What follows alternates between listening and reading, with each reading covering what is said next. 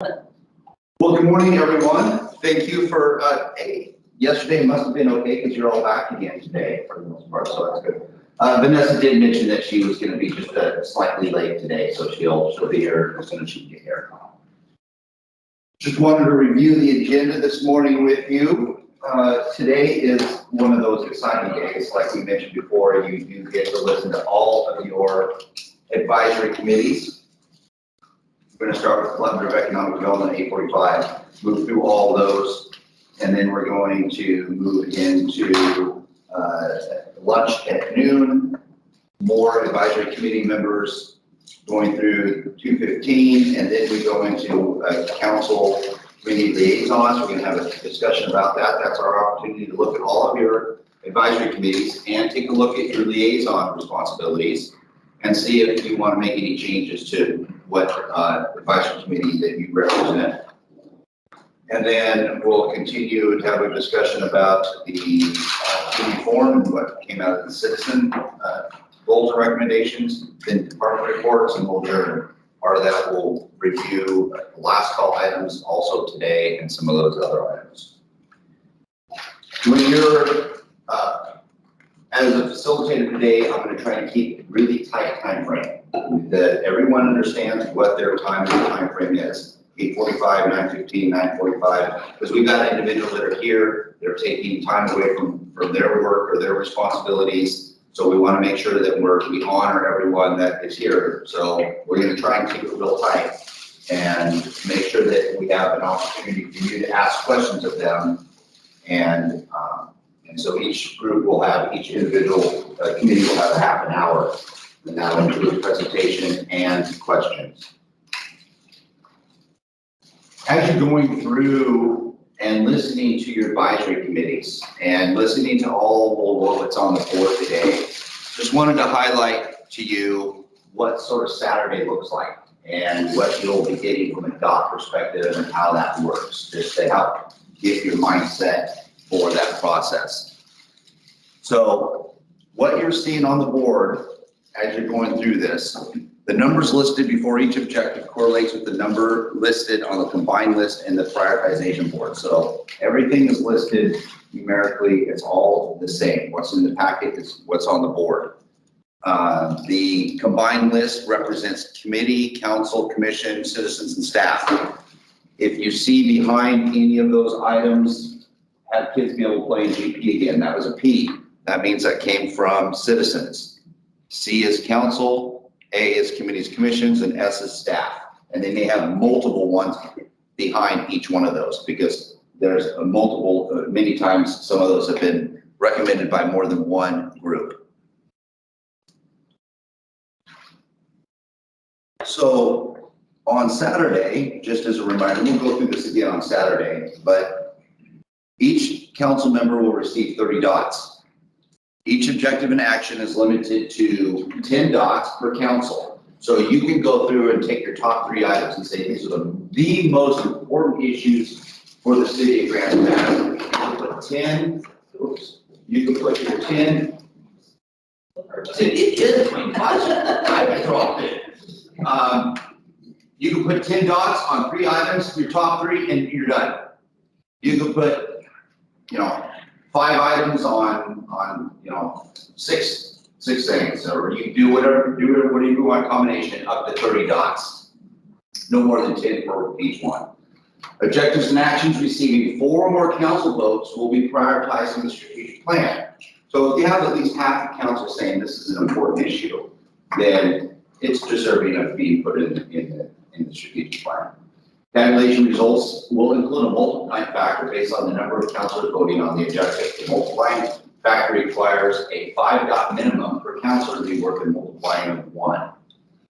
And so if you think that it's very important enough that you're going to put 5 dots on an item, that provides for a multiplying factor when you look at the rest of the council members and tally that up. And then ultimately we'll adopt the strategic plan and talk about the strategic plan workshop and then ultimately adopt it in a business meeting.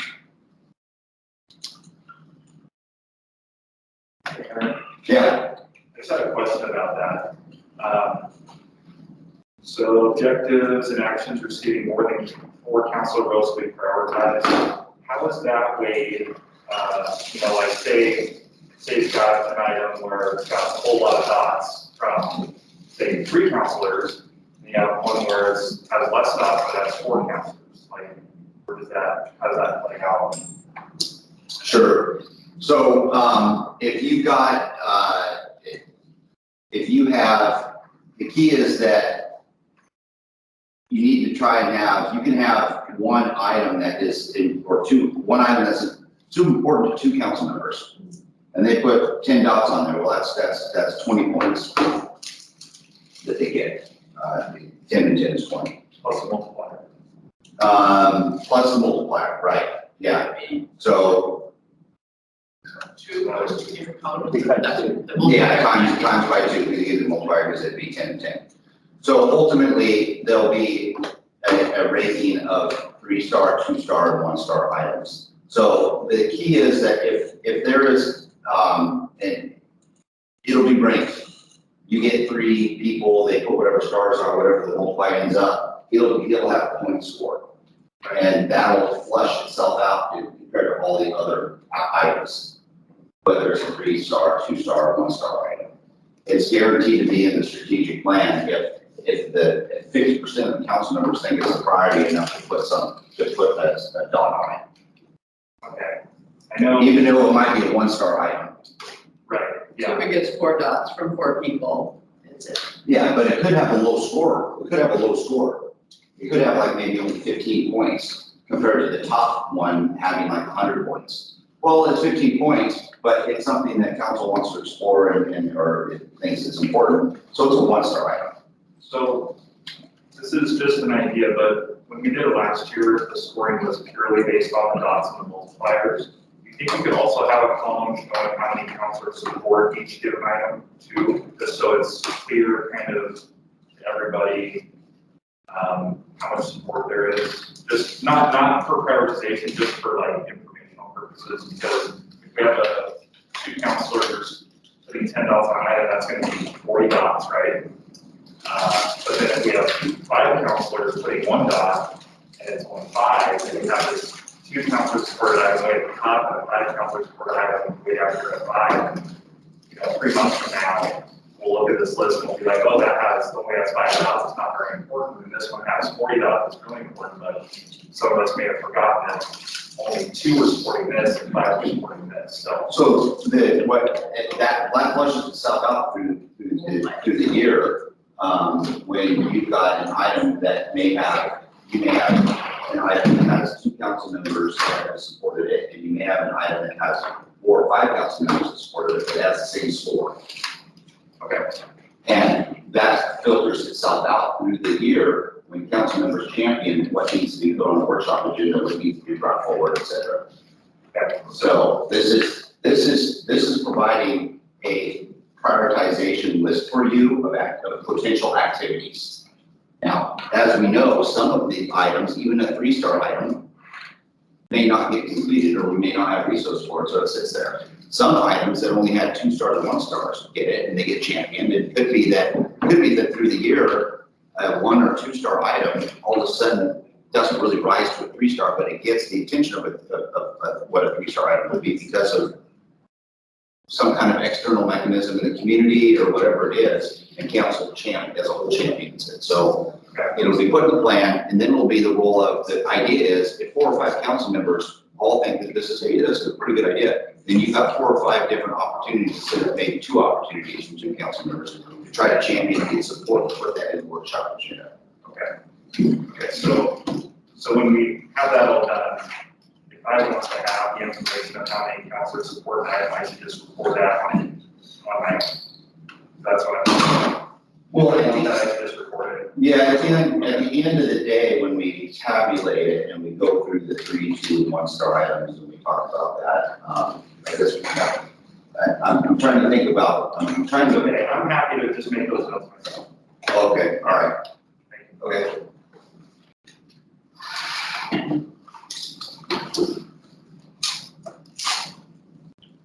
Okay, so at 8:45, which we are going, what time is it right now? 8:44. It's 8:44. All right, so at our break, because we are honoring the system, at our break, Augustus is going to introduce himself and just give you a little bit of information about him. I planned on doing it this morning, but we ran out of time. So with that, we are going to start right off with, we're going to pull that up. We're going to start off with the Quadrant Economic Development Committee. And Gene is back there, and we will bring him up. 8:45, 9:15, you got half an hour, so presentation plus questions. Come on up. Do you guys mind if I do this? Yeah, so if you want to forward, just swipe this way. Yeah. Okay, sounds good. As Mr. Cubic said, I'm Gene Merrill, the chair of the CEDC. For most of you guys, you've listened to me a couple of times. Some of you folks, last year was your first year on the council, and we're a little like, wow, what's going on? So you got a chance to see quite a bit of the reports last year. CEDC is a very large, a little wonky committee because it's a collaboration between the city of Grants Pass, city of Cape Junction, and just the county commissioners. So of course that can be a little bit cumbersome at times, and sometimes we are a very large herd of cats that I'm chasing around. Inside the slides here, there is a whole drop down of who it is. I'm gonna just go through here. So the purpose of the CEDC is so we have some just shared planning and goals around the economic development. And we know that Grants Pass is the economic hub, and yet these outlying areas are really where the workforce are coming from. And then of course, you start seeing the different ways that ties in, especially around housing, affordable housing for our workforce. You start talking louder, or come closer, maybe everybody can hear you that way. So housing has been one of the things that we have focused on to the point where we've done some presentations, had some builders involved coming in the past, trying to figure out just getting the groups together and talk and start dialoguing, hopefully to share information. That is another thing that the CEDC has been attempting to do. When the city started the CEDC group, gosh, 6 years ago, Susan, roughly, I'm trying to think of how long it's been.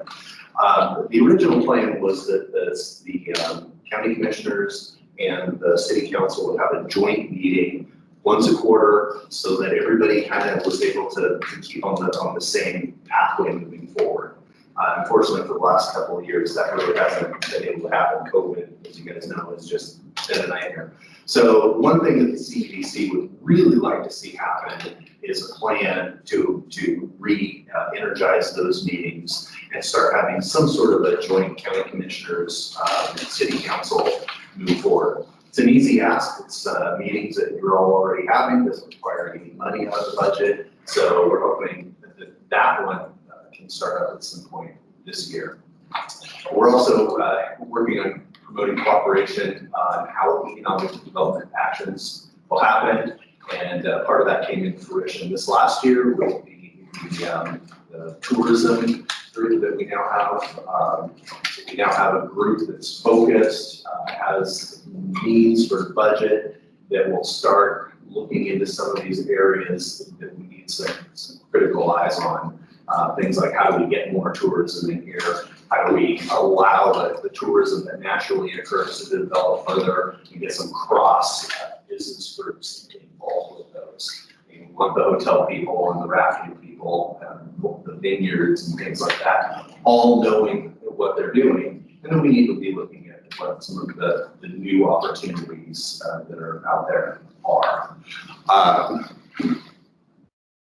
So membership, people are listed by name here, as I was talking earlier. It's appointees by the city, appointees by the county, and then appointment by the city of Cape Junction.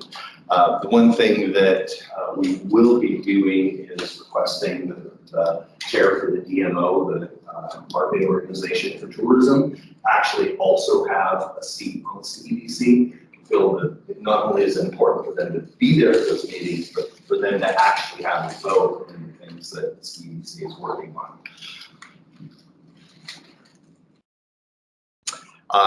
Appointees by school districts. One issue that we have brought up occasionally, Three Rivers School District was my former employer when I was there as a representative for Three Rivers. Since I left, they really haven't had anybody who's had any interest in participating in the CEDC. We've gone a long process around that, including presenting to the city council sending a letter to the school district requesting that somebody show up to the meetings. It's really important when you have a committee meeting, you have a quorum so we can actually get business done. And so sometimes that hampers. And so one of the things that we're doing is working on either replacing this position, again, that would be city council action, replacing this position with the DMO, or if you feel compelled to go ahead and leave that despite the lack of interest on their part, then we continue pressuring and hopefully get some response there. And then of course we have our lead of Chamber of Commerce and Ruth from RCC. Many of you may have met Ruth already. We've got her here, she's in the back waving there. Small Business Development Center we feel is very crucial for the economic development of the area. They have a huge number of programs that many small businesses do not know about. And so one of the things that we talked about at our CEDC strategic planning was how we can start promoting those kinds of programs to some of the businesses in the area, hopefully to give them more support as we pull out of the pandemic and at some point start seeing a normal world again. So the first goal here, the provide cooperative shared leadership involving council, staff, and community. So that would kind of fall into the line of working with RCC, working with the DMO. We need these organizations that are out there to not only know about each other, but to know what each other are doing and to start working together. We noticed with housing, when the CEDC was focusing on housing, that we were doing a lot of the same work that the housing committee was doing. Now, while we kind of look at the entire county and the housing committee looks predominantly within the city, there still is a lot of overlap. And so by working together, one of our members, Sam Ingles, being on the housing committee, we've been able to avoid some of the duplication. So we're looking at working on more of those kinds of partnerships. We also want to begin hosting forums, finding out some of the sticking points with the money that's coming from the various stimulus and reinvestment acts. We are really hopeful that the county and the city are going to start putting some effort into things like the Spalding area, some of the Merlin area. And so we definitely need to get buy-in there. The last time the county talked about putting in sidewalks and some improvements in Merlin, you would have thought that, the world was ending. But once people are engaged and they start understanding the reasons behind this, we feel that they're going to be much more on board. We just live in an area where the natural inclination is don't trust and then pass along all the fake information that you find. We need to get people on the streets understanding what is going on, what the goals are, so that they see that the municipal bodies that they've put in offices are actually working for them, are trying the best that they can to improve things for everybody. And we can hopefully squash some of the good old boys club rumors, and we're only doing this to benefit a certain number of businesses within Grants Pass. We still continue with the workforce development pipeline and employee recruitment and retention. Chamber of Commerce, in surveying their members, has found out that employee recruitment and retention is the biggest problem that they're facing. I would say that with the pandemic, we see it in the news constantly. Fast food wages and most service wage jobs are just going astronomical. So we need to figure out how we can get folks in here, and it's really a double-edged sword because we don't have the housing, we don't have the place for those folks to actually move in and live. So there's a lot of work that needs to be done in this that kind of ties into other areas. We want to increase communication between advisory committees. I said we already work strongly with the Housing Advisory Committee. We want to work very strongly with the Tourism Advisory Committee and make for sure that we're all focusing on the same things. Understanding, connecting what other committees are working on. Fortunately, with most committees, you come in, you focus on your business. You don't really know what's happening in other areas. And so we're looking at having some of our members maybe attend other committee meetings so that we have a better spectrum of what's going on in different areas. And then it got put on here as a monthly newsletter recap of what committee is working on.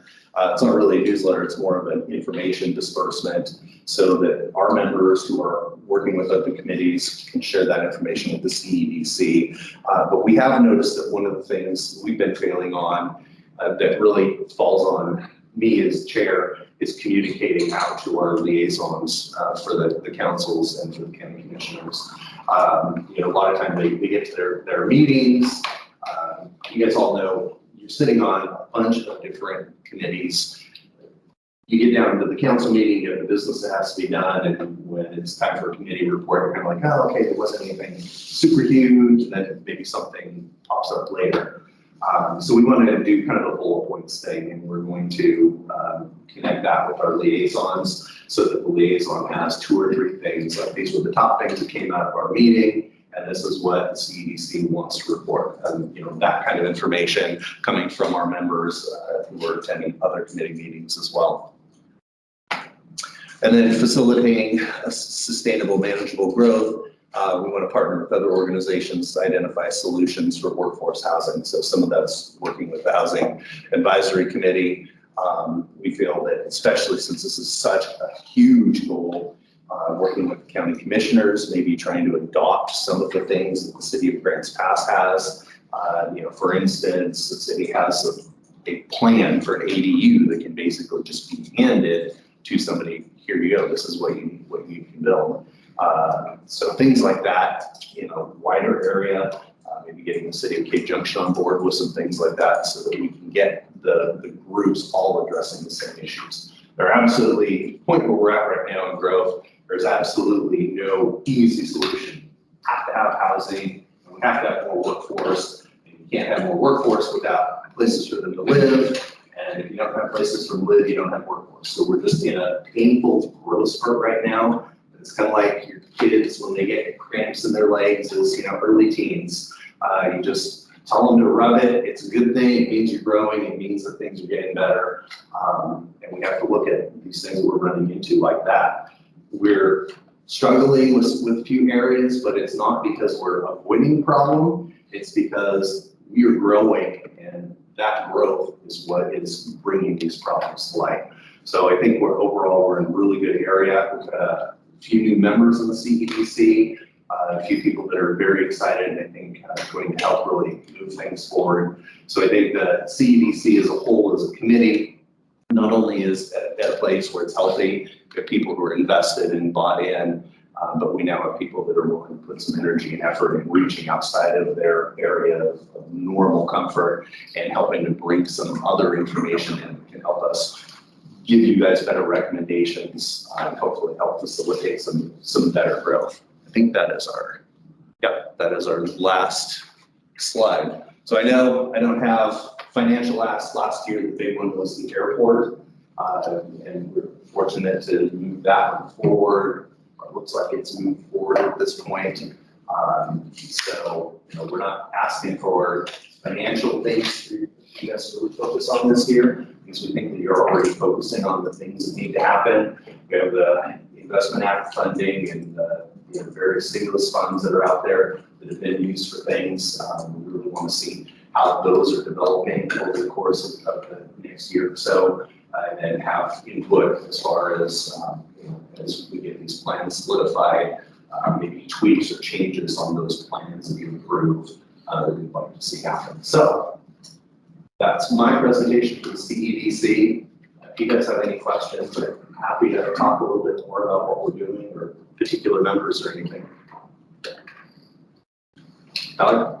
Always be. I have a question on, I know it's agree with it, but the thing about it, the history of it, is this goes back to a recommendation from an economic study that we did. We had Eco Northwest consultant come in. One of the big things they said is what is lacking in our area is that connection between the state and the county. So this was developed as a guide to help us all come together to support each other economically. So my question is there something in the board that represents Dutch Brothers and that piece? I'm just curious. There isn't a position on the board specifically for an organization other than the two school districts.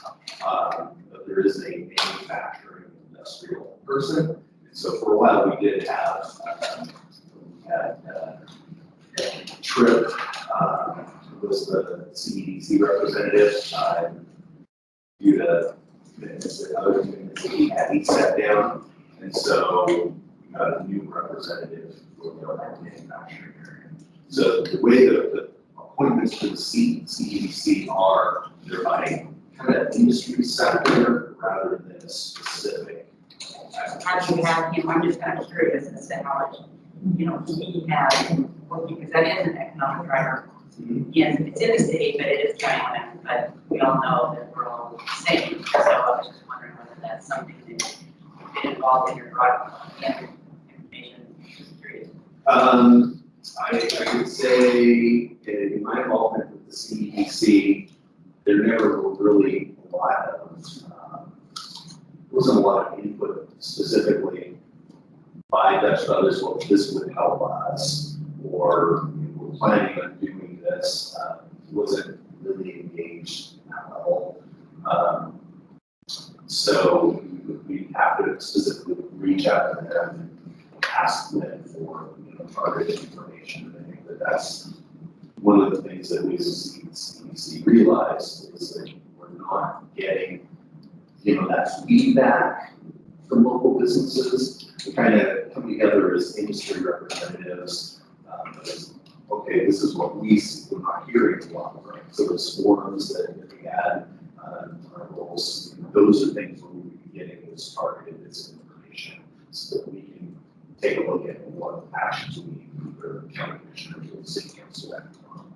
And then Tori has Tori been to one of your meetings? She's the executive director of the. Yeah, she came, this last meeting was her first one.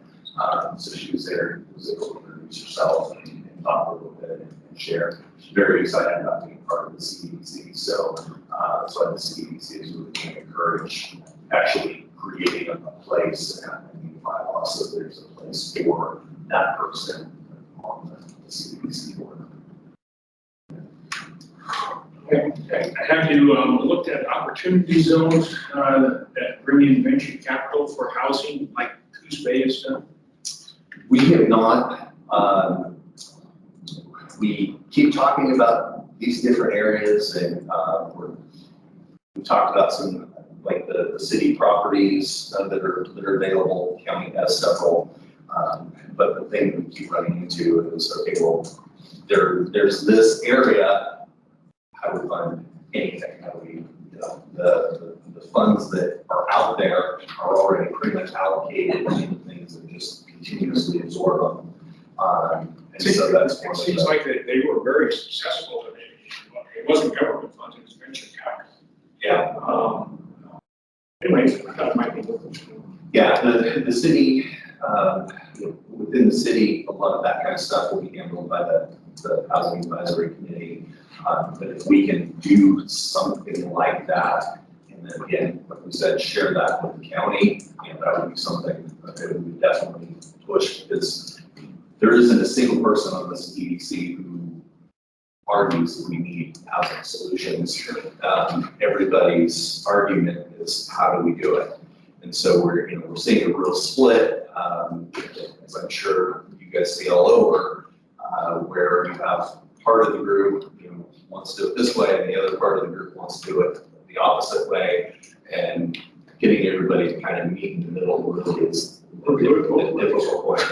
Yeah, if we could find a way to do it both ways, definitely. You know, I personally brought up a couple of times that we need to look at, you know, more RV housing, you know, the county parks expanding. You know, we have a new RV park going in.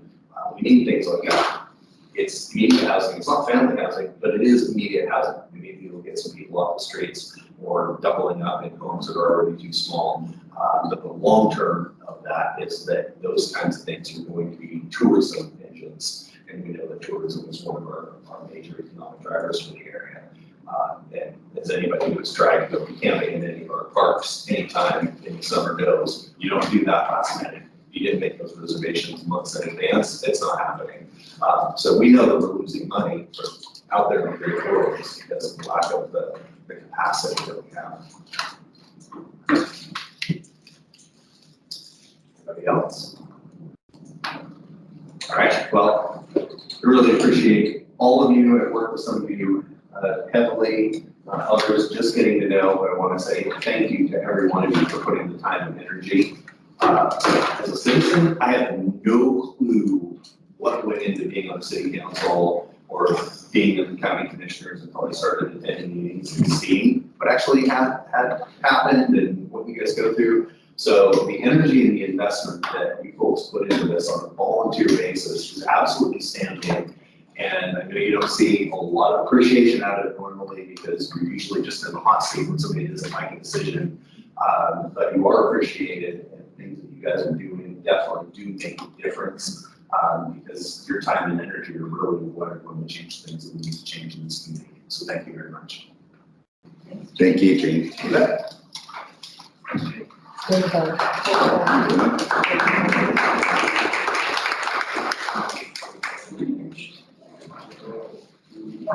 Hey, Aaron, I have a technical question. Yeah.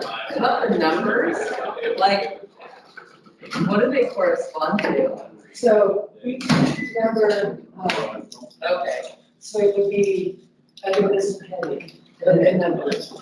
And then, but sometimes, It does seem weird because it's like, why is this number five? yeah, because it's like, 5, 6, 3 million instead of. Yeah. it'll correlate to the. Correlate. That way you can make your notes on where it is on the board. Gotcha. All right, so up next, we've got Bikeways and Walkways, and Melissa is here. She's all ready to tear it up. Am I? Yeah. So you just slide this way to forward, slide this way to back. Okay, All right? this is very interactive. It is, there you go. I'm Melissa Pingree. I'm a new chair as of like a month for the Bikeways and Walkways committee. I've been sitting on it for a little bit over a year. And our purpose is to implement the non-motorized chapter of the transportation plan, get input from the community and disseminate information about how to walk and bike in this community, and then serve as a resource for any advisory group who wants input on it and city council. And we are collaborative of both the city and the county folks who volunteer to be in this position. We're just trying to get people out, walking around, biking around, both in the county and in the city. As I said, we have 5 city memberships, myself, Bob Lang, Vice Chair, Benjamin Betterly, Eric Parinello, Craig Rodemeyer, and then for the county, we actually have one that just got filled, and then we have Dana Christensen, Chip Dennerlin, Cliff Coleman, and Leslie Orr. You might recognize some of those names. But people who are just generally interested in making it safer and more accommodating to be able to be off of a car or a motorcycle or a truck or whatever, I usually get around with 1 or 2 wheels that are motorized. So we want to, we have identified some areas that we can improve. I see that one person here biked. Good for you. Does anybody else normally bike or walk around the city? So there's a lot of places to improve. We have the advantage of it being flat here, which is great. If you've ever lived in a hilly city, it is big. It's really hard to get around, but it's pretty much flat here. Pretty much. One of the places that we would like to improve is between Allen Creek Road, Gilbert Creek, and identify some areas between the fairgrounds and the YMCA. So if you've walked around Reinhardt Park and with the new development that's going up around the fairgrounds, we think that this would be a really good place to improve connectivity for people to be able to walk around or bike between those areas. And this would be multimodal. We want to start to build a corridor north and south to be able to facilitate people both for recreation and for commuting to work at that. And part of this big one would be crossing the river there between Reinhardt and the YMCA. These are some pictures that I took last October of that area, and so the one on the left, this is from, if you're coming out of Reinhardt Park, let's say you're going across the river that way, you go over the bridge, kind of go to the left a little bit, and then there's a big hill on the right. You can walk up that hill. That's technically part of our bike path. It's not marked, you can't really tell. And then you get into next to Allen Creek by the fairgrounds, and it looks like a prison. There's two really big fences on either side, and it's a little bit nerve-wracking to ride, especially if somebody's coming the other way. So that's one place that we've identified that can be improved for biking and walking that really would, I think, tie in well with tourism as well as people are going to the fairgrounds more theoretically. And enjoying the Reinhardt Park, one of our biggest, non-motorized parks that people like to go to a lot. We also seek to maintain, operate, and expand our infrastructure to meet community needs. So part of the TSP, we want to complete some feasibility studies. One is looking at 7th Street, a buffer bike lane, 5th Street pedestrian bridge. We think having more pedestrian safe places to cross the river is really important. And a safer crossing over I-99 up from Allen Creek Road. So that's kind of tying into up from the fairgrounds. We also want to build in connectivity of pedestrian and bicycle transportation with a focus on projects that would enhance this around 5th Street and 7th Street. In coordination with ODOT, which is a big part of that. It's not, we have this unique situation where we have a highway that goes right through downtown. And it's also one of our best places for people to walk around and bike. We want to see that be a little more integrated between being able to drive through downtown and being able to walk and bike through downtown.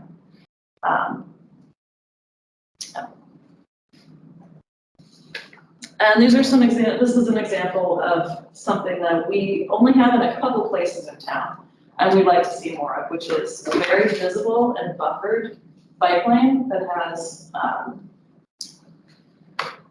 something that people are going to hit before they hit you, and a little bit of a buffer and a big green strip. There's so much that we can do with green paint just for visibility. It helps a lot with like as if you were when you cross an intersection. For example, if you go over 99 or 199 or anywhere that there's a bike lane that's previously painted that disappears in the middle of a bike lane or in the middle of an intersection, people don't really follow that. And when you're biking across it, somehow you just disappear because you're not in that safety green spot anymore. And it makes a really big difference when you're on a bike to just have that visible corridor for people to follow, just like lines on a road. It's just an extra little safety bit, and having that be buffered with some physical space between you and the vehicle might actually get people with their families out biking. Whereas right now you really only see people who are a little bit more agile and athletic and can, feel safe and be able to move around, be defensible with cars.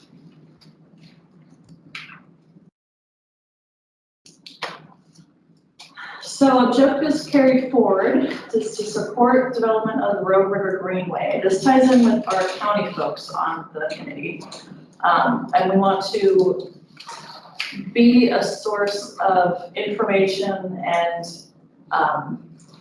for grant funding to facilitate a comprehensive process to look at the possibility on the road river corridors. So to look at improvements, where we can improve, why we would want to improve in one place rather than another.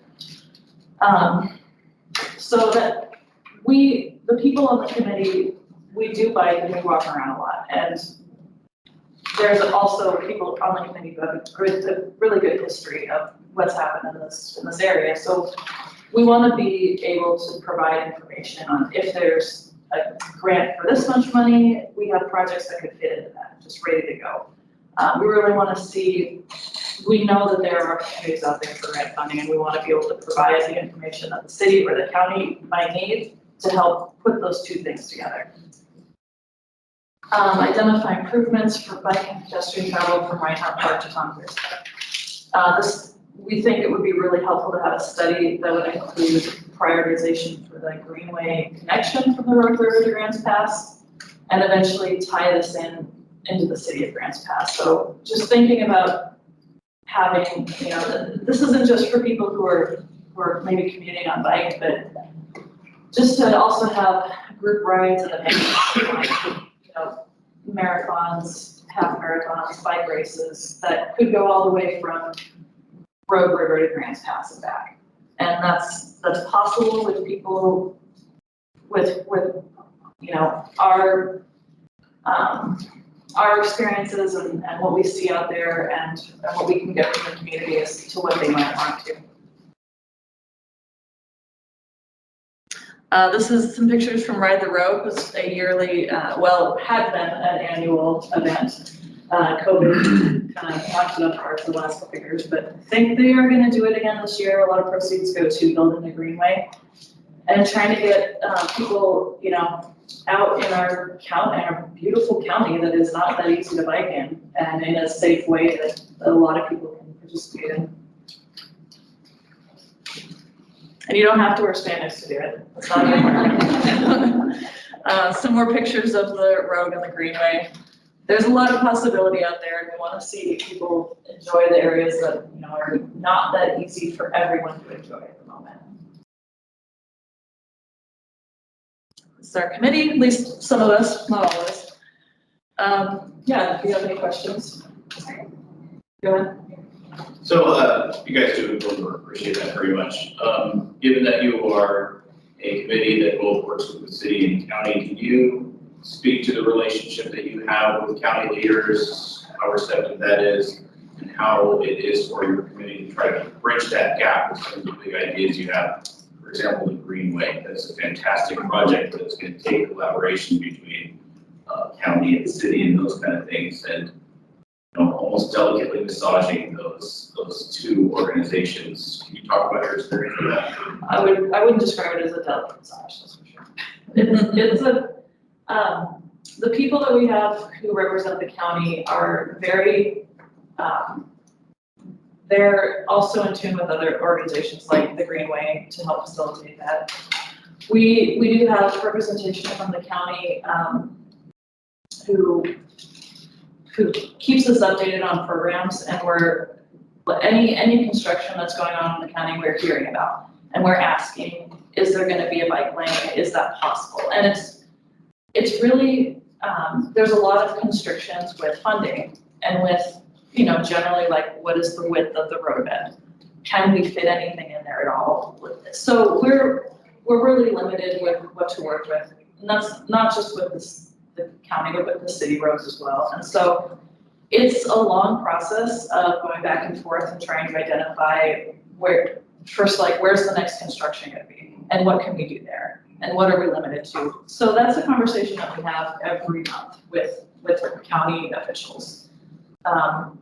And putting together the Greenway is really finding funding for that is a big thing. It's not going to just get funded by the county. It's going to be, nonprofit organizations. Sure. I have a follow-up question, if you don't mind, Jill, and that has to do with what you were talking about. Just using a recent example, I believe in strategic planning last year brought up walkways and crosswalks in the Booth and Foundry area. This might be a general question too. Is this something in the purview of the committee to look at as far as design and those kind of things? Was your committee aware of Just using that as an example, the Booth and Foundry and the development going on in that area. And, This came up in our last meeting, last month, Okay. and, or this month, just goes a couple weeks ago.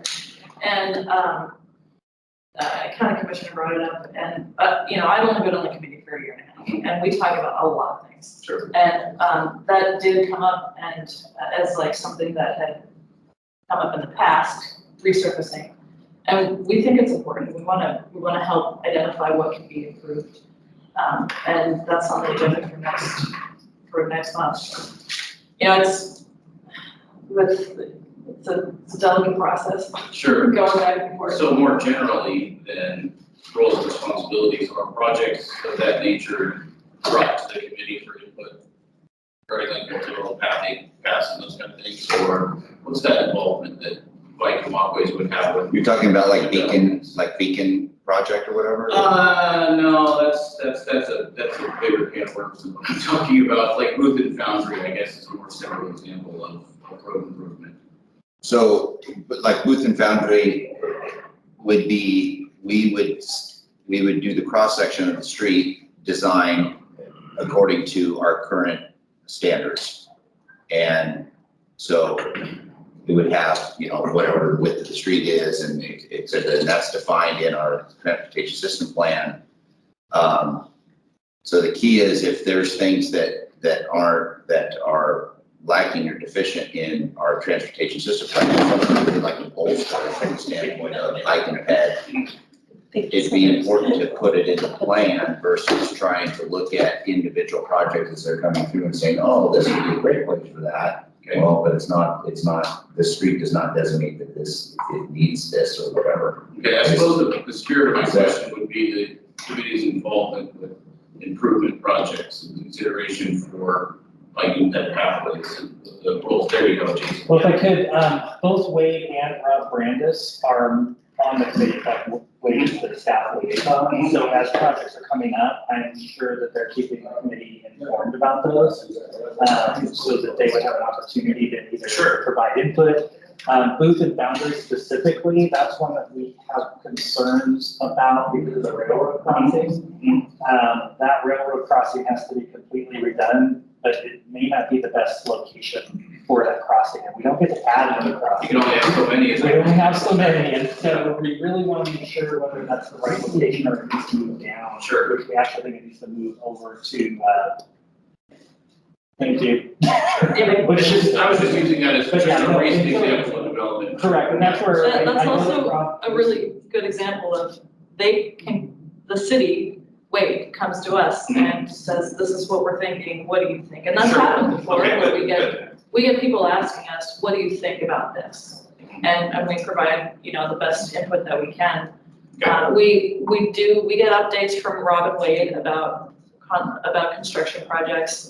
But I think what we really can do the best in is helping identify a breadth of types of projects that can be funded with X, Y, and Z amount of money. Sure. And we already know what those are. We just haven't put it into a framework so that the city or the county can just draw from that and say, yeah, okay, this is what we have right now, and this is where it is, and what do they already think without, you know, necessarily Sure. having a big back and forth that lasts a few months. Good, thank you, that's what I was looking for, it's more generalized.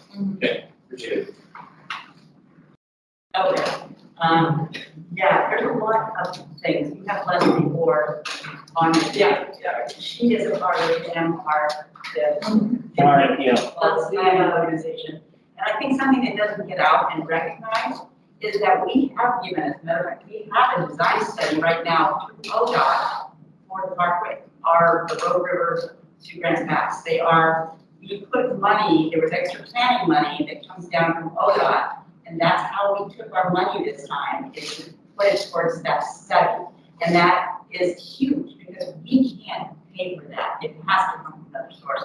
So that's when the state is saying, yes, that's a priority for your region. And that is in the process. I'm not saying correctly. I missed the MRPO meeting this week. But that is in the process of happening, and that is huge. We also donated money this year to the Greenway project. So money that comes down through the state that we have, that if it is money, that's exactly where we've been funneling. any extra money we have, because we recognize that not only as an economic driver in our community and our region as well. So there really are some things. Another thing that I say and I talk about, but I think it's huge, is safe routes to school. Because, you know, right now we have a project leading in the north part of town, northeast part of town, and that's where Beacon is being, and they're recommending 10th Street being bicycle lanes. There's no bicycle lanes in the northeast part of town. There's nothing north and south. Yeah. So there are none. So they are doing that. Well, 7th Street is part of the safe routes to school. Because 7th Street is within a mile of both, I think, Highland and Lincoln. So anytime you look at that, if we can get the continued funding, which right now we are in the process of trying to go from just Lincoln to get our whole school district to get the funding to do that. We have that grant right now is writing a master plan for the safe routes to school for every school in the district. And that, some of the things exactly that you're talking about that need to be put in. Bike lanes, something on Leonard Road. We all know what Leonard Road is for those kids around school and trying for them to get to school. So there is funding, and the key that we need to recognize is we got to go to the state for it. Because we don't have the capacity within our city to finance this. So I think that's why I really think, I mean, having Leslie there is great, but it would be really nice to have an option for Brian, being the chairman, get onto the MRMTO and talk about that when we go through that, so we can have more communication. Because once again, that's what I see is we are all in our silos, and yet all of this affects all of us. I mean, an example, CBC, Bikeways and Walkways. If we can get that green lane taken care of and have it all the way, you can climb on your bike from Grants Pass and ride your bicycle to Ashland. I mean, what a great Southern Oregon experience that will be. And that will bring in our tourism. Say, wow, you know, it's not just our little bubble, but look at all we can do in that area. So, like I said, that's my biggest thing is why we actually for communication between communities and how we all know how to support each other and what you're doing. Because what you're doing is very important. And once again, you're in the city, county, so it goes beyond just the city as well. So I just, like I said, I am constant, probably too much communication and harassing wage, and Jason would say, you know what, there's money there, and there is going to be money coming down from the infrastructure plan, and we gotta have our ducks in a row, because it's like, how do we spend in like 5 years? So we can't sit back, we gotta have everything just boom, boom, boom, boom. So when that money comes through, we got a plan that we can put on the table. It doesn't have to go out for design, that's what holds everything else. That's the design phase. So, Well, we love it when people come and ask us what we think about this. yes, I just think I need to see how connections can be made. That's right. Yeah, well, I was just gonna clarify some of what you said with the goals, and it relates to what you just said, because one of the goals is complete feasibility studies for 3 projects. 7th Street, 5th Street pedestrian bridge, and safer 199 on the Creek crossing. So Two of those are- right now are in process. Which 2? 199 and 7th Street, because 7th Street is part of St. Russell School. It's part of that. Part of that is being designed and talked about going there. That's what I'm saying. So some of those are being done. Am I correct? I mean, I assume that, because I know on the safe roads, everything I've looked at, 7th Street is right there. Yes, I can't speak to that, and I don't think I'm not sure, I know that what they're talking about is strictly bike and ped crossing in Allen Creek, which is definitely that's a long crossing. Yes, it is, but we are also talking about between Cussie Lane and Dowell and how we're going to eliminate traffic and that sort of thing, and that's a part of it. And like I said, that right now is in ODOT, it is in looking at the design of it, and I would assume that ODOT would have to also consider that when they consider that whole area. We have also had Jenna Mormon come to our committee and give us presentations on what ODOT has available for state funding or state projects, and that's been really helpful. I think having a good solid tie between state, city, and county we're kind of missing the state part of things. And if that's where a lot of the funding is coming from, that would be something that would help the committee, I think, just to You know, these are a lot of different separate pieces, but all we need is just something on paper to say, oh, they're looking at that, let's see where, and let's ask them questions about it. John McDonald is the ODOT Southern Oregon Transportation Planner. And that he's the one that is leading the one that's up on the board, the road freeway scope of work. So it's already completely drafted, as you said, Counselor. It's being circulated for comment. Jackson County, Josephine County have already commented on that scope of work. And I think getting him to one of your committees would be good because he's taking the lead on that project.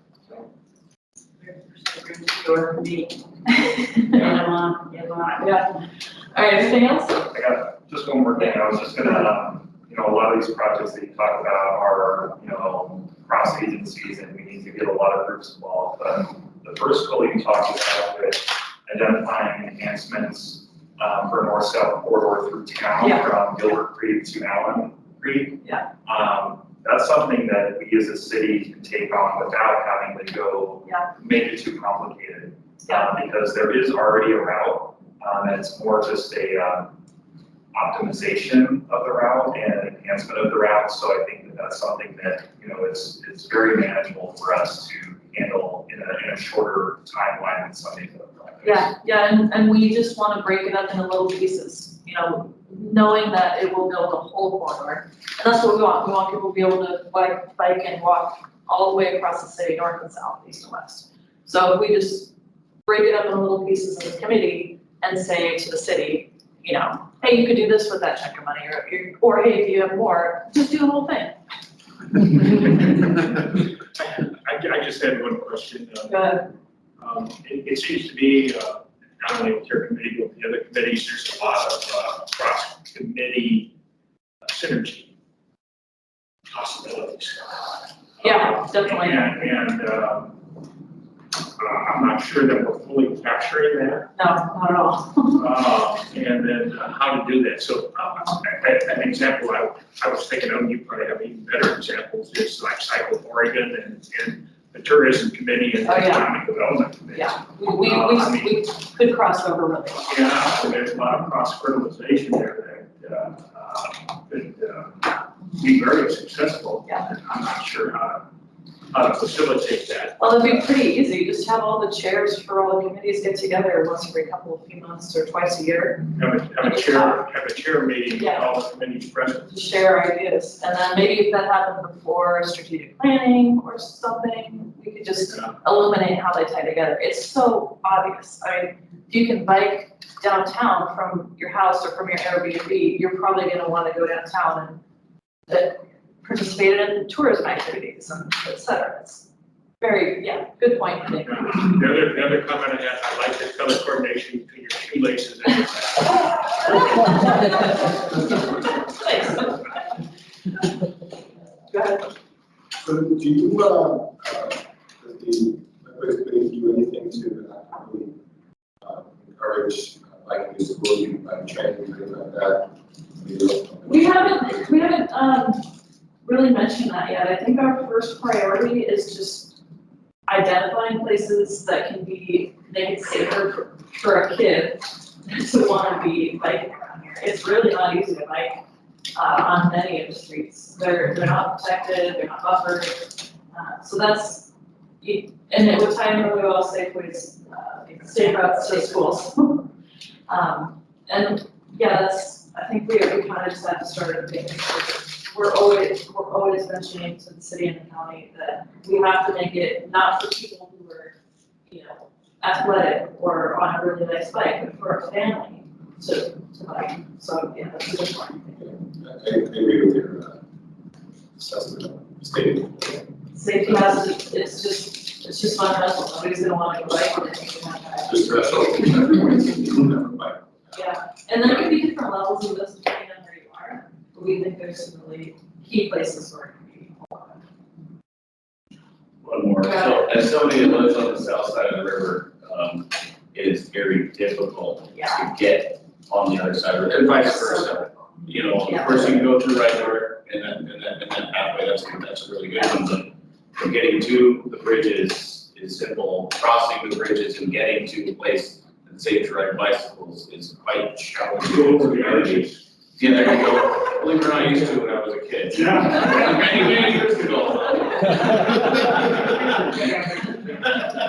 But, anyways, that's something that's being considered. I mean, I'm sure it is, but it is just, it's not a safe endeavor. Yeah. It really isn't. Yeah, the street pedestrian route is up there, and that's really important. I also think we could do a lot to improve that connectivity in right now. The bridges are Sure. there, it's shut, you know, they close it, so like if you were working nights in the Saute, you can't use that, for example. Yeah. But, you know, that's a good point.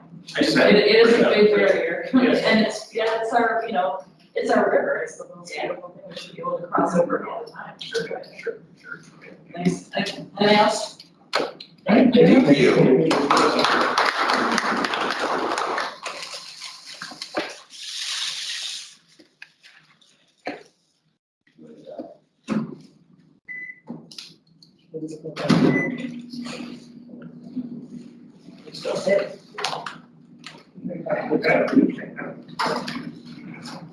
All right. So I did notice that Larry is here. He walked in just a few minutes ago. So hey, Larry. We have next your committee on public art, and Larry, come on down. You're just in time, I think. So Larry, on the screen, when you forward, just swipe this way, go backwards, swipe that way. Okay, I maybe I'll have a few notes here. Good morning, everybody. Mayor, council, and yes. Does that one work too? Yeah, that one worked, but in order for you to forward your presentation, you gotta. Kind of like the weatherman? Yeah, just like the weatherman, yeah. All right, I think I've seen that before. That way you can look at this with Larry and face the room, Okay, if you can see it. anyhow, does everyone have hard copies or has seen these? Yes. So I'm the chair of the committee, and this is the first time I've done this. We'll present our goals to you guys. And these are steaming up. You can take your mask off if you want. I'll take it now, because it's blowing the air right up on my glasses. So anyhow, as it says, we're committee on public artworks to engage the community and enrich public spaces through the placement of original artwork, creating neat sense of place enjoyment and pride for all. Provides the city grants past council with information pertaining to public art. As you know, I've spoken to you several times before. And we look to create opportunities for placement of art in public locations and promote the collaboration between city departments, artists, architects, developers, and property owners. This also further enriches the city's experience with public art for all tourists and visitors, developing a welcome impression. Okay, let's try this. Here we go. So, as I said, I'm the chair, and I don't believe there's any other members in the room right now, but we have what I consider a full house. We've had some turnover over the last year, but we have great volunteers at this point. We're all excited and very passionate about the city, very passionate about art and getting it to work for what we stated that it should do.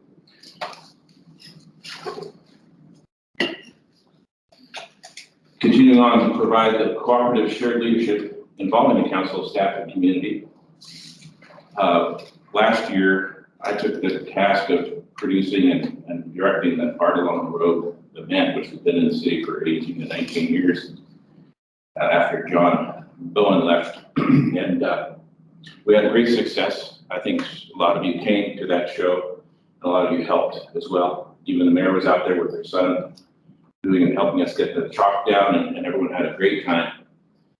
I don't know if I did write a report after the show to show about the attendance. I think it was around 6,000 people, and the amount of revenue hopefully it generated with merchants.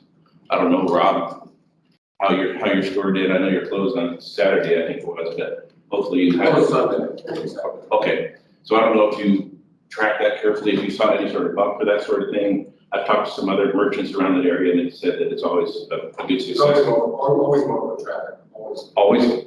That's great.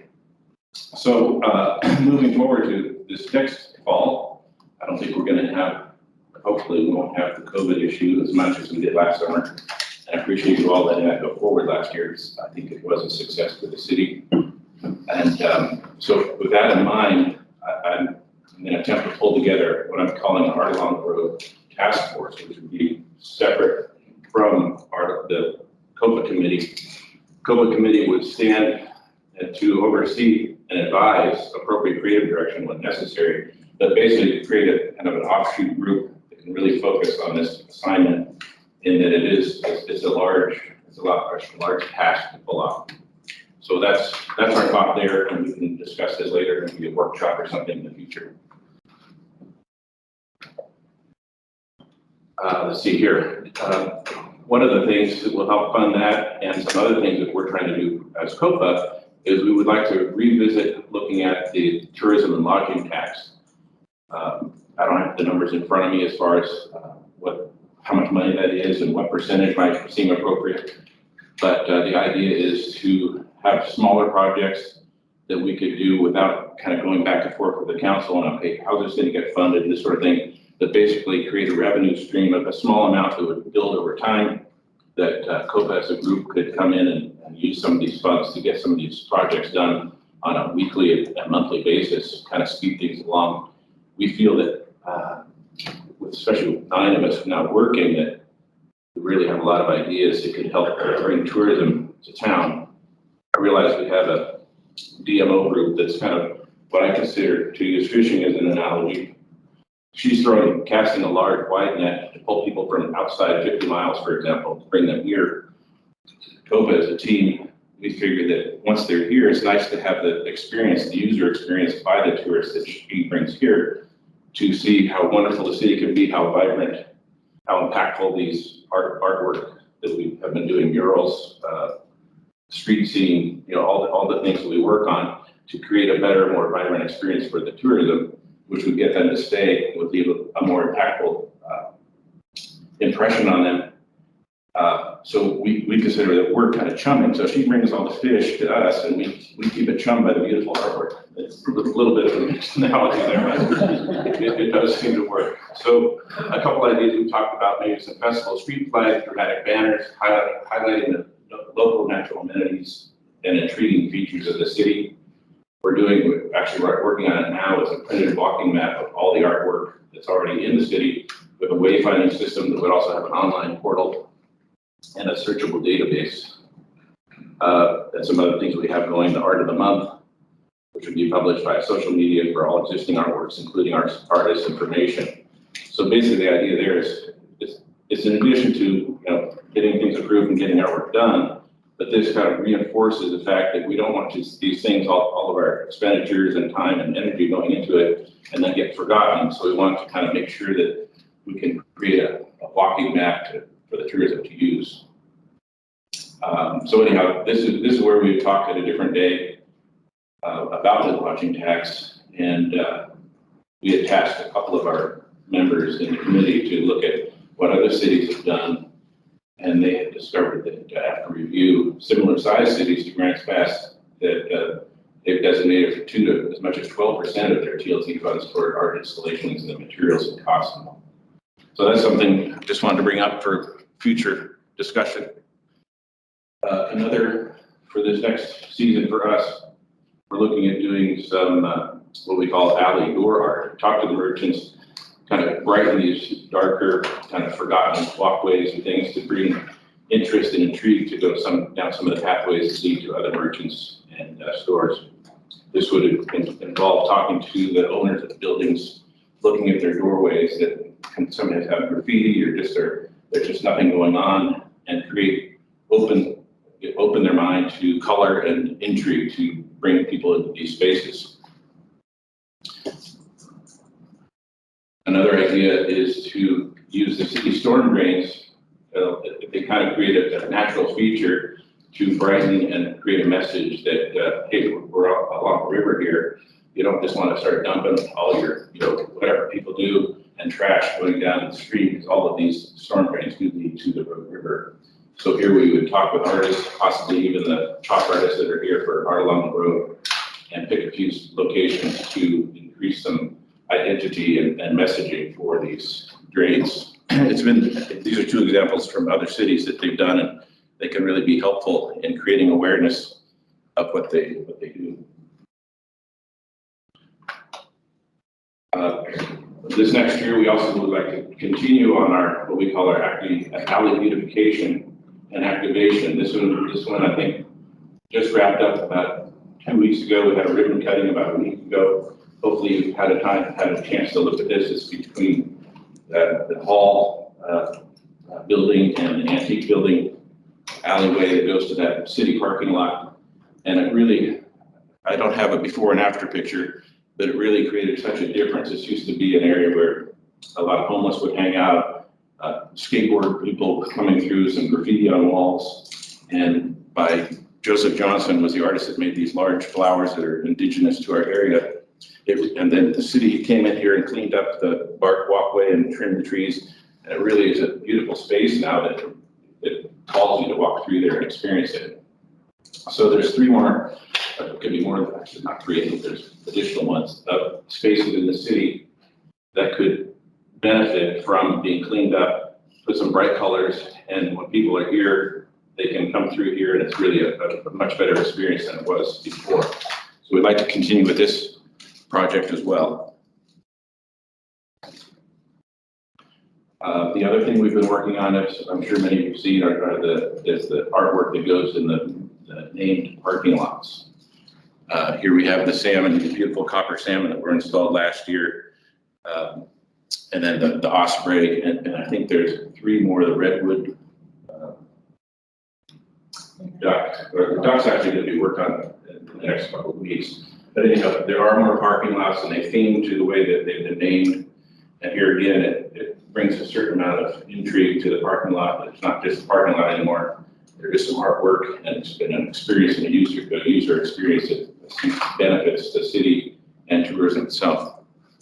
So we plan to do at least another one this year, and we can talk about funding a workshop and move forward with that project hopefully. And here's our team. I apologize, we kind of look like stagecoach bank robbers. But that is a sign of the times, and I'd be happy to field any questions you might have. Your question? Yeah, so regarding the, oh my gosh, Art Along the Road. Yeah. So, you know, the council has generally decided to try to step away from the event business. We're very thankful that COPA handled this, great success. I think to ask for a task force to then handle that in the future is a little bit ahead of the game, and that the council really needs to deliberate whether or not we're going to be taking on certain events. Sure. I think that we're generally favorable to important events, Art Along the Road being one that we've recognized. However, given that it was so successful using COPA, I think that would be under the purview of your committee to create a task force, something like within your guys' authority to do so if it was requested for you guys to do that of the council. Does that make sense? Well, not necessarily a strategic planning item. I think the ask should more be aligned with, is the city going to be the driver behind this particular event? Sure. I hear 2 questions in that. One being, is the council ready to pull the trigger on going forward next year? Yes. Which obviously that's completely within your hands. It will live and die in your hands. If you do decide to move forward, our idea was that COPA is really sitting as an advisory committee, and we've got a little bit of pushback last year about having us step in and be producers of an event, because that's really not what COPA does either. So that's why, to get it to move forward, I'm thinking a task force might be the first thing, where some people from COPA, other people just in the community at large may want to join that group, which is focused on that event, and that doesn't take away time and energy, because COPA as a committee has a lot of things going on. We actually try to get quite a bit of work done in our year. So those would be the things that I would feel open to discussion during a workshop or something. Okay, thank you for clarifying that. Oh, yeah. Actually help me understand the task force. Yeah. Can you elaborate just a little bit more about Bill's experience with managing Art Along the Road, some challenges? What was my experience? Yeah, challenges and successes that you guys experienced. Maybe that will help council come to that decision of whether or not to pursue events. Well, after we're done, I wrote a 3-page report, and I know Brad, I think, has that. I don't know if you've seen it, but it talked about all the pitfalls and successes that would probably be the best document to get your hands on because, you know, it was very in-depth. I spent a lot of time at the time when it was fresh in my mind. But in general, you know, aside, it was a successful show. I think we probably could have more volunteers. It was a little bit of a hiccup having Steve leave, you know, halfway through when that was kind of our city contact person. Susan stepped in and couldn't have done it without her. So it was more of a, and we were also short on time. It started 2 months into it because, you know, a lot of vacillation between the virus and it's going to happen. And I don't know, we're going to vote on it. So a lot of things kind of got held up. So I think for next year, we want to start earlier. Maybe there's one major thing that might need to happen, which would be the street could probably be resealed. I don't know how long it's been since the street's been done. And I don't know if it's an ODOT thing, is that a city thing? So there's still a lot of moving parts that more time would help us. But nothing in my report was so monumental that it wouldn't work. So my personal perspective would be, yes, move forward, but maybe have a group that's tasked just with that event every year. And maybe that those people change every year. Sure. That's kind of in a recap that I can send you that report directly or you can pick it up. Yeah, we can get a hold of it. Okay. So I just have a general comment for council regarding the events. You know, last year we decided to do the Christmas tree. And we decided that we're going to talk about it early on in the year to give it more time. Are we going to do the Christmas tree? Are we going to handle events? I would suggest that we talk about along the road, maybe even a couple other events, sort of as a holistic conversation, and then are we going to decide to take on these events? Which events are we going to take on and how are we going to do it? As we've just heard, that time is of the essence to try to organize these things. That'd be great. Rob, just like to comment also about that, as a council, I feel really grateful that you were the chair of COPA, because as hopefully everyone can understand, just because someone has an interest in art, in public art, doesn't mean they can promote, doesn't mean they can organize, doesn't mean they can actually get the business side of that together. And you were able to do that, and that's an unusual situation, quite frankly. Right. Marketing is not the same thing as doing art, or even appreciating art, or doing art. So, you know, I think that the council has to realize that just because we have you there this year doesn't mean that you're going to be there forever. Right. Or that any other committee has a person, or commission has a person who's also a good marketer. Just because they may be really confident at figuring out what bike paths need to be improved in town, doesn't mean they necessarily present that or promote that. You know, that we're definitely lucky to have you in that position, especially with the short window of time that we gave you. And you just been art, an artist, sure, it never would happen. So we were lucky to have it. No, I appreciate you seeing that, and I do, you know, I hate to pat myself on the back, but I do try to bring that to the table. And I agree with you that had I just been a fine artist that appreciated art and knew how to do a beautiful oil painting, it's not going to translate very well into pulling off an event like Art Along the Road with all the moving parts and pieces, or to help direct a team of volunteers as well.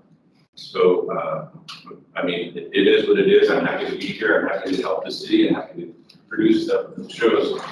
But yeah, if I step down, I mean, yeah, what would happen then? That was my point, is we don't want you to step down. I'm not stepping down.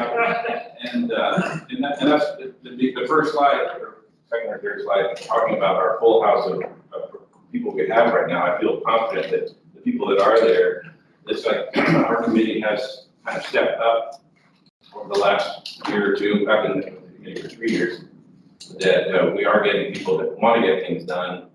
And that's kind of our objective, is to keep things going. And it's like, we aren't just here to sit here and make comments. Once that comment session is done, once we've had the review, once we've had your approvals, it still has to get done. I mean, I come from a background of advertising, marketing, and ran an advertising agency of 20 people. And so, you know, I come from the public, there's not the public side, but the private side where things get done. So my biggest hurdle is the whole city red tape bureaucracy, which has been a learning curve for me, but it does become frustrating. Like, you know, projects that I would get done in a week take 3 months. And, you know, it's just what it is, what it is. But that's I'll do my best. Yeah. The other thing that strikes me, we did an exercise yesterday where the sum of each of our individual efforts as a group could be greater than each individual. And we've also experienced groups where the sum of the group is less than the one individual doing it because it didn't work out very well. And you've probably been involved in both groups. So we got different committees again, and the Historic Commission is actually putting together grants. They have a special designation now by the state, and there's it opens up grant possibilities for like manners. You know, so that's I mean, we could have 3 different committees working on banners, you know, and we could have 3 different pictures, you know, I mean, just have our roll card could be better or worse for our collective efforts. The other thing I was thinking was the town center. The what? The town center, the task force for the town center. So as we put that together, you know, art is an important part of the grants pass, and there's synergy between the different committees, and I think that somehow, rather than leave it to haphazardness, we need to somehow design it so that it happens. And just think about that, you know, because you're not alone in what you're doing. There's other committees working on things that can be very powerful. Yeah. Not only your objectives, but for theirs. Well, you're talking about, the town center, is that the one that Boardman owns, is where it's supposed to be revitalized on G Street? Well, that's one thing on my computer at home, is the application to join that committee, for example. Good. But when I read the questions, I have to retype everything and stop it, it's a little bit in depth. It's the red tape. It's the red tape thing. Hello, you know me, yes or no? Anyhow, I will submit my name to that team because I have done shopping center development and things like that. We took over Renewal Street, turned it into Piazza, and did the whole tile and block street. So I do have a lot of help from the design and functionality of that, but that's a different subject. Sure. The deadline's today, Larry. It is? Get that done. Seriously? Okay. As soon as I get home, I'll send it again. I was just gonna add, they were on Copa, how to work with HSBC as a matter of an RPOC, because one of the things that they know when they do this, they have to coordinate and they have to get. And I was kind of encouraged that the board came forward in some area somewhere, and that they're even looking for, because originally there was the big debate, do we do a vinyl wraps? You know, can those be done in the historical? And they said, no, it has to be Hampton art, and now they're kind of coming back and you're kind of seeing some of these vinyl wrapping, thinking that maybe this is an option. So they have worked together. I know in my time with COPA, they made a point of working with it, which brings us back to that thing that we've heard over and over. We need to allow collaboration, that is an important piece for the good of the city, to see what's going on, and that brings you to us to ask, where are the art boxes? Right. Because I did hear that they are putting it first. Yeah, Susan is talking, well, there are 2 wrapped now, Susan? What's gonna be out this coming Monday, but there's 1 wrap right now for the road motors on 7th and F, and the next one is going up this coming Monday on J and 7th. Yeah, they're all on 7th. Okay. So you kind of get kind of a campaign of effect, and yes, we did it outside of the historic district at first because of the parameters and restrictions that HBSC wanted to enforce, but as they see those, the vinyl is such a great medium, I hate to like throw that out because of some, idea on the task, but anyhow, we'd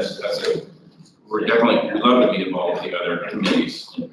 And I think also one of the things that I would also encourage you to do is to use the cultural trust funds that come down from the use of people buying that license plate, that is part of the funding that keeps through for. Okay.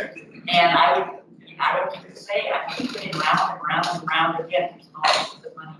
Sure. That's a plus. Any other questions? Larry, I just have a comment. Yes. I don't think it can be said enough how awesome it was that you guys took on our road and how good of a job you guys did. Like, just knocked it out. Good, really.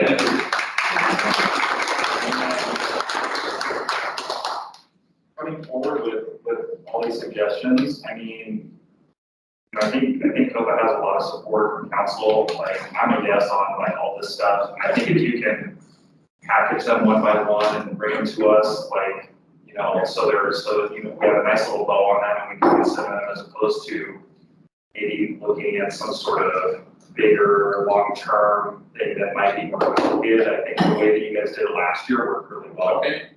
So, Maybe we should proceed ahead that way. yeah, I mean, that's just one counselor, but that's what I would say. Okay, that does make it easier to digest that way, than just throwing a whole year's worth of work at you. When this is supposed to happen, who's doing it, yeah, that's, I think it helps us to individualize our projects. Anyone else? Okay, thank you very much. Thank you, Larry. Thank you.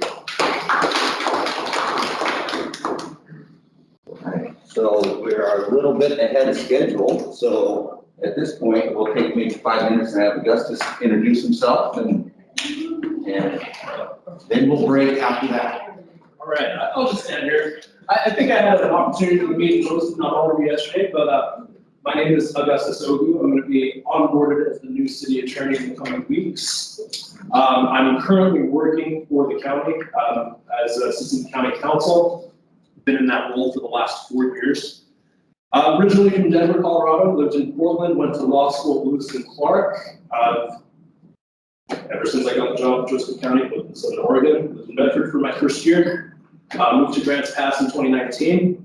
Love it. Never thought, you know, being raised in big cities all my life, never thought I enjoyed living in such a small city that it's just an amazing experience so far. That's all I'm gonna say.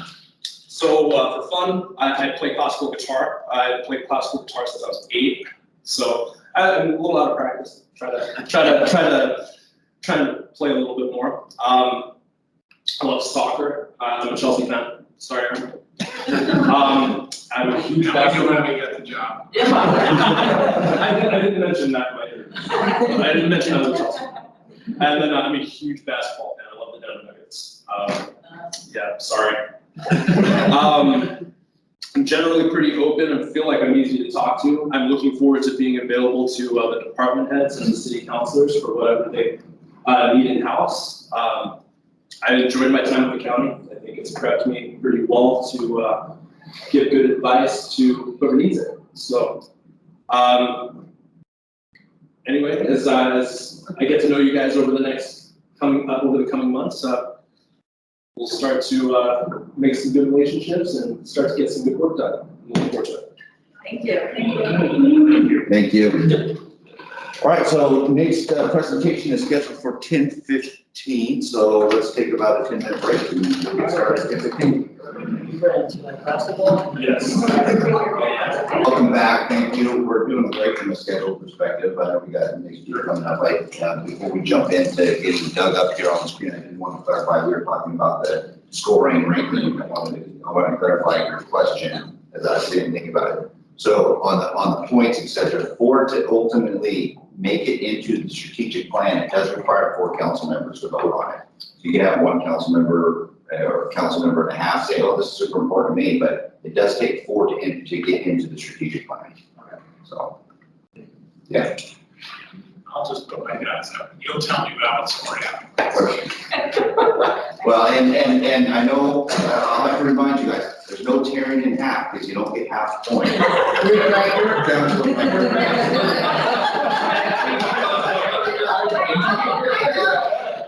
That was the funniest thing that you did that. You're like, that's great. I think you tried it. I said I never Just trying to see if they can multiply. Yeah, no, yeah, good. Well, you always think out of the box, so there you go. You don't want to multiply by half. Oh my. Okay, so awesome morning so far. As you can see, you're hearing the energy level of the individuals here and how excited they are to be here talking to you. This is a great opportunity for both the chairs and yourselves. And it's just, I'm enjoying myself because I'm getting to hear all this cool stuff that they've done, what they're looking at doing, and it just reaffirms what a special place we live in. We've got some very talented individuals in this community that you don't even know until the need arises. And then it's like Larry just stepping up, okay, yeah, I'll just take it on. I mean, there's so many people like that in this community that are here and that will just blossom with the right environment. So with that, someone else that's been blossoming in our community, Doug, will you come on up representing the Tourism Advisory Committee? I will, thank you. And forward, backwards, just touch the screen like this. Okay. So I'll put you on the first one. There you go. Great. Well, thank you for giving me this opportunity once again to present to you guys on behalf of the Tourism Advisory Council. It's always a pleasure to be in front of the Mayor Council, and always appreciate that. One thing I wanted to start out with is we just went through the process of setting up our DMO. And at this point, in my opinion, it's been a tremendous success. And I was just sharing with some of the counselors, and now we sit down and we're going through budgets and everything. It used to be really intense because we need to do all these things and how we're going to spend this money. But we actually have money to spend. So that takes a lot of pressure off this organization to be able to do the things that we need to do to be able to serve our DMO and serve the community. And I want to thank all of you guys in the room for giving us that opportunity. Even though I wanted more money, and I still do, it's very effective and we're doing very well. So thank you for that. And with that, we'll go ahead and get started. The Strategic Planning Tourism Advisory Committee, the purpose and the goal of the committee is to encourage visitors and residents to engage in community activities while enhancing a positive image through our city through marketing, promotions, and destination management. I'm going to talk a little more about that. The destination management, we're going to talk a little bit about the Tourism Advisory Committee in kind of eliminating the marketing promotion side. I think one of the effective avenues that we can take with that is have them focus more on the destination management side versus the marketing side, because our DMO will really take care of the marketing, promoting, and advertising. But I think as far as how they can engage with the council, it might be more like how can we develop assets as a community that are not only going to enhance the livability for locals, but also drive more tourism assets and make them more desirable for people from outside of the city. The purpose of the Tourism Advisory Committee is to review and advise the work of the city's tourism contractor. This includes recording findings and recommendations to City Council as needed. And that'll be fine. Tori, many of you have had an opportunity to meet her. She will be at all the meetings. She'll be transparent on all that stuff. And she is also planning to kind of bring everybody together as far as having these committees work together, so we have more of a cohesive team understanding between everybody who's trying to develop and make Grants Pass a better place.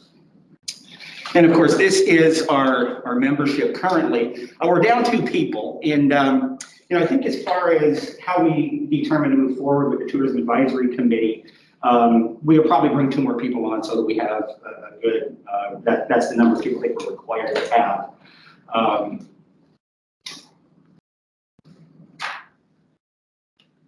We're going to provide a cooperative shared leadership involving council, staff, and community, and increase communication between advisory committees.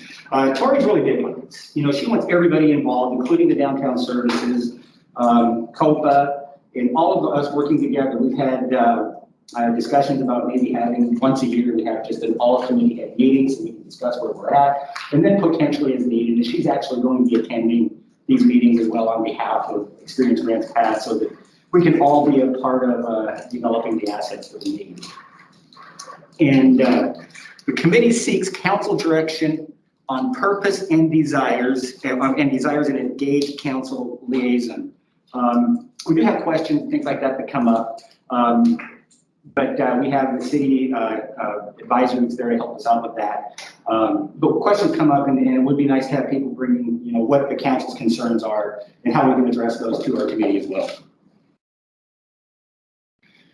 And one of the things, we've talked a lot about the downtown master plan, but not a lot of progress is made. So when we started talking about this at our goal setting meeting, we said maybe we don't call it the downtown master plan. Maybe we just take some things off of there that would be more digestible, more palatable, things that can actually be done. And the Parkland infrastructure plan was one of them. And these have become popular in a lot of different cities now. Of course, COVID drove dining outdoors, but it turns out people like eating outdoors.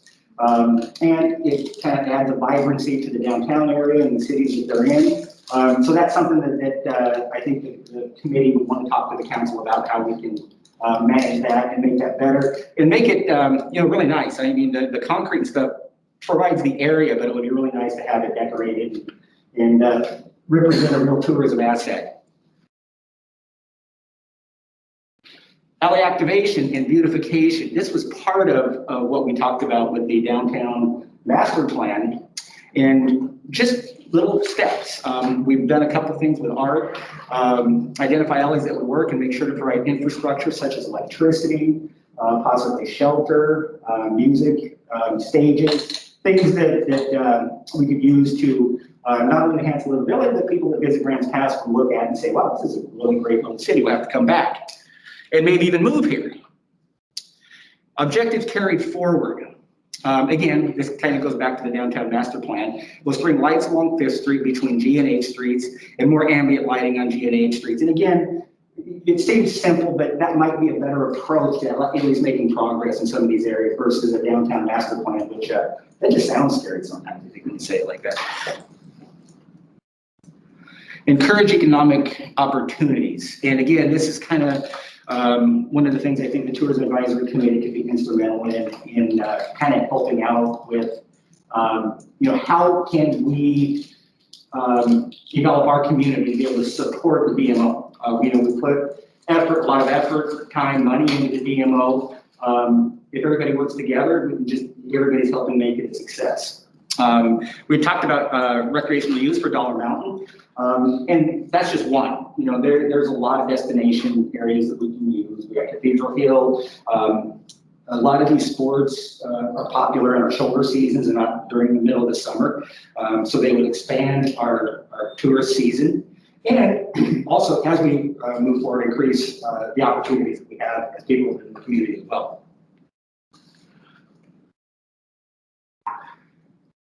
That's it. Cool. Well, one thing that I did want to add too, as far as the Tourism Advisory Committee, we have the Lisbon County Visitors Association Board of Directors, but that's not really a public-facing board. Certainly, the Tourism Advisory Committee is open to the public. We would have public comment. It would be an opportunity for people to come in and give their ideas and recommendations and criticisms of what we're doing. So there's a couple reasons why the Tourism Advisory Committee may be beneficial as we move down the road. And just to recap, I know this is a big question, but I want to make sure that I cover this very well. But that is helping guide the city on destination management. How can we develop assets that are going to be marketable to drive tourism in Grants Pass? Of course, Tori will be very instrumental in that. And just so you know, there she is. She's very, she would like to keep both committees, just so that we have all of these things going on. Tori, do you have anything to add or on that or? Yeah, I think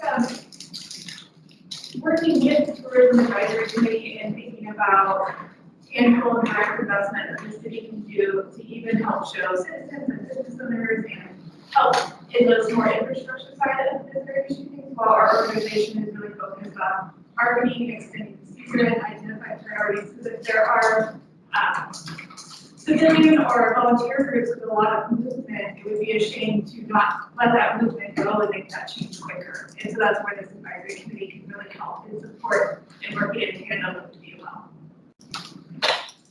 And I didn't see her come in, but if you have not met, this is Tori Middlestadt. She is our new executive director. And I can't say enough about how impressed I am with the work that she's done so far. So thank you, Tori. It's great to have you. The other thing is, one of the things the Tourism Advisory Committee would like to see is that, how is the money being spent? What money do we have available? And how can we allocate those resources? So the 72% that we were able to, that the city retained, how's that money being spent? And maybe the committee can certainly offer advice on how we can develop out some of these assets, maybe identify new assets. And, down the road, we may even think about, water parks on the river, things like that, kayaking parks. These are big ideas, but down the road, these are things that we could really develop out and really help our community, Josephine County, and the city of Grants Pass. So, any questions? Yes, sir. Thank you, Doug. I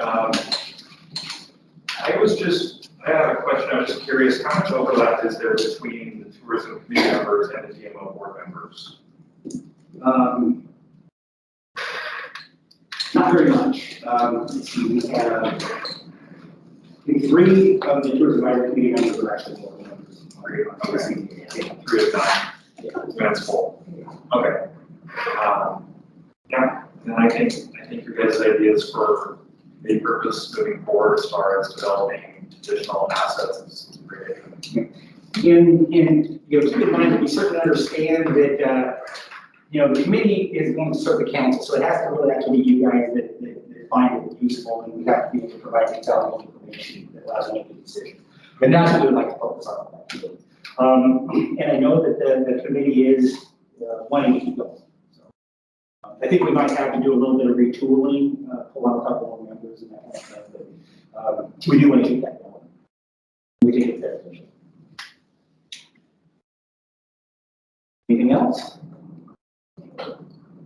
Yeah, actually, what I kind of hear and see, I mean, what the value of the day is to see the overlap and to see all of the wonderful people that we have that are out there working to better our city. And so what I kind of see is, talk a little bit about COVID, is that in our room on the road, I mean, there is a void right now in the events and in the ESS.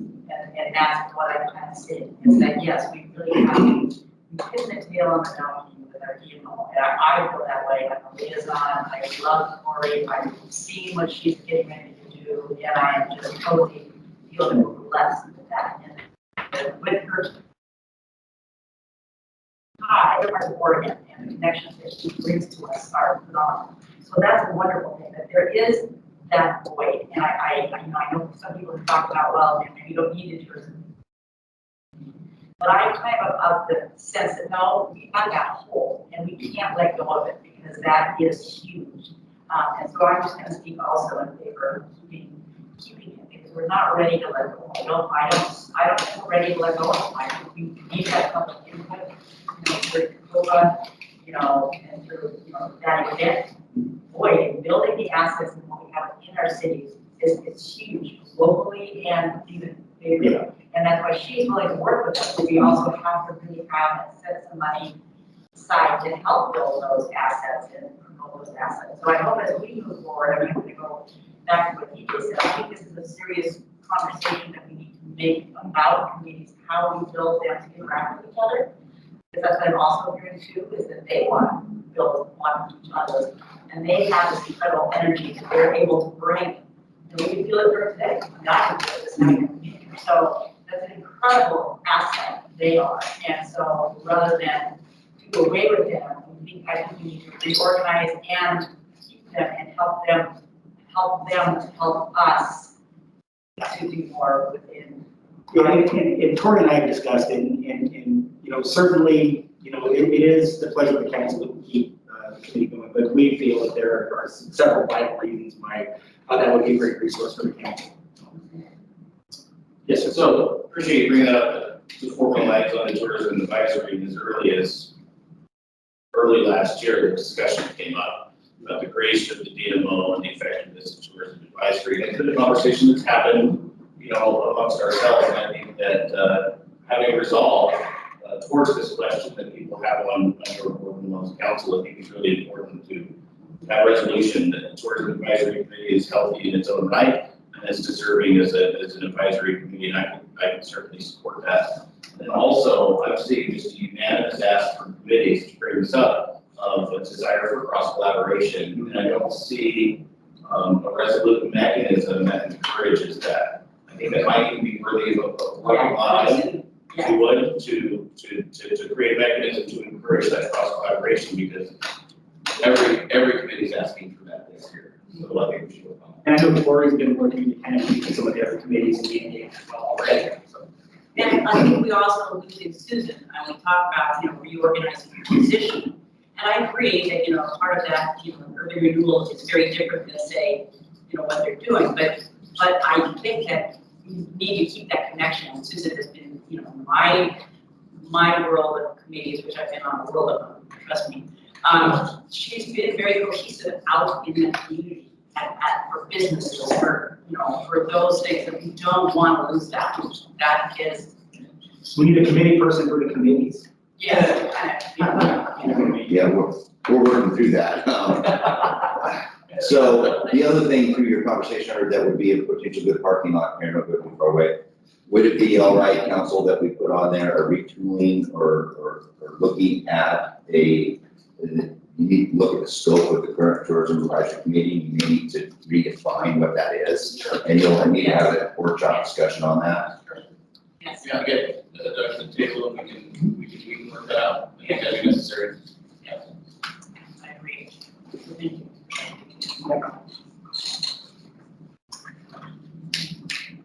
Any other questions? Maybe just a quick follow-up to that. So one of the goals that TAC brought forward that you presented was committee seeks council direction on purpose and desires. And I mean, I think this ties into that parking lot item, but I just wondered if there was a little bit more specific. I mean, it seems. Well, that wording might not be quite the same. I mean, I think the way I would take that is that, you know, what can we provide people to the council? You have ideas for resource, how can you use this as a resource to benefit you? But the second thing is, I think that we can kind of morph into more of a, you know, how we manage our destination, because we have one side taken care of. But Josephine County Business Association or BMO won't really be involved much in the destination management side of it, more the marketing promotion, as we all know. So that part, that I don't know if I answered the question with that, but that's kind of how we would refer to that. Okay. I think that's solid. I was just going to mention just a couple of things to you that have already come up in other committees this morning that might be along the lines of destination management is I want to get in touch with the Bikeways, Pathways Committee because they were talking about developing a greenway trail to Ring River, and then I was at the Downtown Merchants Association meeting last night, and they're definitely needing some help there, you know, pulling together and creating downtown cohesiveness and events downtown. So I think there's a lot of room for the tourism advisory. We've already had some engagement with some of these destinations, so yeah, we are definitely working on that. But I'm glad to hear that all these committees are looking at collaboration. I think that's one thing that's going to come out of this meeting. I think I came here early just to kind of get a feel for the room, and that seems to be a pretty solid thing for everybody. So that's great. It seems like people are coming together, being more willing to work with one another. That's only going to help all the committees do a better job, and a better community, better tourism assets, and better livability for everybody who has that. So that's the goal of all of this. Anything else? Thank you, guys. Thank you. Thank you, Doug.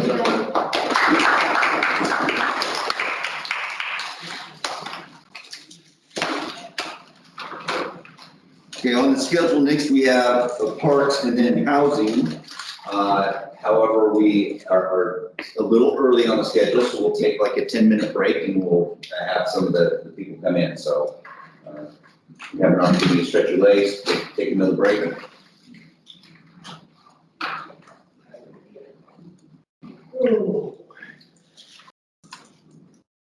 Welcome back. Before we get started with Brad, I was just hoping that maybe the chief can provide a little intro to someone very special here today. Hello, everybody. For those of you who don't know me, I'm. No, not you.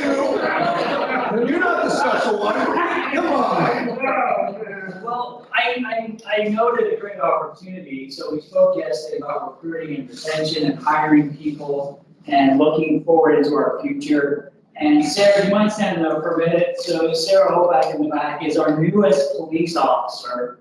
So Sarah is onboarding with the department.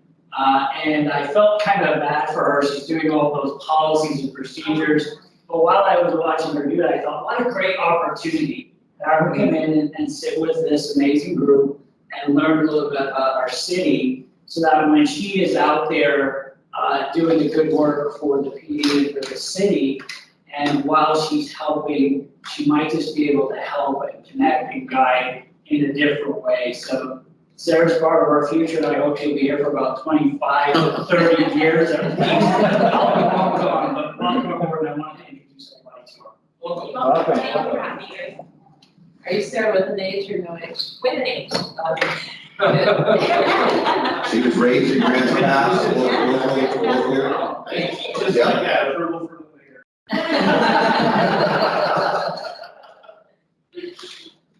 Well, okay, with that, thank you, Chief. With that, we've got our Parks Advisory Committee and Representative Brad will come up. Bradley, come up and take it away. All right, I know half of you probably, but Brett Connors, local business owner, and recent addition to the Parks Advisory Committee. Susan Jenkins used to be the chair. She was unbelievable. We lost her to Portland, so forgive me if I'm not as up to speed. I mean, there's a lot of people in here that will definitely help me out with my shortcomings. So, Parks Advisory Committee, you guys can read this, but essentially we are in charge of just getting a good feel for where our parks are currently at, what the community is feeling about them, where we might like to take the parks in the future. Just making sure that, parks are at as much at the forefront of you guys' minds as possible. That's kind of our job. We've had a lot of discussion lately about, things that we can't change, the homeless issues and things like that. So that's honestly taken quite a bit of the discussion each time, so we can't really do anything about it, but just be aware that's a big issue. And then, future planning for where might we put new parks? What changes might we make to existing parks? Tennis and what's the pickleball? Yeah, a lot of exciting changes that we're looking forward to, but then also tempering that with realization that staffing isn't where we might want it to be, and so that's just kind of the overview of where this discussion is going to go. So, Cliff Coleman, currently vice chair. He is not interested in being the chair. We're kind of in an interesting place right now because everyone is very busy. Doesn't really have the capability to take on chair and vice chair roles as much as they would like, just with health issues, and you guys all know how that goes. So, and we're looking to add more members. We had one person apply, but we at this last meeting, but we believe that's due to just it didn't get the message out as well as possible, and then there were also previous people that had applied that were included in the mix. So we're hoping to get a few more applicants for the next one, and then add to the committee again. Jay Battersby, John Blackett, myself, Chad Dorson, Michael Sellers. Work pretty well as a group. Definitely not a hive mind. There's a lot of discussion, a lot of disagreement in a healthy way. So that's good. Really good committee. And also on different, Chad, he's a big heart like the Bikeways and, really involved in what's going on Dollar Mountain. And so a lot of diverse opinions there. So first thing that we're kind of most excited about and looking to explore is the pump track study. I don't know a whole lot about this. This is Chad's definitely the expert on this, but looking at, different areas, other communities have crammed pump tracks in relatively small areas. Redmond has one, and it's literally like in between a road and an off ramp. They don't take up a ton of space. They're really fun, and so we want to study the feasibility. What would it look like to have a pump track here? Who would it serve? How many people would it serve? How is it in relation to the skate park?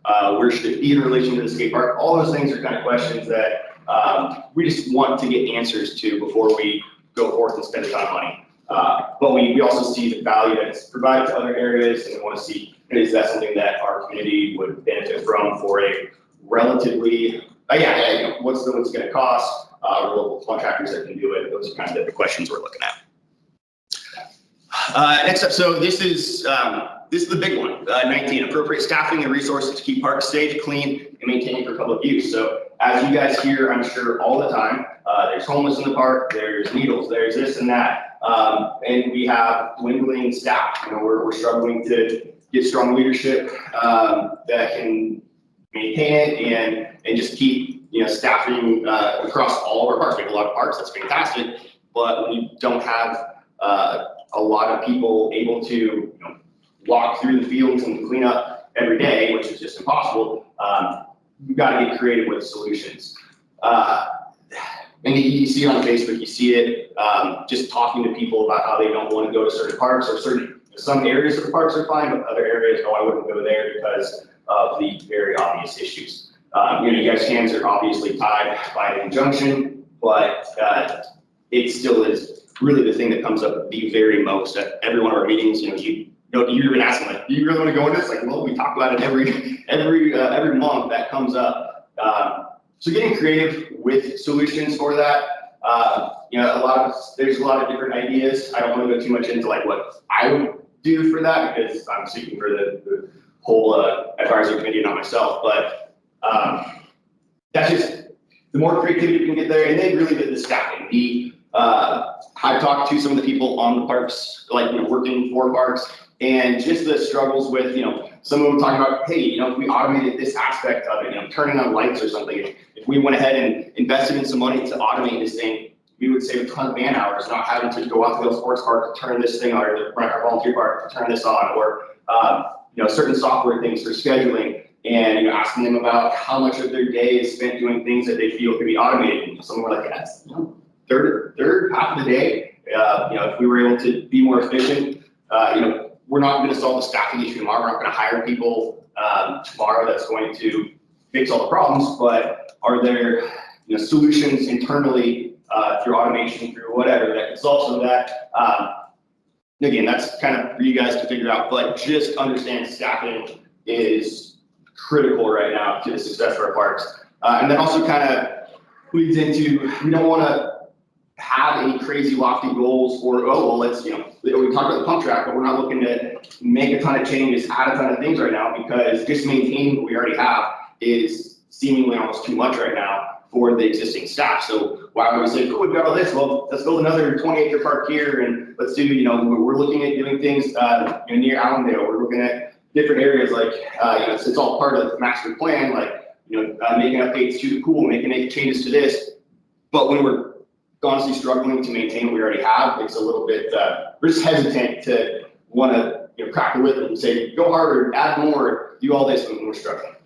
So then the updating the Parks Master Plan, we've already done, probably started working on that at this last meeting. It was a lot of taking things out, we changed some plans, and you can kind of fill in the things I'm missing, but there's certain parks that we don't even have anymore. Or like the River Road Reserve was a big part of the master plan.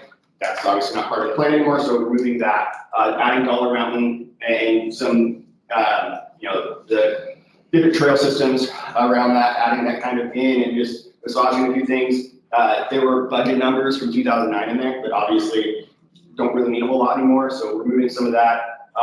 And mainly just making sure that it still has the general feel for where we want to take things, but not, still leaving flexibility. We talked quite a bit about, there was concern that if something wasn't in the master plan, that you couldn't get grant funding for it. But related to Dollar Mountain, Chad was explaining that we actually can get funding for things that are not in the master plan. So the master plan is really helpful, gives us a good idea of where we want to go and what we want to do, but it's not as limiting as we kind of assumed it was at first.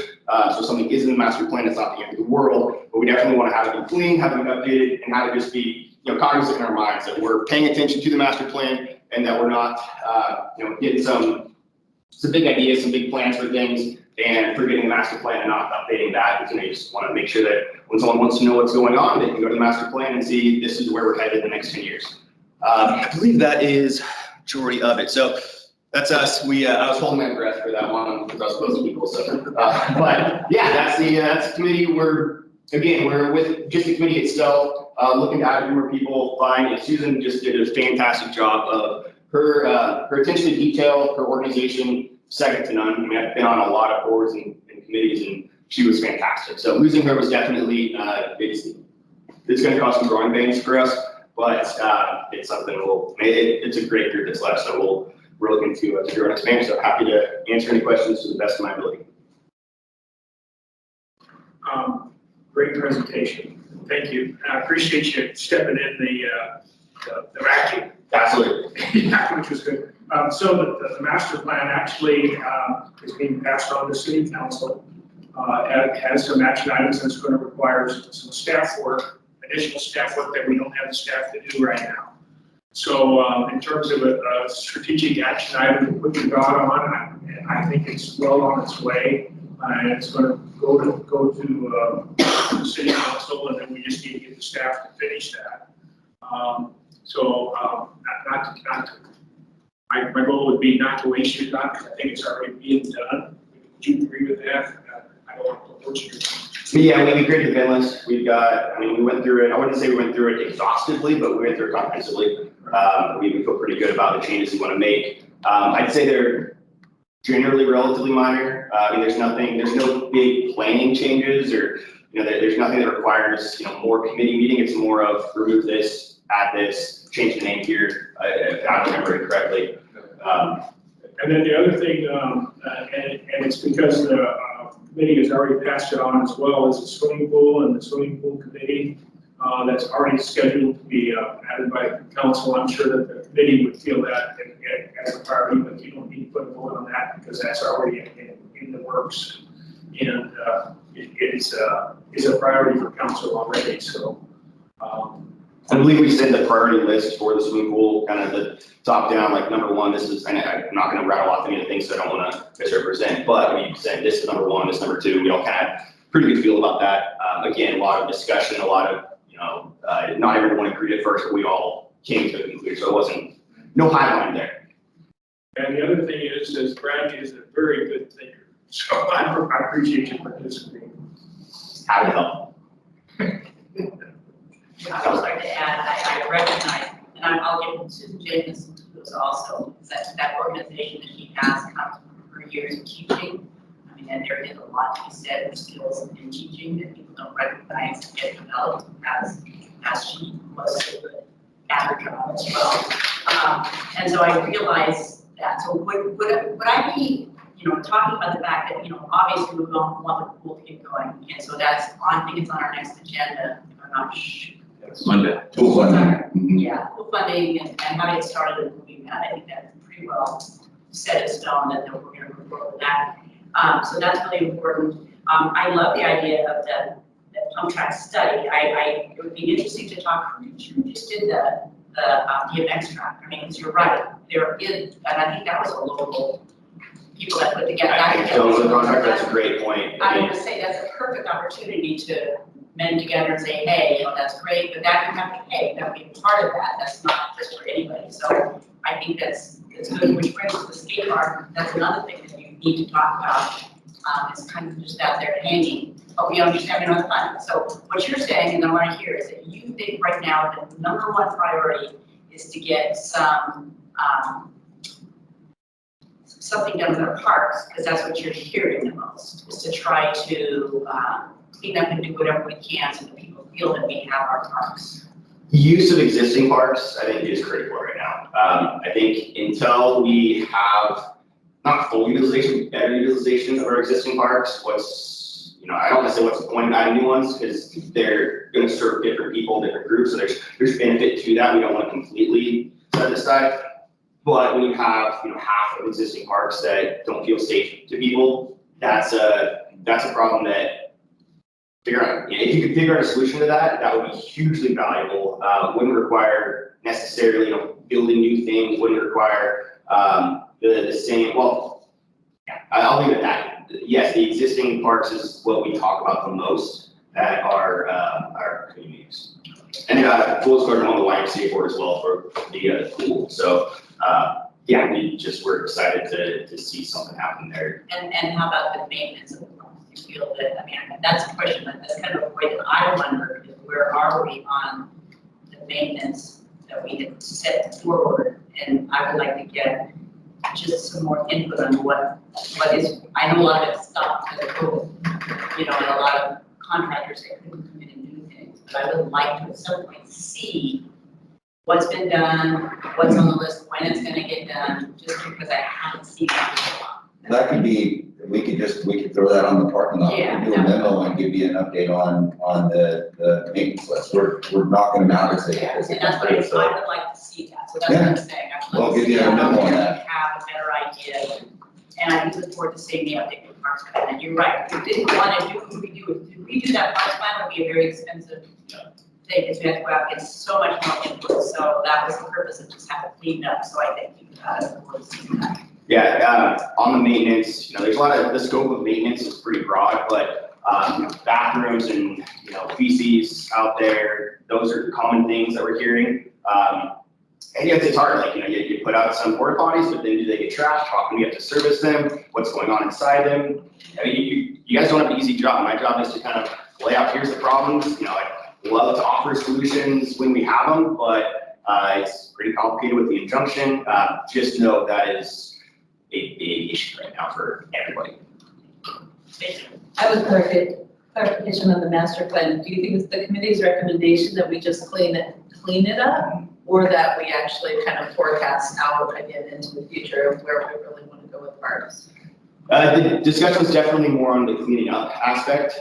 There was a little bit of addition just related to things that were like the Dollar Mountain, that's, you know, a new direction we're kind of going with some of the stuff, so that there was some discussion there. But no, there wasn't a lot of discussion about revamping anything or making it, the general consensus was that it's a great plan that just needs some updates. So yeah, following that thread, I do believe you talked about the master plan this year in Parks Advisory, and I think just to amend in additions, Dollar Mountain, Beacon Hill Park, those kind of different things. Has your committee looked at the general master plan and kind of mind wrapped around different amendments? Is there a general master plan versus parks master plan, or? Yeah, it's the same thing.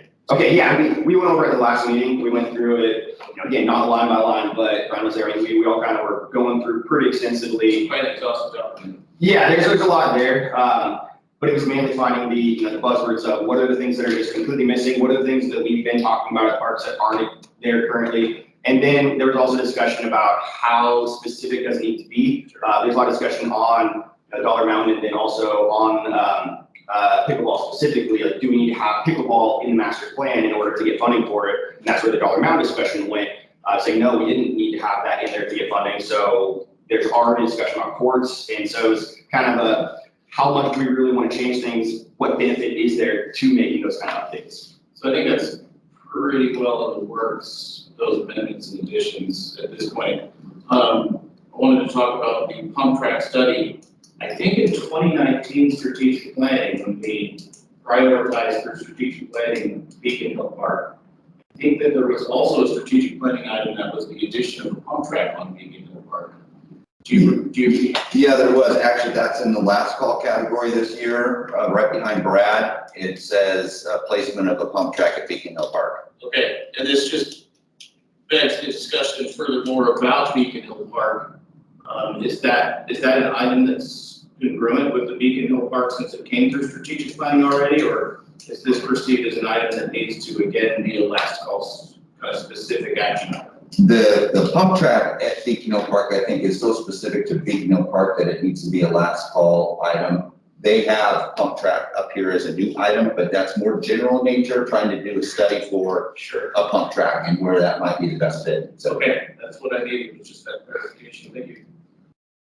The other thing I think we need to realize with the master plan is they did a very good job of public involvement with the master plan the first time. And went out to the public and said, hey, what do you want?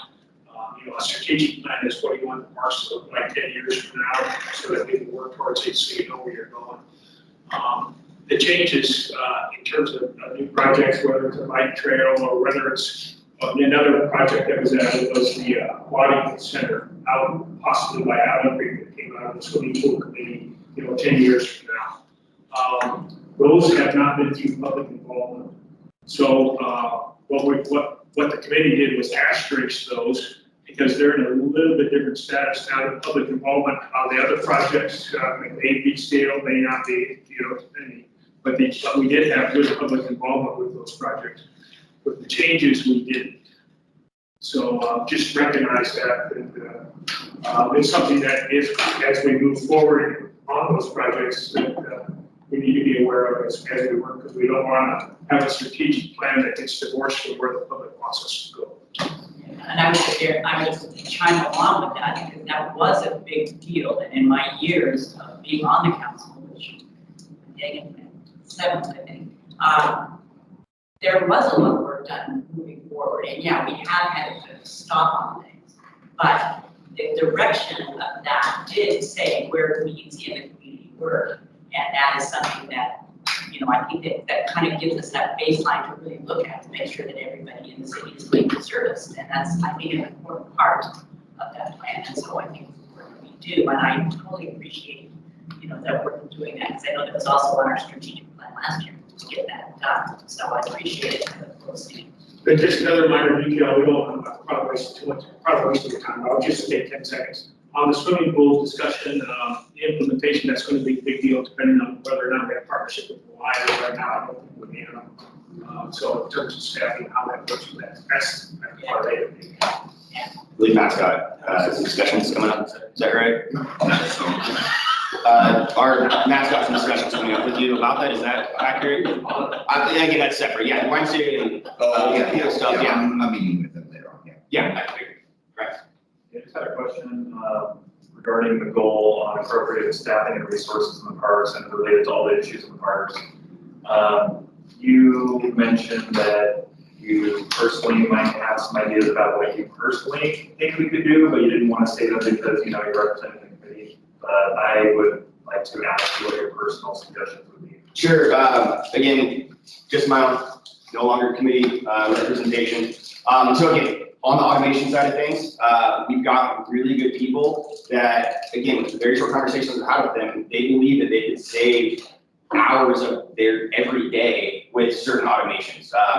With, you know, technology can just do, technology doesn't have to replace people, it can augment people. And so, you know, a lot of, between meetings, between, there's parts software, I guess, that exists. Again, don't know much about it. I left it pretty high level, but there's certain software that between scheduling, between just, you know, the planning for equipment and where things should go, like, could increase efficiency. So my main question to them was, are there things that could be done to make your day more efficient? And their answer was absolutely. And so that's kind of as far as I go into that aspect of it, but definitely I would say, you know, they're talking to people about HR stuff and, you know, are you happy, are you this, are you that, just make sure they stay. But then there's the involving them in the actually making things more efficient that honestly helps with their attention because it makes them take ownership of it and get excited, like, ooh, we could do this. I want to come in because I'll spend 5 hours doing this, but that's going to save me 30 minutes every day. Or even, you know, in my business, I've spent 2 weeks shutting things down to save ourselves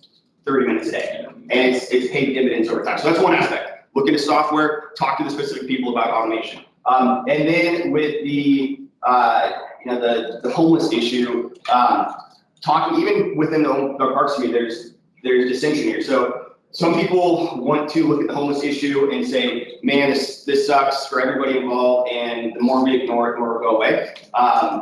That obviously hasn't worked so far. And so, you know, with bathrooms, with cleaning things, with, you know, offering services to people, my opinion is that, you know, if we were to offer more bathrooms, offer more cleaning supplies, offer more rewards to people for cleaning up their own area. Like, you know, hey, if we come to your site and we're going to make walkthroughs, you know, please walkthroughs 3 times a week or every morning. And if your site is cleaned up, here's a voucher to go get food from wherever. Things like that aren't going to cost us a ton. It could help local businesses. You know, rather than getting voucher from McDonald's, get something for a nice local business. Go around and get a bunch of those. But and there's going to be people. There's going to be people that will complain about that because you are giving things to people for doing something they should just do normally. But the problem right now is they're not doing that. Could we come up with creative solutions? You know, even for $10 that is going to bolster our economy and then incentivize people to clean up their own messes. That, you know, and it doesn't have to be, hey, we're going to start that tomorrow. We're going to do it for 5 years and see how it goes. Try it for a week, see if it works, talk to the people. I spent a lot of time, I used to live up on Sunview. I had homeless people buy my house. I created a homeless pact with them at one point where we got a bunch of things donated, gave them to them and said, you can keep these if you keep things clean, if you clean up the tracks. And it worked for a good while, and then I moved, and who knows. But working with these people on certain incentivizations can go a long ways in a very creative manner that doesn't have to just be sunk money to nothing. And then also the crazier idea that hasn't been well thought out, probably a terrible idea, but worth throwing out there.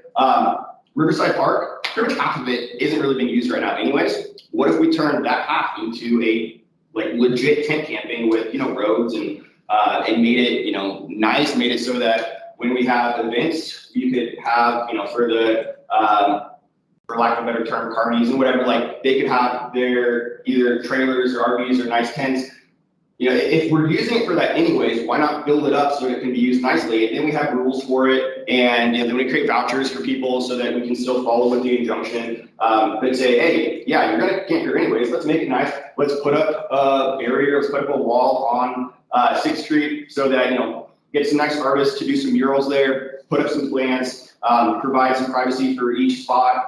Doesn't have to be anything crazy expensive. But then once we're done with that, and maybe using some ARPA money or whatever money for that, after we solve some of this homeless issue, whatever, and Doug's on it, and I'm sure we'll be done with the homeless issue in 5 years, then we've got a nice place for, I'm kidding, obviously. Then we've got a nice place for tent camping downtown. It's really close to services, it's really close to restaurants and facilities. It doesn't have to just be a junk place, and then, it could end up pretty nice. Again, something I've thought about for a couple hours total, not something that I'm gonna go bang on doors for yet, but at least starting the conversation around that. You've got wasted space right now that is not going to get better for at least many years, and could be worth exploring. Let's at least make it nice. And then we've got all these spots, and then look at the census of who's using that space right now versus how many spots you can put in there that are actually nice. And then it's not, oh, there's a homeless person in a park. It's, oh, there's someone tent camping in a tent camping spot. Yeah, it's kind of the short list of things I suggest. Great, thanks. Yeah. The other thing is more of a high level, but if you look at like Netflix and Peloton, right, their stocks crashing because we are kind of emerging from the pandemic. And so people are starting to realize they're not going to be spending as much time at home. They're going to start going to gyms more. And so when we're looking at parks and we're looking at a lot of our services, pandemic, it altered things here. It also didn't as much as other places for many reasons. But just in your kind of discussion of everything going on, the market seems to be thinking that we're exiting it. And so kind of think around that, the events that make Grants Pass so special. It kind of is in line with parks a little bit. And again, this is not necessarily a parks thing of mine, but like the events are what make Grants Pass. I run a business, I do a lot of social media, and it seems like during the summer, every week I'm posting some new event. I get comments from people all the time, like, man, that city is so, like, you have a parade every week, this is amazing. And they love all the stuff that goes on. That's one of the things that makes, I've lived here my entire life, say a couple of years to go to college, but that's, when I think of Grants Pass, I think of walking from my house to the high school down to concerts every Tuesday. That needs to come back, whatever way we can make that happen. All the cool events that happen on the G Street area, the car events, like those are not just nice to have, those are must haves really. So utilizing our parks, I was part of getting the Porch Fest kind of kicked off before COVID killed everything, but making sure that kind of stuff happens, making sure we have staff available. I know everyone's stretched so thin, but making sure we have staff available to properly utilize our parks and utilize the resources and the people that want to do amazing things. And we can have an amazing event every single week and even multiple throughout the entire summer. And then with everyone being so tired of being cooped up, we'll get people coming from Bend, we'll get people coming from Reading. As long as we're the place that come have a great time, people will. That's more of a tourism side of things, but it's kind of everything is together. Vacancies on the tourism committee right now. I'm on it. Sign it. No, I'm out of here. Any other questions? Thanks again. Yeah. Thanks, My pleasure. Thank you. Appreciate it.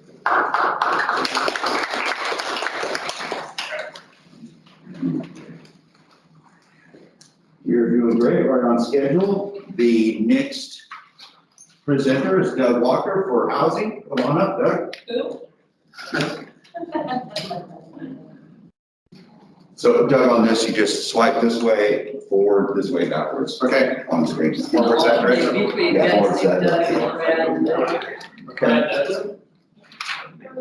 So I'm here with the Housing Advisory Committee, and our recommendation, we explore opportunities. You guys probably know all this already. You don't need that, right?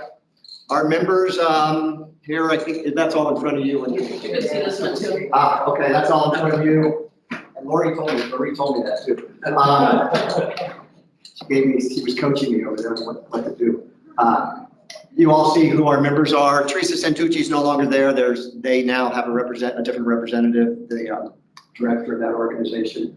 Our first goal is our first recommendation of a goal for you all to adopt is a housing advisory committee. We would like to communicate with all city staff about issues with housing. We feel that the housing issue is big enough that it should be an all hands on deck approach. We should go to all city staff, planning, streets, all of those different departments and tell them both what the issues are, what the tools are out there that they might tell individuals in the community that we have. I think the prime example is the urban renewal area. Very few people, if any, know about it. That includes staff and how and when they might interact with the community. Be nice to have staff know what that's about, or at least know where they can direct somebody to say, this is what the urban renewal area is, or here's another tool that might help with housing. That doesn't exist right now. And so we would like to reach out to all city staff, explain what's going on, explain what the problems are, explain what the tools are, ask them for their help, for their guidance, and tell them how they might be able to help others. We want to begin to create that two-way communication with all staff. One of the things that brought this idea to our attention a couple of years ago, I was in the building department, was in front of a planner, and I said, by the way, I'm on the housing advisory committee. If you ever have any ideas or suggestions or whatnot, please bring them to us. Let us know what's going on. And this person responded to me, well, I was told not to be involved with that. And I don't think that person was being honest, so I don't want to call them out or call out Lord Glover, because I think Lord Glover purposely would not have said that. But I think that goes to the point where we're not actively asking for people's suggestions or advice or efforts. And I think we need to do a better job of that. So that's what this goal is about. Second goal we'd like you to adopt, is to quantify the number of units we want to get built to get ourselves out of the deficit and get ourselves caught up with future growth over the next 20 years. We need to build about 275 units every year to get ourselves both out of the hole we're in, the deficit, and to keep up with growth. And so we have this housing action plan, but we're not really holding ourselves to any standards of growth that we can measure. We can say, yeah, we are doing this, but we see the curve bending. So we'd like to have that adopted as a standard, that we actually come back and report to you on a 3-month or a 5-month, 6-month basis to say, this is where we're at, this is how many units are being built. I have for you all the general idea of how we're going to approach that, and it's just maybe it's just you, I don't, sorry. I'm not sure. Yes, no, please. And so this is just a spreadsheet that Amber Meek, who is the housing coordinator, created around this issue.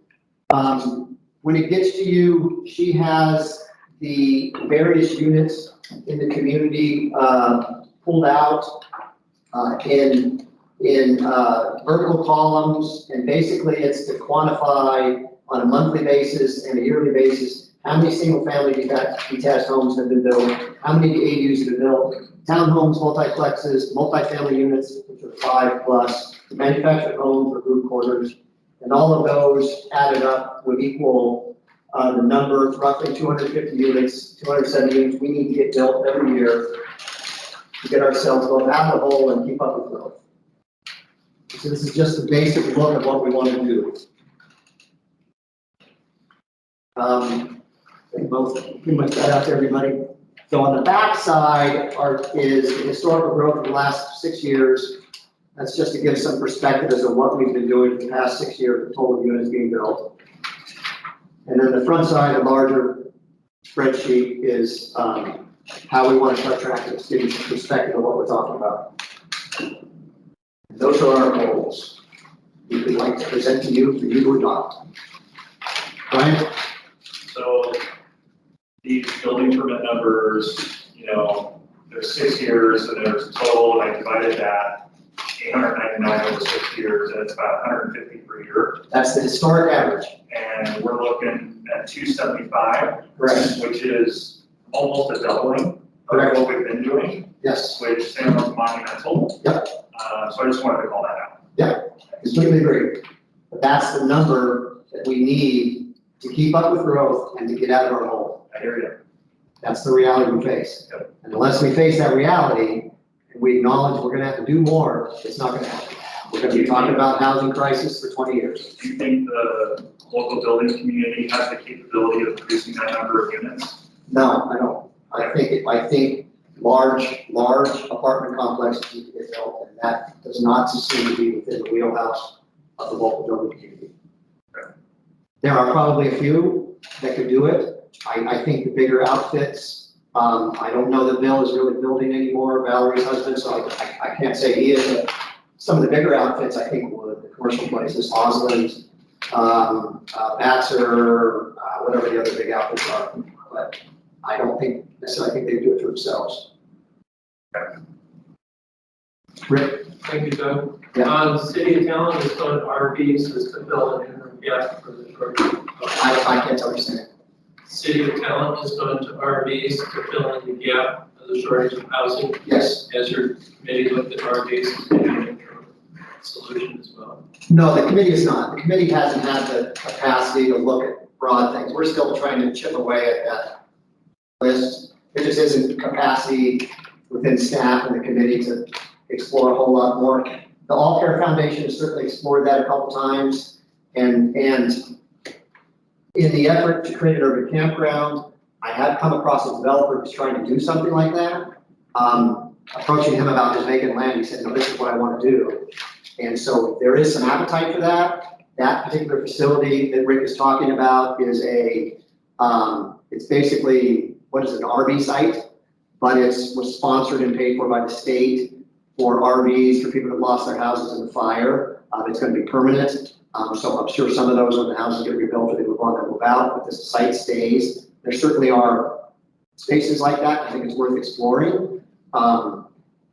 I kind of reached out to that gentleman after having a conversation and said, if there's some way we can help at the city, I sort of offered your help. Hope you're okay with that. Let us know and we'll see what we can do to try to make this happen faster, but he hasn't got back to me. I'm not sure exactly where he's at with that whole thing. But it's also unfortunately not a very high density development, which is, it's fast, but it's not very high dense. Rob? So on your charter, for what happened in the last 5 years, right? There's no road for ADUs, would they consider single family unit, or would someone has an ADU, where would that be charged? I don't know. That's single family. They would fall under single family? Yeah. Single family. So I think you'd be able to break that out. I mean, Brad maybe be able to do it. You could be able to break that out. Right, I think the problem is past data collection wasn't done in that fashion. But from the point in which I think in the last year or two, Brad has said, and Amber, and whoever said, we're gonna start collecting data by breaking it apart more granularly so they can track that.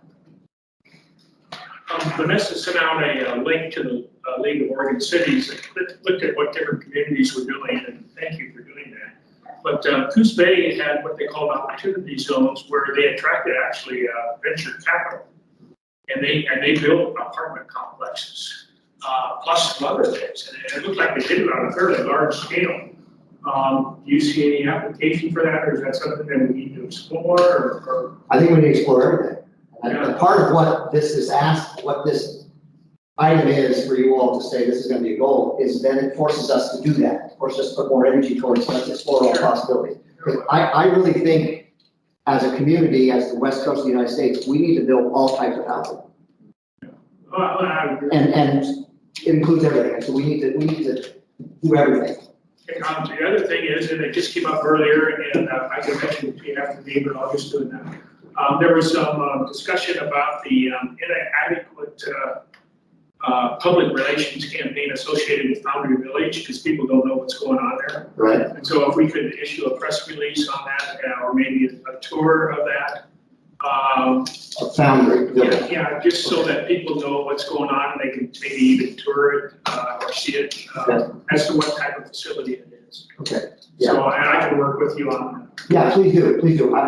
It feels like we've done a lot, but because I'm in the mix, it feels like a lot's going on. But for somebody out there who doesn't necessarily read the paper, it's not enough. And I agree. And I think I think there's an overall point there that needs to be made that we always need to do a better job of public relations and outreach. And I think that probably the most important task on our action plan at the Housing Advisory Committee is outreach. Every time we do something new, very few people know about it. And we all have to promote ourselves. And the city does, I mean, other entities do. When actions happen, when we change a code, very few people know about it. Unless you're specifically paying attention, it's not talked about in very many ways. And so we can change something that allows for a greater density somewhere, but that doesn't mean the homeowner or the owner of that piece of property knows that. Like the ADUs. ADU is a prime example. So what happened, our very first housing, I don't know how much time I got. Our very first housing advisory committee, 4 years ago, 5 years ago, whatever that first meeting was, a developer in town, an active, successful home developer in town, came to that meeting with the purpose of advocating strongly on behalf of us, the city, adopting a code to allow for ADUs, right? That person was adamant and really thought it was important that we should do that. Code to allow for ADUs that existed for 2 years at that point. This is an active builder that did not know this existed. Okay, now, this is somebody who's doing it. So if that person doesn't know what changes have been made, the general public, the general property owner, the general real estate agent who might try to convince someone to buy this property just doesn't know what's going on. So we really do need to do a better job. Anyway, I'll be happy to work with you on that. Yeah. Yep. DJ. Yeah, so I want to start by commending your unfaltering progress on Foundry Village. That was a fantastic effort. You were there every day. You were integral in that project. And I kind of want to roll that into recognizing the successes that we've achieved in the community over the past couple of years. I think Foundry Village is a poster child of that. That's a good example, a shining example of roles and responsibilities of community endeavor with your organizations that you're involved with, the council and private enterprise. That worked very, very well. So congratulations. Thank you. I have a question about the distributed affordable housing information to staff and the example that you used with your interaction with the staff member. So we have the housing and neighborhood specialist and our director. They're involved with your housing advisory committee. So that's the classical mechanism for communication between staff. So I haven't quite got to the connection of this recommendation because I'm seeing this is a policy committee policy kind of thing, and communicating and getting information to staff. That's not necessarily a mechanism of policy decision making. Can you elaborate on that recommendation? I can, but I'm not. Is there example? Is there a breakdown in communication between staff and housing advisory? Is there a specific ask for information to staff? Just not quite understanding. Okay, maybe I'll give you an example of what I think this should mean. Sure. I think we, Amber, Brad, myself, or whomever it is, should create a packet of information that goes out to everybody in the planning department. And they understand these are the tools available. This is what's going on. This is Amber. Please communicate with Amber if you have any ideas. And Amber's new, so it's kind of understanding that not everybody knows who Amber is. Pretty steep learning curve. Yeah. And she's just new. I called her a couple of times in the first month or two, and like, who's Amber? And that's reasonable. They don't know if somebody doesn't know Amber. That's the building department. And people in the building department need to be asked to be involved, to at least be asked to say, if you have any ideas, get back to us. So they'll at least feel like, hey, they have something to do with the housing issue that we all face. So they may have an idea, they may, if nothing else, say, I could be more efficient at this. Let's go talk to Brad about creating some efficiency somewhere. And then with Jason's people, they interact with builders on a pretty regular basis. Same thing with them. I think you do streets, right? Yeah. You do streets. You do streets and sidewalks, sidewalks and streets, same thing. And so maybe his people are interacting with somebody that can take advantage of the urban renewal dollars. That's a easy one to point to. But they don't know what the urban renewal dollars are, how that works, or who's even involved, or what property are involved. And that line of communication, that back and forth, that information needs to start happening. It's not happening. So why isn't it something to be presented to you and not just to Brad and say, let's go do this? I don't know. I'm not sure how the mechanisms work to get things done. Sure. This is the fastest way to the top. Okay. So Brad, that's why we're doing it. Can you speak to your understanding of the information to staff portion of these? It's okay if we don't have much, but. Sure, I mean, I'm trying to wrap my mind around this, you know, because we're identifying an issue, we need to understand an issue and what possible solutions. well, if I'm hearing Doug correctly, I mean, it's a communication issue, and having ownership of this is great. I mean, I'm all for that. I'll be honest, I'm like you, I haven't fully ground my head around what it exactly looks like, other than, you know, whenever we have weekly meetings with our team, and I mean, well, I'm not familiar with this instance that you referred to. I think it was before I was director. Yeah, it was with Laura. You know, it's really a matter of just awareness. I mean, that's a pretty fundamental thing that we can handle easily, but I'm hearing this to be more like cross section, which seems like more of a Aaron question than our department, but. Sure, I think this deserving this conversation here and your understanding of mechanisms and roles and responsibilities regarding this ask for communication to staff regarding housing purposes. So my takeaway from this is the way I interpret this ask is that every city staff member is an ambassador, and priority number one is housing. And so whether you're a dispatcher or you're a water treatment plant specialist 3, you know everything about ADUs. You know everything about urban renewal agency and how they fund affordable housing. So you can be an ambassador in the community and talk to anybody about it. And so every employee needs to have that information.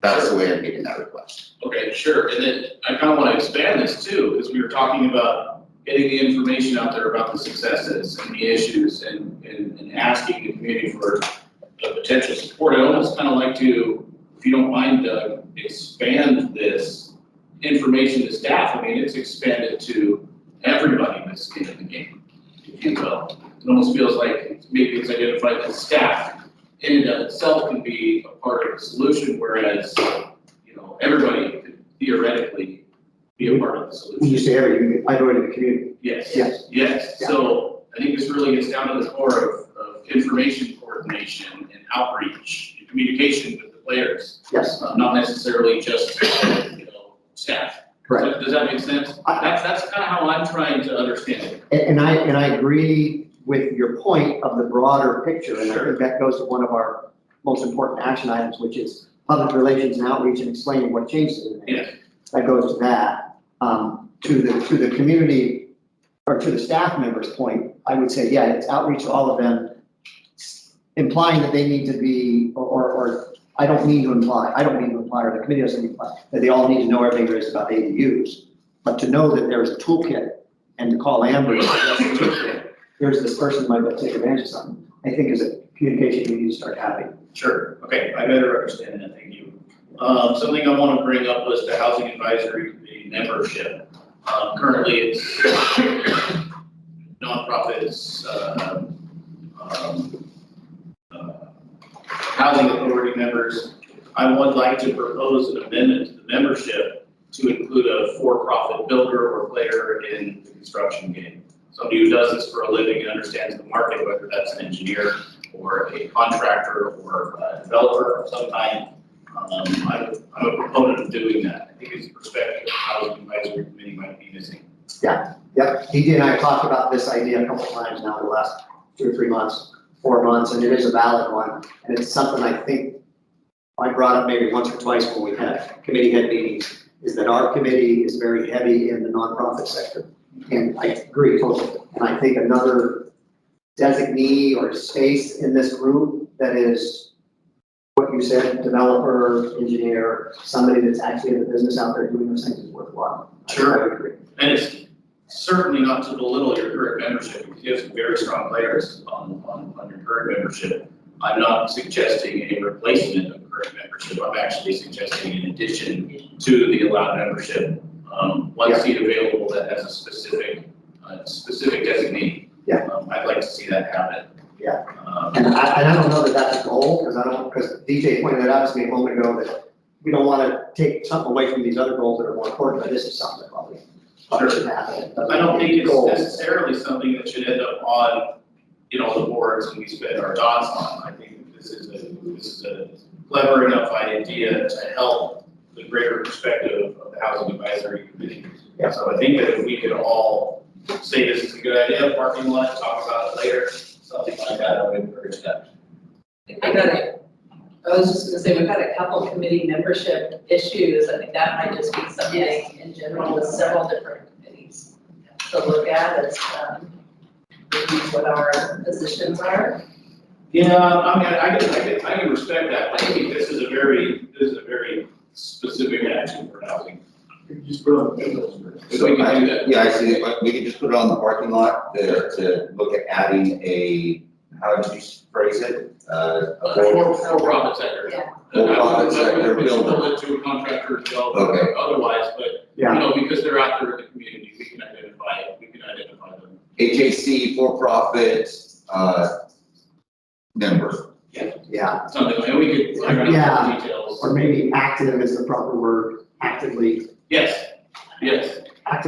or actively developing or something. Sure. Because he pointed out Justin Gurlitz Engineering, he would be great, but he's not an actual builder, he just Yes. helps get things But going. if there's an individual that's aware of markets and capability in this town, he'd be on my top 5. And hold on, I would agree with I was that. gonna add to that, because we just sat with the Chamber, the Government Affairs Office, and they're wanting to do that, because they said they have children that are coming to them asking about things, and they don't have any answers for them, because they don't really understand, our receiving tax, how is that gonna be used? Is that a tool? How is that tool going to be used? And they're saying, hey, we wanna come to the table too, because this affects our membership and our businesses, and so that to me is imperative. We can find somebody like that and then have them also be able to connect with the chamber and be a chamber, because to me, it's that bubble of everybody there needs to understand how it can be used.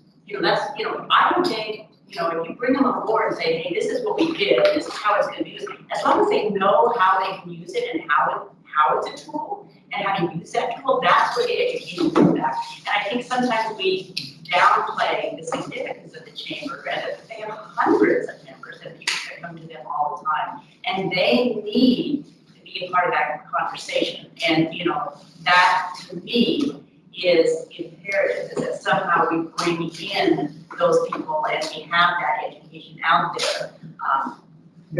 To make it as a communication, that comes back to what we've heard over and over and over and over again today, is communication. Right. And getting and communicating outside of our own bubble is what we need to do. Yeah, I'd like to add to that and maybe make a suggestion. I believe the urban renewal area has some flexible dollars to create an administrative position. I believe that's allowed. Perhaps using some dollars from the urban renewal area to hire a contractor who focuses on public outreach and PR, that type of stuff around those tools.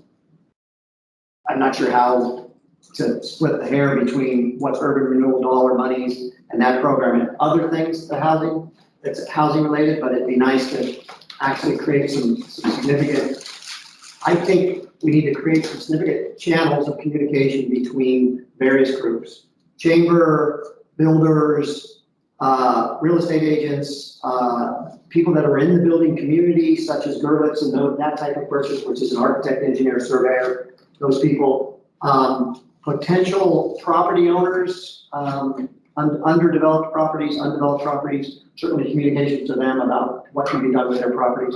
I think we should do a lot better job of that. And I know it takes money and time, maybe contracting staff, maybe contacting the people rather than a staff person would be worthwhile. Are you allowed to ask questions? I don't know. Real quick, so we talked about meetings quite a bit, and I was looking to dive into that. No. I was just gonna say, I already heard. This is just. That's fine, that's totally fine, I just heard yes from somebody. I'm Chair, can you explain the benefit that you see to having a nonprofit? Yeah, I think they bring a perspective that is lacking most of these voices, other than me, I'm retired though, so I'm not an active builder. JR are probably the only people in there that are in the world of building, that a private general contractor would be in that bubble. So J.R. Whaler's a commercial banker. He's a banker. Tom Bradbeer does dabble with real estate investments. Yeah. Which Yeah, a couple of that's the other true. ones, do, but I wouldn't call any of those like actively in the market. That's what they do for a living. Yeah, and there's a different perspective between, so Jason Elzey runs the Housing Authority of Jackson County. So he's looking at bigger projects. He understands state rules that talk about either grants coming into communities and things like that. So he's very, very effective and worth having there based on those things. Same, and Kelly sort of is in that same realm, and so is Sam. Darren does not develop, although he is an active electrical contractor. So he does bring that perspective as well. And Steve Gofford is with Habitat for Humanity. Teresa Santucci she's being replaced, but she just retired. She runs the HUD offices in our town. Myself, Loree is an active member of the community, an active volunteer, but she certainly doesn't physically build. So there really is a little bit of a lack of that voice in here. I would agree. It's a different perspective as to what an average general contractor might experience trying to build a duplex or a triplex versus what Jason's talking about doing is 50-unit buildings at $20 million. It is a different animal. Do you think in that position, and this is maybe for anyone who wants to answer, that seat is filled by someone that has experience building the types of housing that we need, whether it's duplex or something? That's a good question, because your point is, if it's somebody who builds single-family houses, well, that market is taking care of itself. Right. And maybe that's your point. Yeah. And so, but it's hopefully we can spur on the average general contractor, start looking at duplexes and fourplexes and fiveplexes and sixplexes or townhouse styles. Because that's the most likely thing to get built in a community. You're more likely to find a half an acre somewhere or an acre where you can build 3 duplexes versus that 6 acre spot where you can put 50 units. So it's yes, the average builder is building houses, which we don't need to spur them on because they're doing a pretty good job of that. But it's those buildings who are probably going to be building the fourplexes, and those are the most value or they're the lowest hanging fruit when it comes to getting something built. The one thing you might, if you're trying to, get really specific on the membership of this specific one, you might want to keep it broader. If you try to focus on, hey, we want not just a builder that does single family, we want one that does multifamily, and they want to be on there. The one concern, and it would just be a concern you have to deal with, is there may be conflicts of interest where they will not be able to be part of the voting or discussion because they would be putting in a bid for something or something along those lines. So that would potentially hamper any real input that individual would have, because we're very limited on those type of builders. Yeah. I think the spirit of it is really just understanding the profit market. There's profit margins out there. There's reasons why affordable housing won't pencil for somebody who entertains the market for a living. Those are the kind of perspectives that we're after. It'd be nice to have expertise in affordable housing and multifamily units, and there's plenty of developers and contractors worthy for the discussion later. And I think that purposefully not really pigeonholing that and saving that for the conversation later, I would definitely love your input. And appreciate your inputs in the housing advisory committee, but we can field it to them and ask them, what they think about the insight that they might be missing on their board membership. So really anything at all at this point, I think would be acceptable, but not pigeonholing it at this point, would be wise. Yeah. And I'm just gonna add to that too, this is something that I've tried to bring through to council, but this might be the place to put it, is a financer. I mean, having Chris Woodburn, having somebody who actually finances those, kind of give you the tools. And I know JR's there, but he said he wasn't there when we had any discussion on the CDBG tax. That was my understanding. He was at none of the meetings when those were discussed.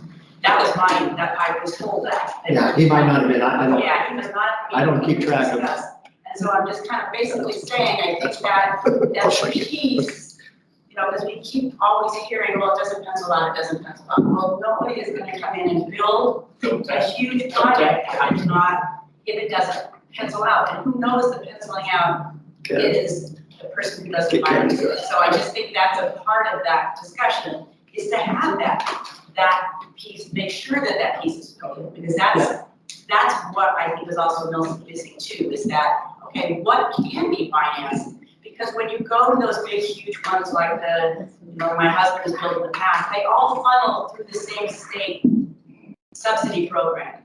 And that's what's really keeping us from those big projects, is because our median income is so low that it costs so much to subsidize those problems. And I get it's a hard thing to wrap your head around, and I was so excited to see Carl Wilson step into the play with maybe doing an apartment building, but I'm really interested in knowing, great, that's wonderful. How does he make it pencil? So that we can bring in more people to say, this is what you need to do to make it pencil out. Yeah. And that's to me the whole we have, and that's why I think somebody who has more of a profit understanding of how the market really works is so important.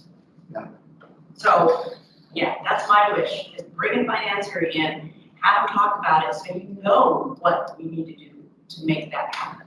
And I know that that's what the chamber wants, the builders are there. So how can we use these funds? How can we, as your duplex and triplex builders, which is what they are, how do we use this money? How do we get it? How do we do it? And that's what they want to know. And I think that's perfectly legit.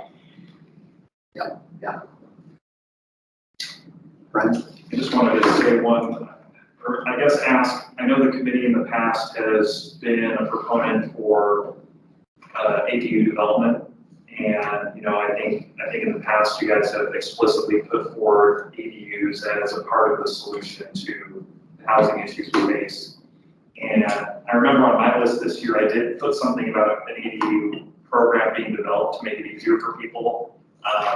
And I know that I saw another counselor's list and I saw that they had something about ADUs on there. I guess I just looked through this list and I don't know if we have one up here that has ADUs on it. Over there? I think it's over there under maintain, operate, and expand. Do you see it, Kurt? Because I looked through the list in my binder a few times and I didn't see it. But I know that the committee still very much supports that, because we haven't really done anything except approve one pre-approved plan, and I know a couple of counselors had it on their list. So I just wanted to make sure it's up here somewhere. We still are very big proponents of ADUs. I think it's one of the very viable tools in town that I think works well. And in the recent past, DJ pushed the ADU issue of taking the definitions of what, before, in the past it was you can have one attached and one detached ADU. I think we removed that, and I think we removed some other barriers to ADUs. Brad can probably explain them better, but we have done some things in the recent past, last 4 or 6 months. And I think they've cleared all the hurdles. You all saying yes to them, and I think they're probably being codified now. So they're probably there, but we would like to see more. One thing that I would personally bring up, this isn't from the housing advisory group, but for me, I do see a trend happening that I think can turn out to be a problem and a bear in the future, that ADUs are being regularly turned into Airbnbs. And Airbnbs make 2 to 3 to 4 times the same amount of money for a person that a rental does. And if that group of people that have ADUs take advantage of the incentives the city has created to create ADUs, and then they turn those into Airbnbs, that does not benefit the community the same amount as a rental does. And so that is a building problem. That is going to be in 10 years a big damn problem for us. It's a big problem on the coast right now. It's an extremely big problem on the coast. Yes. Huge problem. And so we need to probably start looking at that, figuring out how we're gonna squash that problem or whatever it is. Do something about it. So yes, more ADUs. We need to not get them turned into Airbnbs. And so what I saw a couple of years ago was that the initial push for people moving to Airbnb really was not even increased often, as many of us know, because the basically landlord laws became so onerous Yeah. and just threw their hands up and said, this isn't worth it. There's a lot of people who would rather be contributing to the solution for housing problems, but not at the expense of not being able to, do a criminal background check on potential tenants or not be able to fix someone. Right. It just became, there's no way that anyone with any brains would want to deal with that if they had an easy option.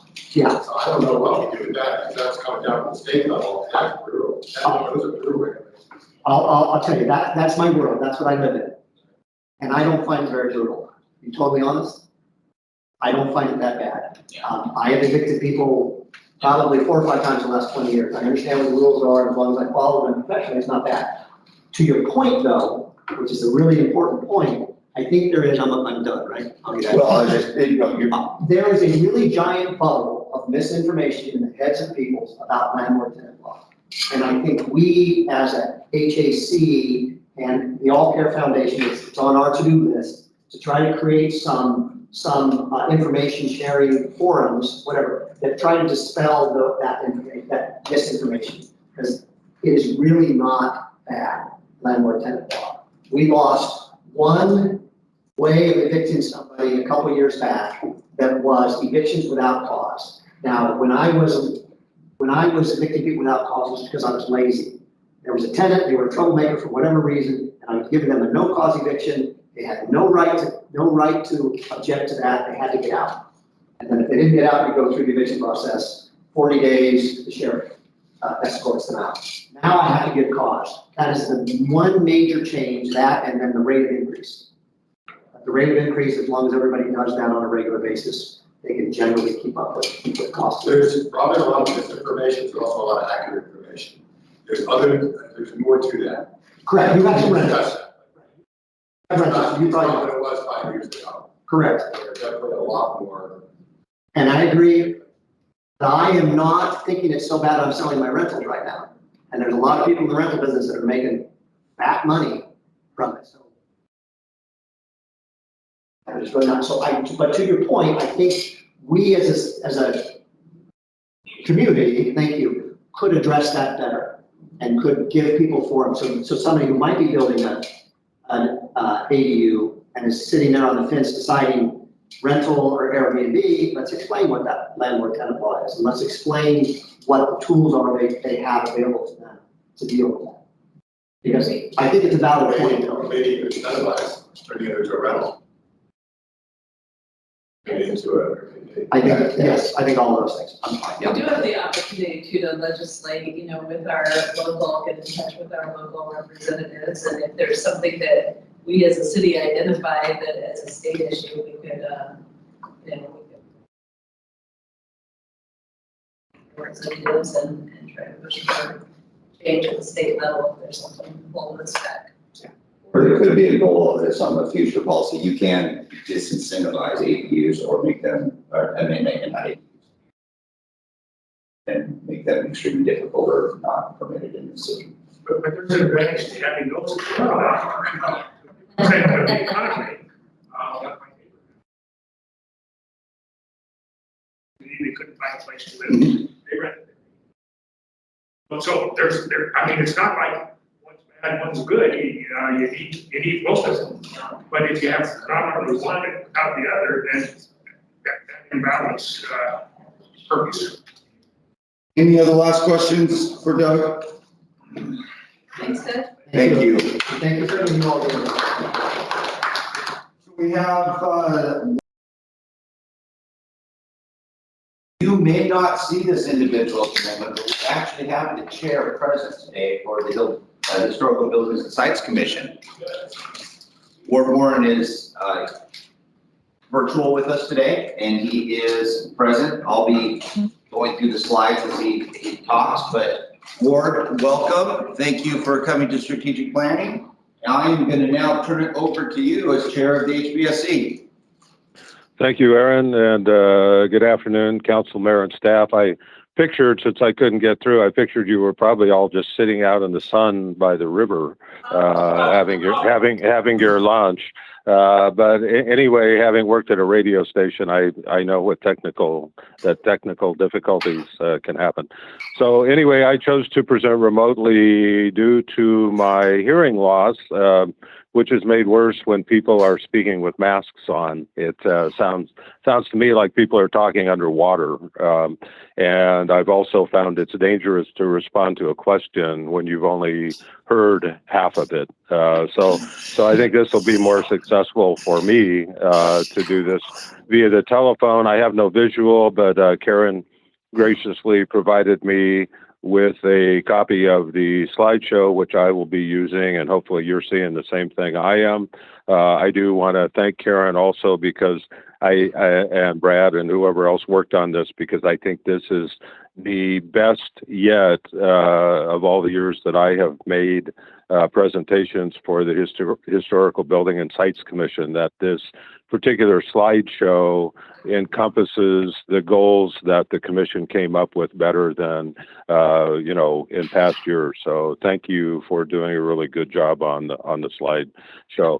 So the purpose of the Historical Building and Sites Commission is to review any proposed alterations to any historic district, or this says designated structure in the urban growth boundary, and those designated structures would basically be either local landmarks or National Historic Register properties, just so you know what designated structures includes.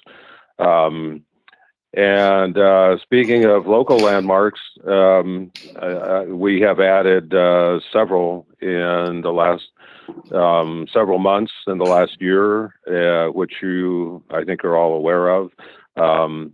We also promote the community preservation. We advise other interested agencies and persons and businesses and property owners on matters related to historic preservation.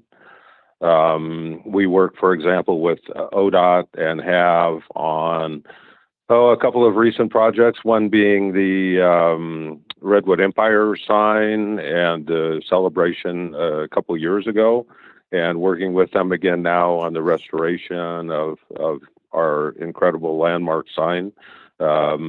And so that's an example of some of working with other agencies. Also identify areas of archaeological significance and buildings of historic or archaeological significance. Just want to mention that the local landmark list was compiled in 1981 by a mayor's committee. That was over 40 years ago. So we have spent the last couple of years updating it because much of the information was out of date. And also we've been looking at important properties and so forth and sites to add to our local landmark list. As you know, recent additions include the Caveman Bridge, the Redwood Empire sign, the Grants Pass Pharmacy, and very notably Riverside Park, which received significant recognition from the National Park Service and is now a landmark listed with the National Park Service. So we're very proud of what we've done in terms of updating and adding landmarks, and of course your support on that. Our members were required to have 7 members, and those are, as you see, myself, Arden McConnell, Sandy Crowder, Virginia Ford, Shirley Holzinger, and Nathan Miller. We currently have 1 vacancy, and I believe an appointment will be made for that at your first meeting in February. I would want to say that our members are very dedicated to being on this commission. We have very few absences. We have very little turnover. I also want to make a shout out to our staff liaisons and to Joel, our council liaison, who attend every meeting and provide valuable input and valuable communication back to the council. So thank you, staff and council, for helping us, because we couldn't do all of this without you. Next slide would be enhanced community safety. That's an ongoing goal. It's on our list every year. Create a comprehensive cleanup program for downtown to include graffiti removal, litter, sidewalks, alleyways, etc. I'd like to see us work alongside maybe COPA or someone else as far as maybe a graffiti removal program. It's clean and safe downtown helps make for a successful downtown, two very important elements for a successful downtown. We appreciate the new art in the alleys, and it's really, awesome to see that happening. However, the other alleys need to be kept clean and free of litter and graffiti as well, because all of them are used by the public. And hopefully, as far as the safety part, hopefully public safety staffing levels will be increased once we get past COVID, and we will see once again a greater CSO and cadet presence downtown, because that's more important than ever, I think. So next slide would be under the goal of maintain, operate, and expand our infrastructure to meet community needs. Install flags to light poles in historic district to promote the district. We recently asked, since we've become a certified local government now, we recently asked the State Historic Preservation Office if those flags might be eligible for a grant, and they said no, signage is not. So we're going to explore looking for some grant money from Travel Oregon and a couple other sources. You've seen those flags on light posts, I'm sure, in many other towns and cities, and we think they would be really great in our historic district. And they're not a ton of money. Next slide would be the goal, city goal of maintain, operate, and expand our infrastructure to meet community needs. We had a couple of goals there. One, install plaques to residential local landmarks. We have been doing this for years on commercial buildings in the historic district, and we would like to expand that program to some of the landmark residential properties as well. And then another goal of ours is expand historic district lighting. Currently, the historic lampposts are on 6th and 7th and G and H streets. Those were all approved back during the reconstruction of 6th and 7th Street back in the early 90s. And that's when those were planned and budgeted. And it would be nice to have them throughout the district, which would mean adding them to the cross streets other than G and H. The historic district boundaries are basically from E to J. So it would be nice to add historic lamps on those other side streets.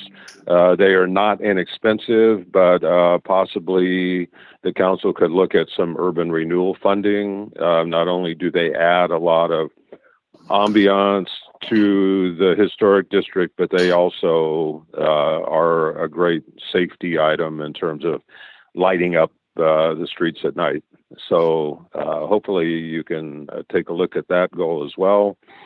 Next slide would be, or next goal would be maintain, operate, and expand our infrastructure to meet community needs.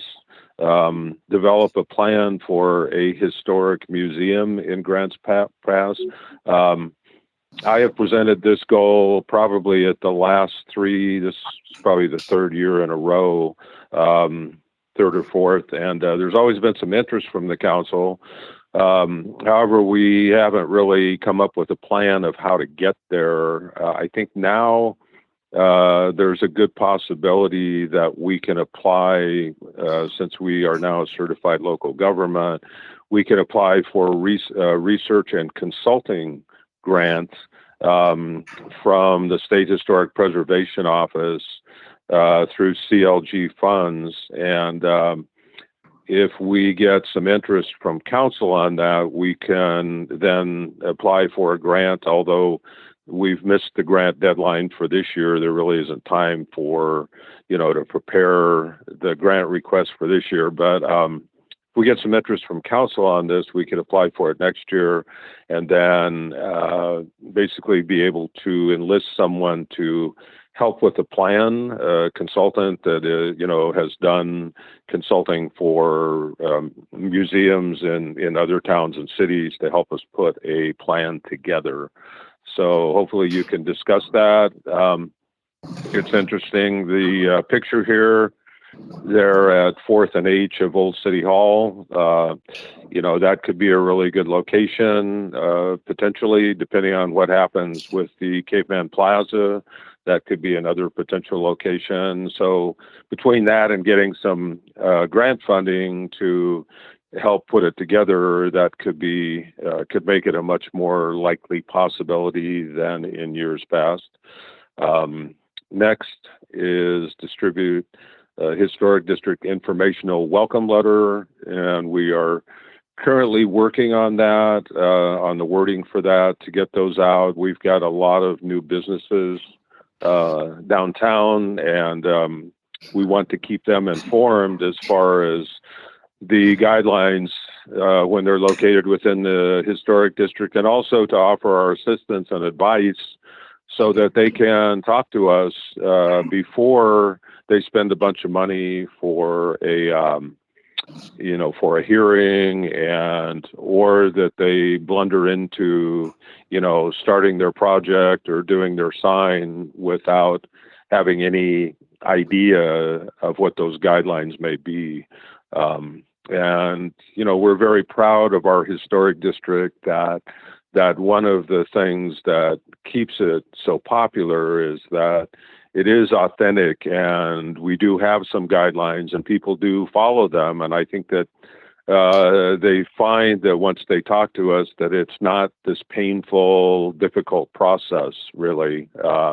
Generally, they're very thankful that they got help and advice and feedback, because their project ends up being much more attractive and much more successful.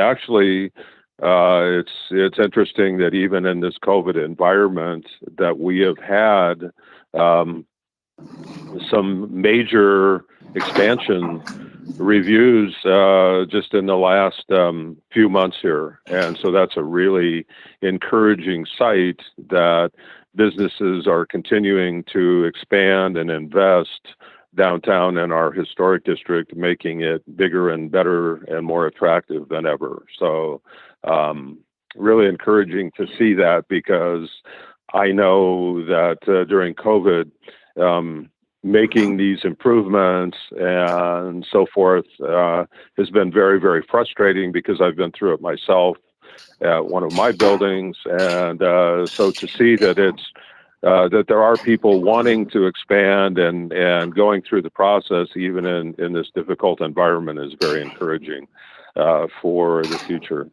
And then the next slide would be objectives carried forward.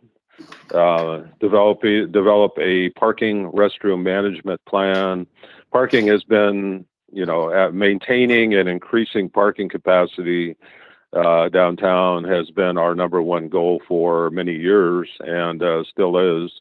I think that it'll be interesting that as the Caveman Plaza task force moves forward, that there will be some discussion of parking, of course, because there's 150 parking spaces in there. It would be very expensive to build 150 new parking spaces somewhere else downtown. And so it'll be interesting to see how that process unfolds with the Caveman Plaza. It's obviously a very strategic piece of property downtown that affects all of downtown, and located right in, right there with our National Historic District. So also another ongoing objective that has been approved by council and that we're working on is developing the historic design overlay for the Northwest area bounded by Lawn Ridge, Washington, and between A and Savage Streets. We've done a lot of work on this. Staff is continuing to work on this as well. At this point, I think the only thing that we need to come up with are sketches and photos of the 7 or 8 housing styles that we have approved and adopted that are typical and encompass the vast majority of residences that are located up in the Northwest area right now. Those being Craftsman, Tudor, Colonial, Spanish, Bungalow, Victorian, mid-century, modern. There may be one more. I'm just saying those from memory. But anyway, our thought is to keep it simple and have some line drawings similar to what is now being distributed for ADUs. So something simple that anyone, any property owner, any contractor or developer can understand. And in addition to those simple line drawings of those 7 or 8 styles, also some representative photos of an actual home that represents that style. So we're getting pretty close to that. And again, we really appreciate the council and staff's support on this ongoing project.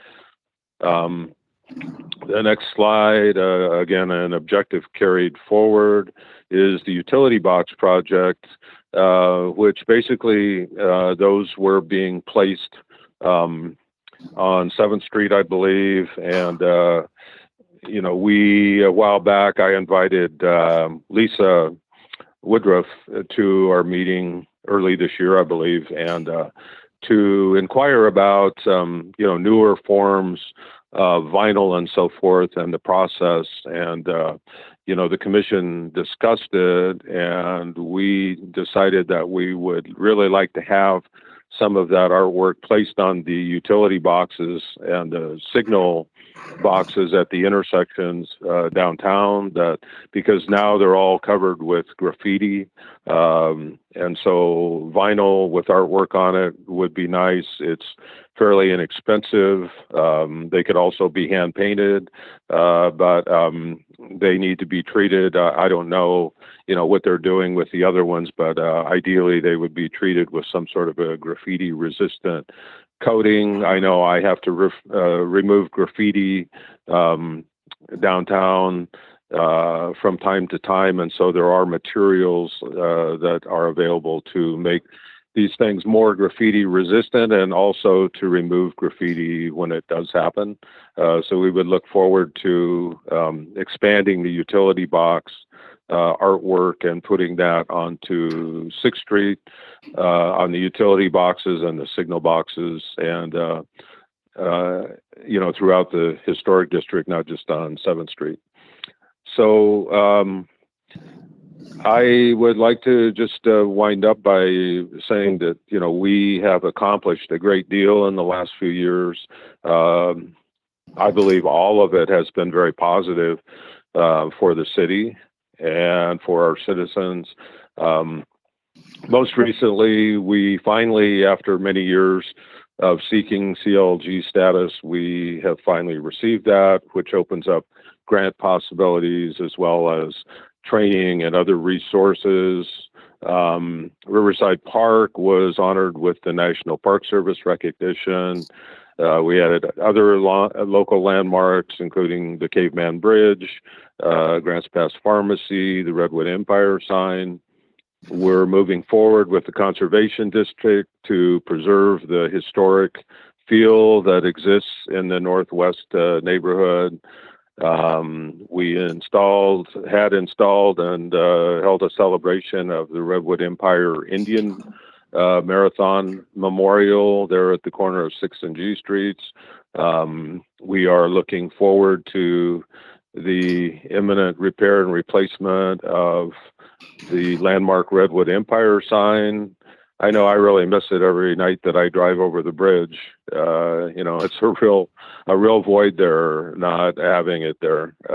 So we're looking forward to seeing that come back, hopefully with a little protection in front of it.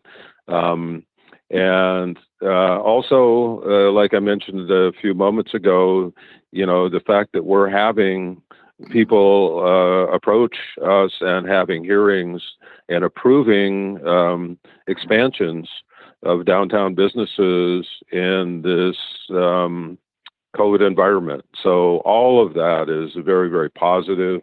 And I have to say, that without the volunteer work of the commission, but we couldn't do it without the support of the council, mayor, and staff.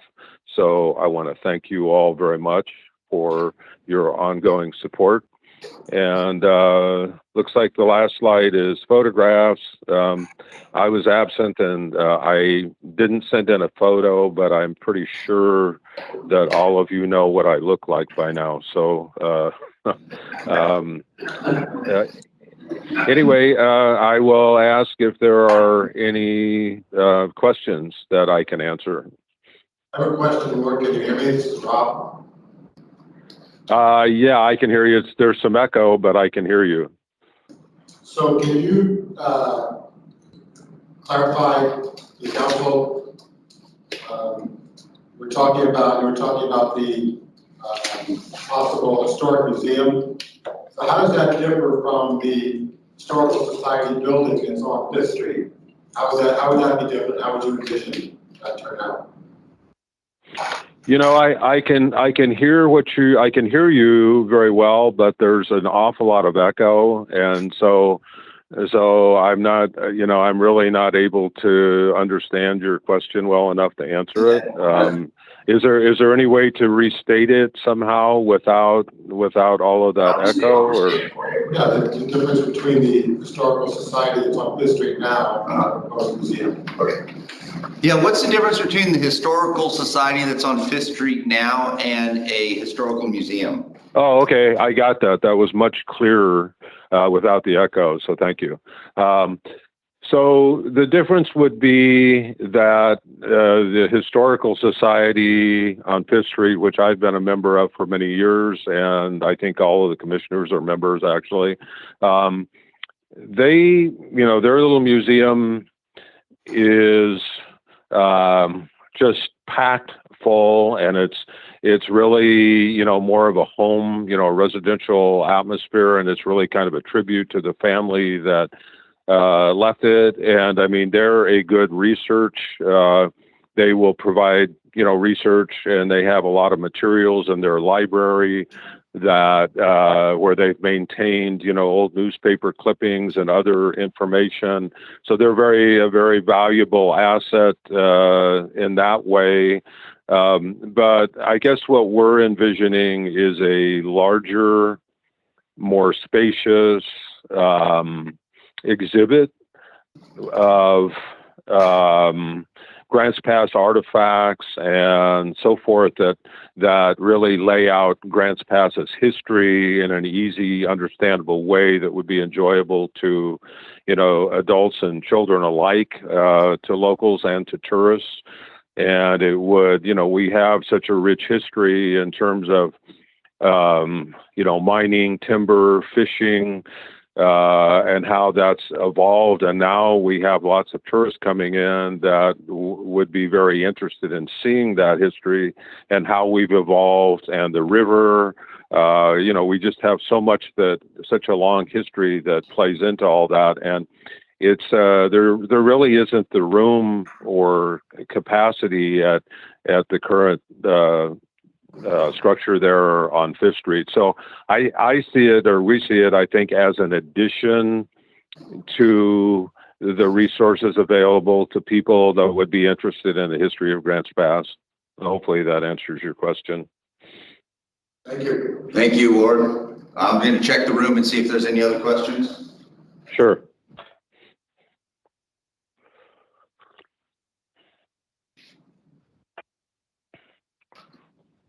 All right, Ward, we don't see any other questions.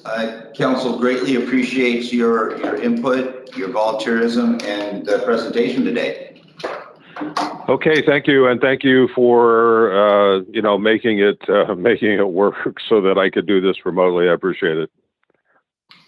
Lord, Miss Joel, just a good job today, and thank you very much for what you do. It's obvious that you care a lot about Grants Pass. Thank you. I appreciate that. And I appreciate the support and efforts of all of you as well. So thank you very much. Adios. Thank you.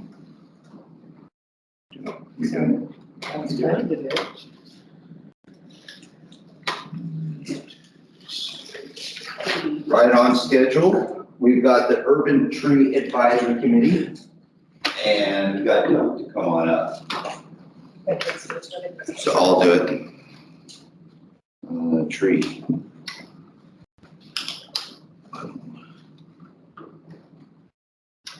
Just go ahead and start you off. Slide that way to go forward and then the other way to go backwards. Yeah. Good afternoon, everybody. My name is Doug Tripp. I am the chairperson on the Urban Tree Advisory Committee, and I'm going to be presenting our strategic goals for 2022 and 23. The purpose of the Urban Tree Advisory Committee is to review, develop, and implement programs and activities which promote, protect, and enhance the urban forest as a part of Tree City USA program. I'm sure that the council is familiar with the Tree City USA program that we, as a committee, spend a lot of time and effort trying to meet some of those goals to continue to enhance our acknowledgements from the Tree City USA and Arbor Day Foundation. So that's what the Tree City USA program is. These are the members on the Urban Tree Advisory Committee. Myself, Doug Tripp, I'm the chairperson, and David Renton, we have as the vice chair, Michael Holzinger, Nicole Kiefer, James Love, who has been on the committee for quite some time, as well as Dan McBurdy, Chris Rudd, who is a forester, and Barbara, who is a member of the committee and the community. So one of our goals for 2022 and 23 in maintaining and operating and expand our infrastructure to meet community needs is to develop an urban forest management plan, which would be a detailed multi-year, which would include 5 to 10 years scope of work with budget targets for planting, care, and removal of trees on public property based on data from a public tree inventory and canopy analysis. So there's a lot that goes into this goal, obviously. One major part of it would be allocating a budget for taking care of, in a more proactive way, of some of our trees, removing hazardous trees or trees that need to be removed for a number of conflict reasons, and also planting, which is something that, from my understanding, we don't have a budget for at this time. So really meeting this goal would kind of enable us to address a lot of needs in just preserving our canopy around the city. Also, to maintain, operate, and expand our infrastructure to meet community needs, we would like to support the mitigation of climate change through a new planting program for 100 new street trees. This program will cover the cost of tree procurement, planting, and 3 years of watering for establishment. So this would be allocating a budget for planting, a goal of planting 100 trees, and that would include watering the trees, which is kind of a major part of that, to ensure that these trees not only establish, but establish in a way where they can be long living trees that provide benefits well after all of us are gone.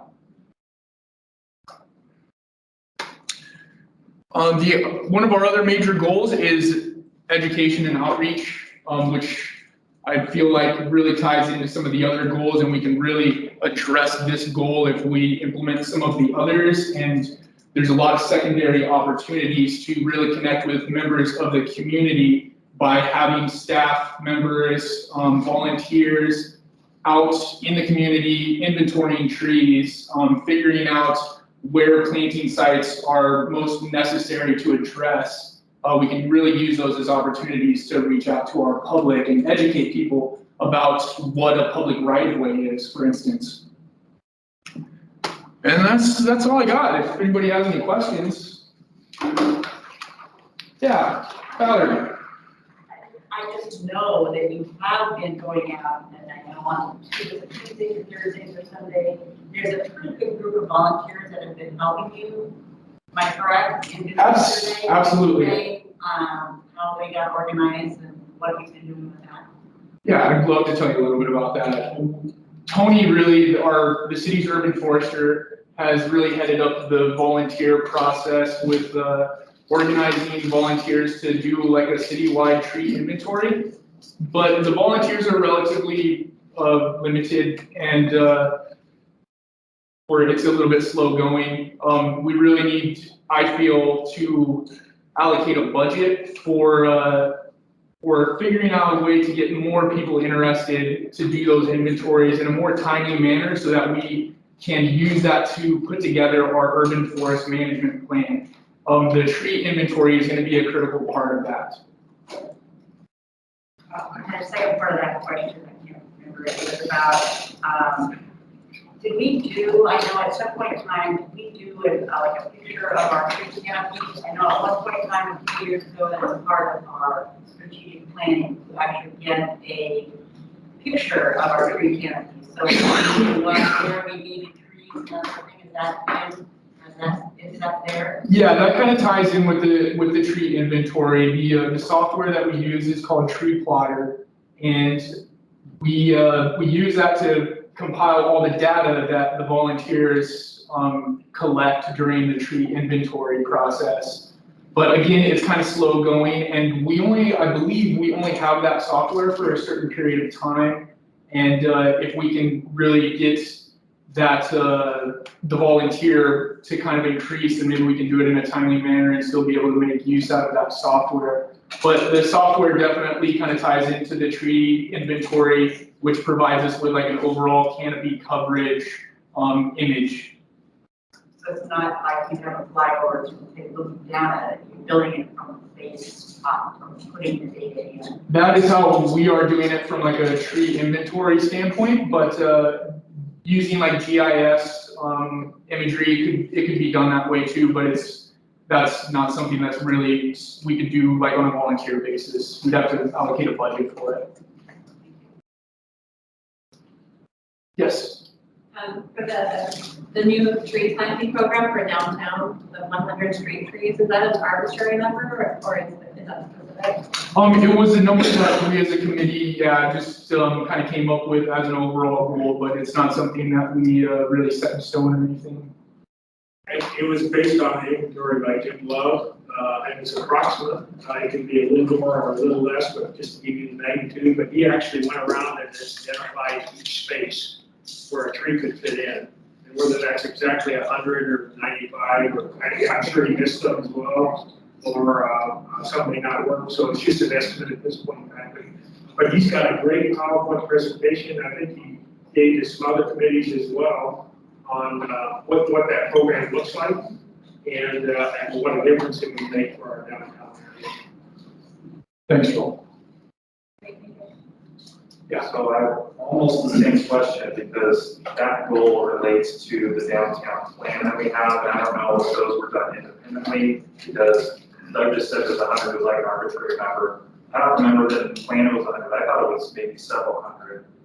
So I don't know if Urban Tree Advisory has seen that plan or if they know that plan even exists, but those two things tie together so closely that it seems like the same goal. Jim presented that plan to the tree committee as well as the other committees. And if I remember correctly, I can't remember exactly, Doug, or Tony, you could correct me because my memory always isn't the best. But we thought we needed to get started, and it was a dollar amount. We wanted to be a little sensitive to that. And that as we move in, there could be a second or third phase to it that would be better. And we could, like Washington Boulevard, we could do the whole thing at once as well. So one more follow-up. I know that this is not a budget conversation, but do we have any idea of how much it costs on average per tree on something like this to roll out? Like really rough, just kind of ballpark.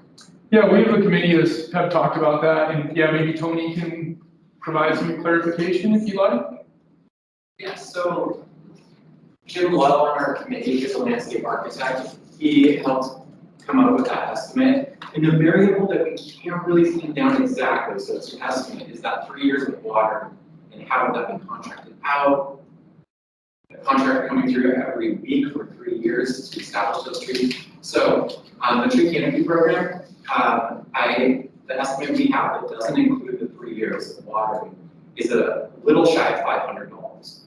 And then added the 3 years of watering, I believe Jim came to an amount around $800 or so.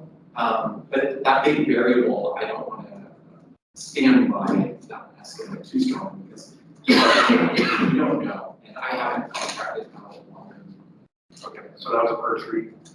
Okay, thank you. Yeah, just to add to what Tony said, I mean, the variables with the watering for establishment is pretty large. It just depends on how we go about it. If we use staff time, or seasonal employees, or if we contract it out, that's probably the more expensive route. So any other questions? There's probably also an opportunity for maybe some volunteer help in that too, because I think that there are people in the community that would be interested in doing that kind of volunteer work, so. Yeah, definitely. I think the community outreach can tie into that. We really need a budget for it though. Yep. We don't really have anybody to really go out there and try to pile up volunteers. Right. And adjacent landowners as well. Great, well, thanks everybody. Thank you.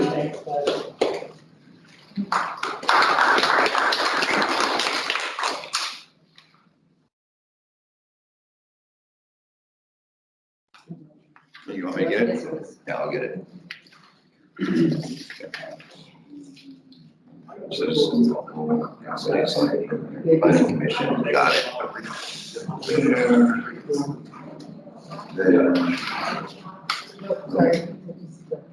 No, oh, it's, this Adam thing is in my way.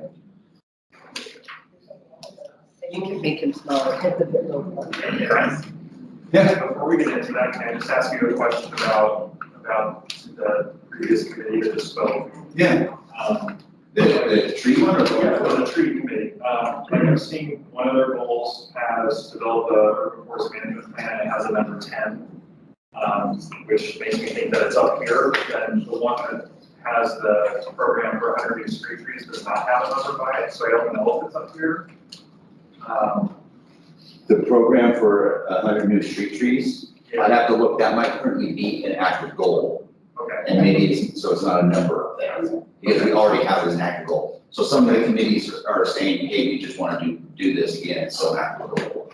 Okay, so if it doesn't have a number, it's something that's already in the plan. Correct. Yes. That's correct. Yeah. Okay, so next we've got Eric from the Urban Area Planning Commission.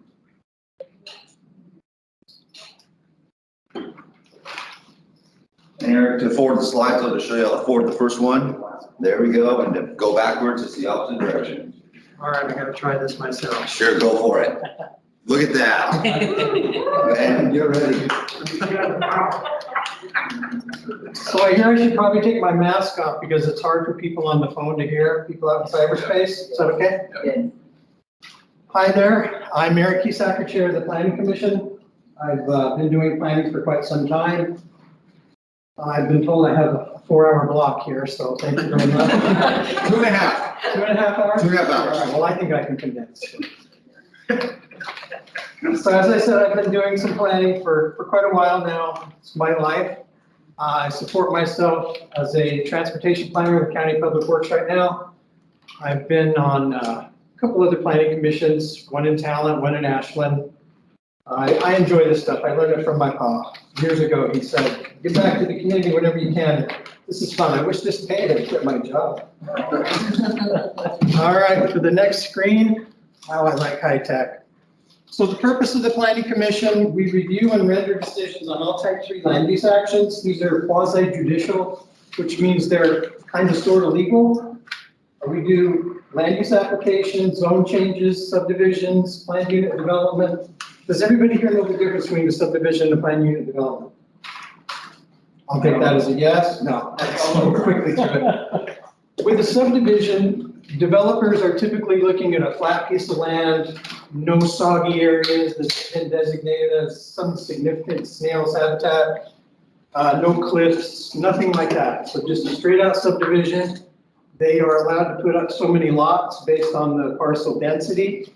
In the planned unit development, there's typically something challenging about the parcel. Maybe there is a soggy area that's been designated a wetland. So they can't build as many, let's say it's a single family unit development, they can't build as many homes as they otherwise would in a regular subdivision.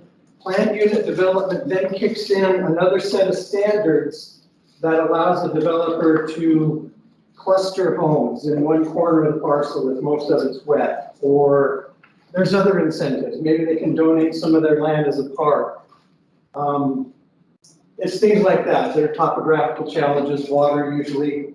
We also review and recommend to City Council action on type 4 land use actions. These are comprehensive plan and development code text amendments, and the duty of the Planning Commission at that point is to review these proposed amendments and forward our suggestion of approval to council or denial, whatever the case may be.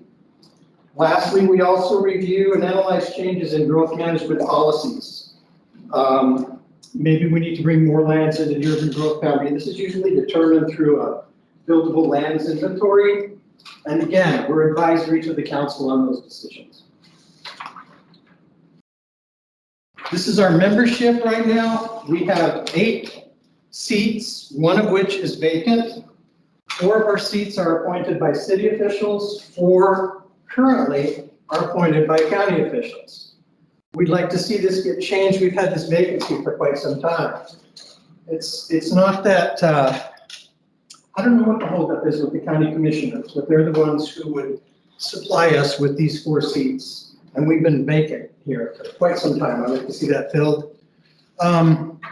Marie Arthur, she's here in the audience. I showed up, saw her, and almost turned around. I thought she was going to do this for me, but she said no.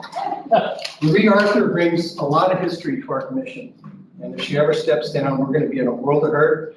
Jennifer Avilas is our environmental justice champion. She also put in time at the warming center over the holidays. She's a great community participant. Ward Nelson. This guy's new to the community. He's got 20+ years of city council and planning commission experience from Bellingham, Washington. Guy's really smart. I like him sitting next to me while I try to run the public hearing. On the county side, Mark Collier's retired military. He's very passionate about the homeless issue in town. Clint Scherf is also a planner. He does private planning. Somehow he lived in Arizona. When he moved up this way, he kept all his clients down there. I don't know how often he flies back and forth, but he does land use consulting for Arizona from here in Grants Pass. This guy has a lot of experience too. He's great. And Susan Tokarz-Kraus, she's a local realtor. She's very good at telling us about the local realty market and keeps us apprised of all that. So getting to our goals that we recommended, we stuck with the same exact goals that we had last year. We saw no point in changing them. One of these goals I'll get to in a minute, you'll see why. The first one that pops up on our screens here is lighting for intersections. So I wore these shoes on purpose today. I got these little reflectors on. I walk at 5:30 in the morning. I wear pants that are white from here down. I have these reflectors. I wear a white shirt. I've got these white sleeves I put on. And it's so people can see me. But as we know, there's a lot of people here in town, don't ask me what, maybe they're CIA agents, I don't know. But they wear all black, head to toe. And they go out at night and they walk in these intersections. They don't wait for cars. They're assuming for some reason that you see them. But a lot of times people don't. So these, like this part of this intersection could use some lighting. That's what we're after with this goal. And I gotta tell you, of all the goals that we're putting forward, this is my least favorite. Not from a safety standpoint, but because I like gate stargazing. And astronomers hate light pollution. This would add to it, but there has to be a way to provide lighting that will just shine right down where it's needed. In fact, I worked in Irvine, California, my first planning job, master plan community, and they had lighting standards. They told you how many luminaires could be coming out of certain light. They had dimensions for light pools. So on my walk this morning, I noticed I was walking by a house and a motion sensor, a light tripped on this house. And I was blinded. And come on, the light should be shining right down in their yard, but it's not, it just goes out. So if we come up with some kind of lighting standards, not only for safety, but for light pollution as well, that would be great. Here's our other goals. I'm gonna read this first one. It took us a while to come up with this wording. Incentivize increase in the city's affordable housing inventory by 2030 through expediting permits, through financial motivation, and through development code amendments. So you city councilors, I'm sure that you know the number, I don't, of some emergency housing order that came down from the legislature. I know we at the county are operating under that. Here at the city, we have this big emergency with housing. The vacancy rate is virtually zero. Housing costs are shooting through the roof. Builders, and who would blame them, their profit margin is easily made in single-family homes on big lots, not on multifamilies, not on smaller lots. So we can't blame the developers for this housing crisis. There's so many factors that contributed to it. And this is our way of trying to help that out. So we're hoping, as it says, through 2030, keep it rolling. We like to promote mixed-use zoning. This is one of my favorites. My mom, when she was growing up, her dad owned 3 grocery stores. They lived above one of them, and the grocery store was at the bottom. Grandpa's commute was down the stairs. No pollution, all the gas being used up. So we like the mixed-use approach. These different housing types, you can see them right here. Here's typical single-family home development, multifamily homes here, transitional housing, and here's the mixed use that I like so much.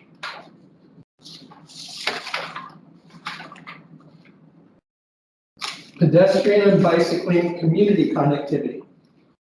To work in concert with the Bike and Walkways Committee to come up with more bikeway connections, not just on the streets.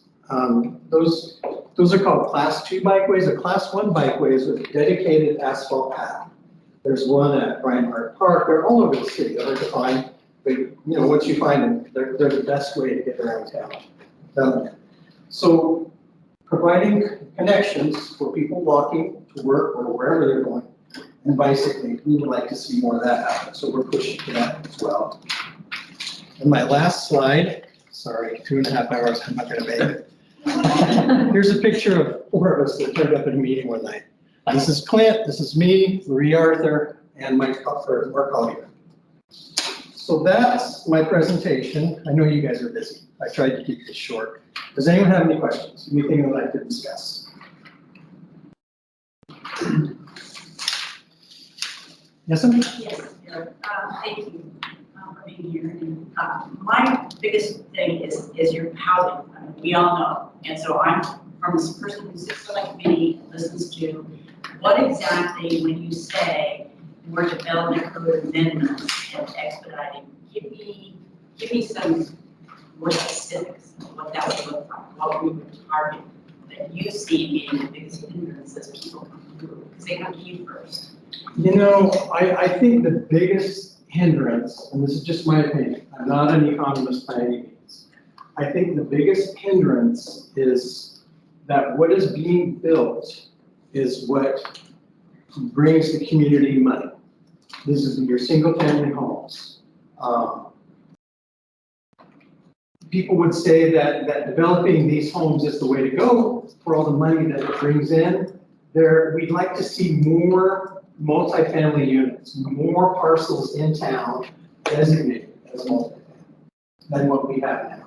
And in terms of code amendments, how can we expedite these applications instead of taking the full 180 days that it takes to get some of these subdivisions approved? Let's fast track the apartments. There's a HUD development over off of, I want to say Harback and Allen Creek. Grandview. Thank you, Grandview.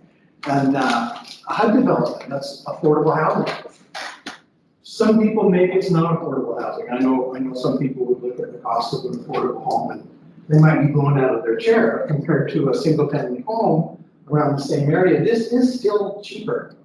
And we just want to get the housing stock up, supply and demand. The more supply that we can give, the better off the community will be. Rent burden, isn't that where people pay more than 50% of their income? We need to bring that down. Does that answer your question? Well, I guess so. I guess I was trying to think of, specifically what could we do? I do know we have been working on fast tracking a little bit over the years. So we've talked about it since I was here a long time, and making things move faster. And I talked to some people in development, and they're happy with how the city has done a lot of that fast tracking. I do know we're doing an e-permitting. Do you think that will make a difference when we do e-permitting? Is that for multifamily, or is it just for, my question to you is what specifically can we do to make that fast track?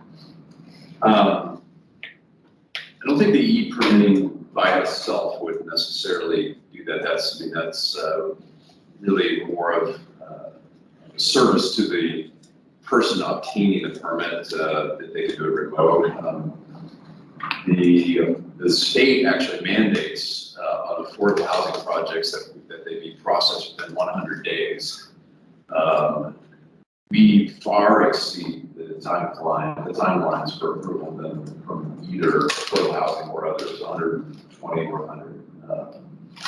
So I think it's probably, honestly, we want to look at it from a comparison. This is somewhat selfish, being someone new, because my understanding in talking to others is that from an expediting standpoint, we don't have a lot of room to go because we're already kind of at that point where it's we're using all the resources we have to get them in as fast as we can. We do have a program where you can kind of run a simultaneous, the engineering review, the building review. That does help, but we charge a little bit extra for that. So I think an analysis would be good to kind of look at us, because we're, like I said, we're compared to other Southern Oregon community pretty fast. Yeah, I was gonna say, that's been my experience, is that we have worked hard to bring it under where we were in the beginning. So I was just wondering what other things we could do. I gave my suggestion to you about the Mylar, and that's one thing I've just heard from many subdivision people, is that trying to chase everything down at the very end of the project so they can get their occupancy is kind of difficult sometimes. That's the only thing that I heard is expediting. Right. So I guess that's my question, is I just want to give me specifics so we can get in there, because I think we're all trying to get it faster, get it, bring it in, let's do it. Okay. All right, we'll have something else to say about incentivizing. I know that we talked about this at one of our recent meetings. We're going to be coming up with a set of minimum density standards. My first planning job out of college in California, they would have a parcel of land that would be zoned no more than 10 homes per acre. But on the other side, they said you have to have at least 8 homes per acre on this as well, because what they were finding, because of the economy and the way money is driven, a developer would buy a parcel of land designated through density standards as multifamily.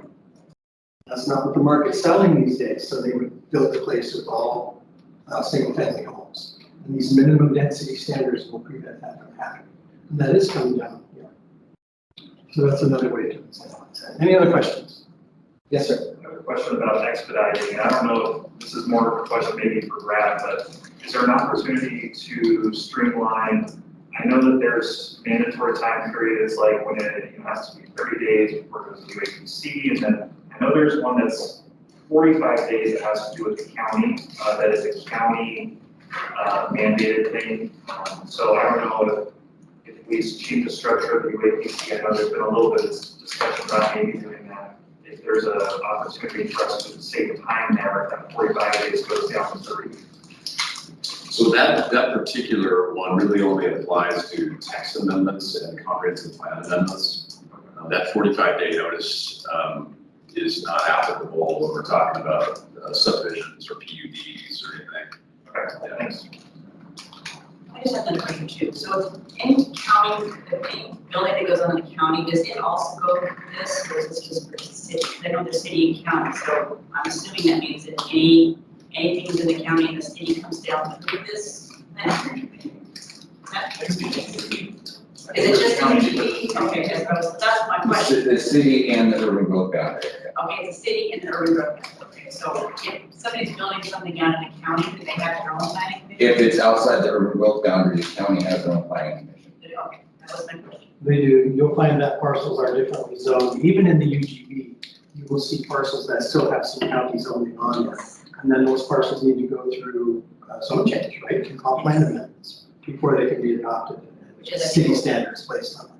Which is what I think we're kind of trying to push through for Allen Creek by having it go through the TF, getting a TFA on it, which is a transportation study needs to happen first.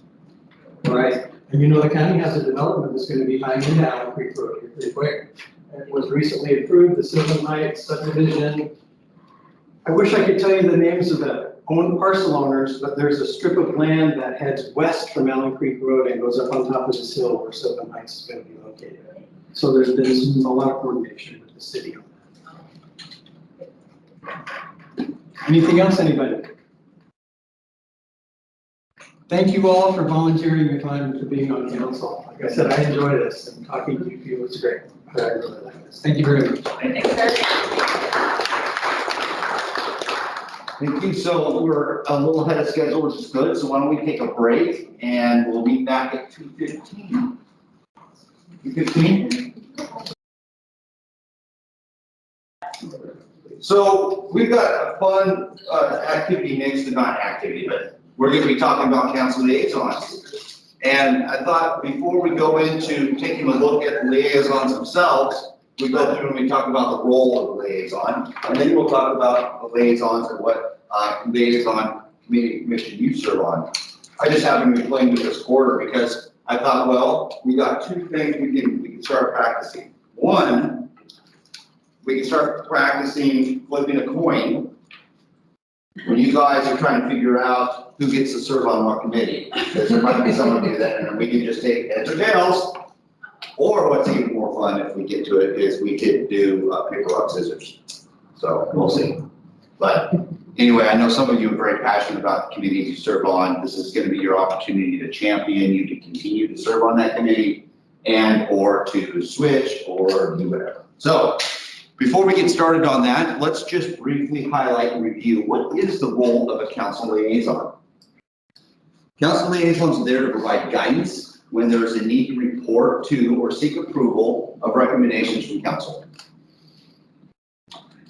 You enable early identification of problems or concerns raised in these groups and support effective decisions and actions to resolve issues raised. They start talking about something that you know another committee or commission is talking about, or that you know that's on your agenda that you're addressing because it's a policy issue that you wanted to take the lead on. You mention it so they make sure that they're keeping on task and spending their time appropriately. You enable early identification of developments or opportunities where council involvement and action would advance success. If they're struggling, if they're taking on something that you see as, whoa, this is a bigger picture item. It addresses this, this, and this. This should probably be discussed first at council. You let them know those kind of things. So you're that information synapses there, you're that connection. You're there to communicate with the commission and committee when council communication is needed and to serve as the primary two-way communication channel between council and the commissions and committees. We've also strengthened that where any motions that come from the advisory committees all go to council now. And that was a newer item, maybe added a year or two ago or something like that. So any motions you get reviewed at a council business meeting. You also serve as the primary informational council contact for the commission and committee.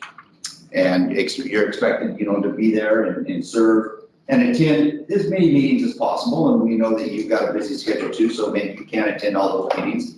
Those times that you can attend the meeting, it'd be good to reach out to the chairs or to the staff liaison and say, hey, what happened to the meeting? And we can give you an update on that. Helps resolve questions the commissioner committee may have about the role of council, municipal government, and the commissioner committee, shared responsibility with staff and liaison. The staff liaison is there also to support you and to support this information exchange if they have those type of questions.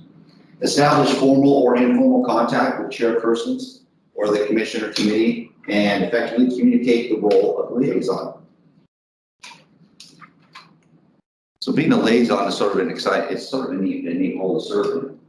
You make sure that the intent of the advisory committee or commission is not lost after a decision or recommendation, and that is conveyed to the council in a timely manner. And we may even strengthen that because before that, when this was written, we actually didn't have the motions going to council, but now we have that new policy that we're following. You relay council's positions to the commissioner committee and communicate to the commissioner committee that the liaison's role is not to direct their activities or the work. So you're there as a support. You're not there to serve as an ex officio member. So if there's a question about the difference, let me know and we can talk about that. You're there as a support role, not as an ex officio member. You serve as council contact rather than an advocate for or ex officio member, which I just mentioned. Identify and help resolve any problems that may exist with respect to the functioning of the commission. And attendance by the council liaison should not affect the normal structure of a commission or committee meeting. So sort of like being just a fly on the wall, you're there. If you see something, you interject, you try to promote the success of that commission or committee. And those are the primary, as it's identified in the council handbook. Those are some of the key points of a council liaison.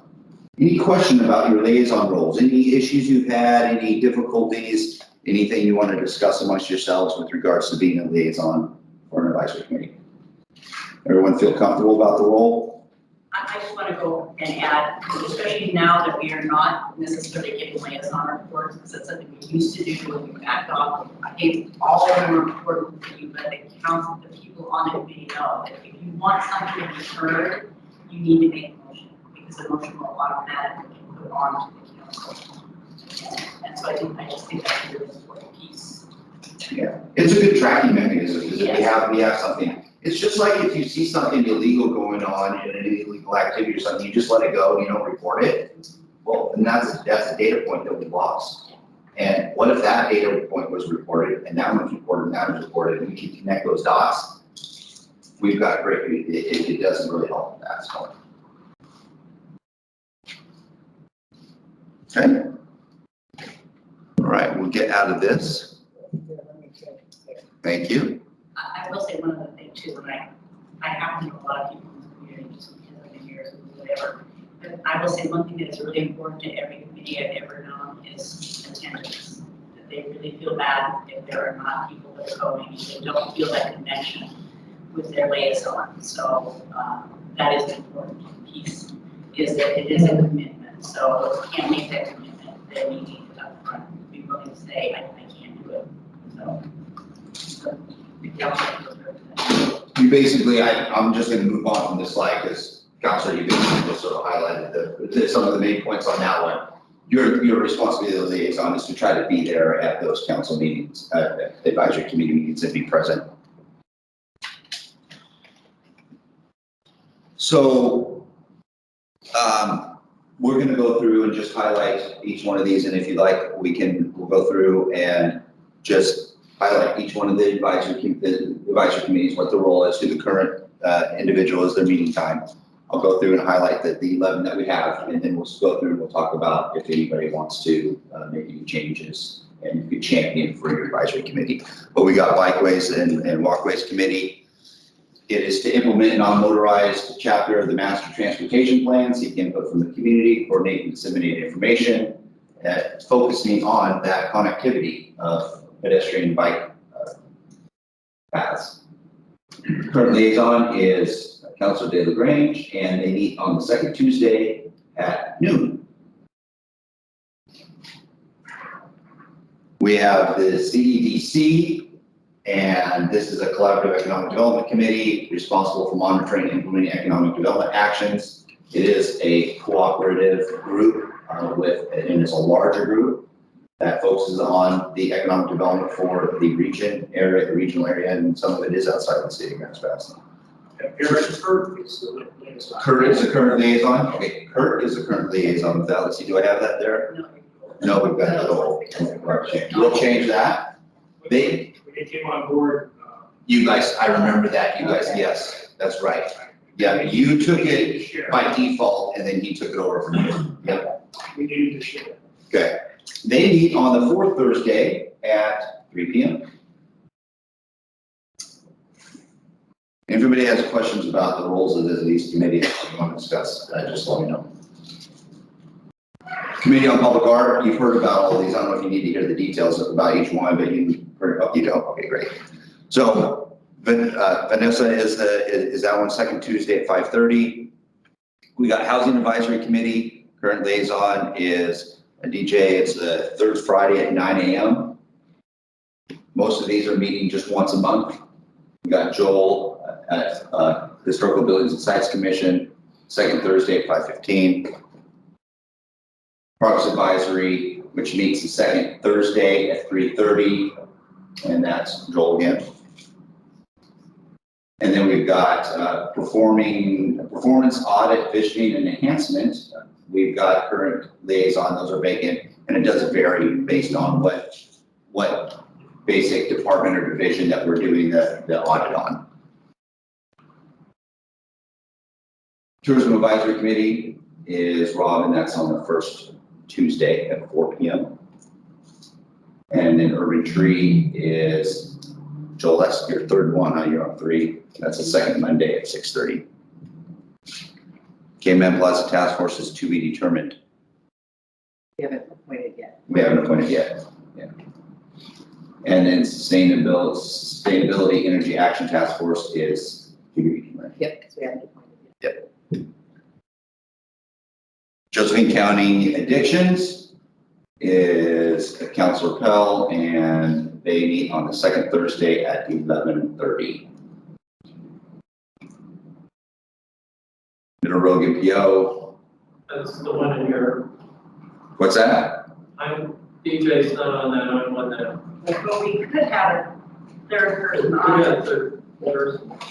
and I know DJ at one point was gonna be the third person who was doing. But really, it's been you serving, right? It's been you and Valerie then? Yeah. Okay, so we'll just make sure we have that down. We can still see you, Karen. You're not. Tuesday, 2:30. Wow, he's trying. Solid Age Agency, we've got Council Riker, and that's the third Tuesday at 3 p.m. We've got a lot of them. So ready, the mayor, second Tuesday at 3. Location varies. Been online all year. Okay. Again, the mayor for lipstick, and that is, I think, a requirement of the agency. It's not one that we can switch out. So that's a seat that the mayor holds. Second Tuesday at 2. All right. Following regional committees are optional for council to attend. These are things that we've discussed. They're not formal. They're not a formal thing. It's just things that you've discussed before in the past that you'd like to have council members maybe attend every once in a while, but nothing formal. We've talked about the school district. We've talked about Josephine County Emergency Management.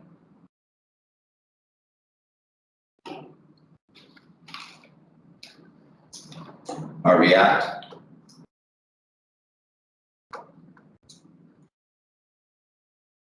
RV Cog.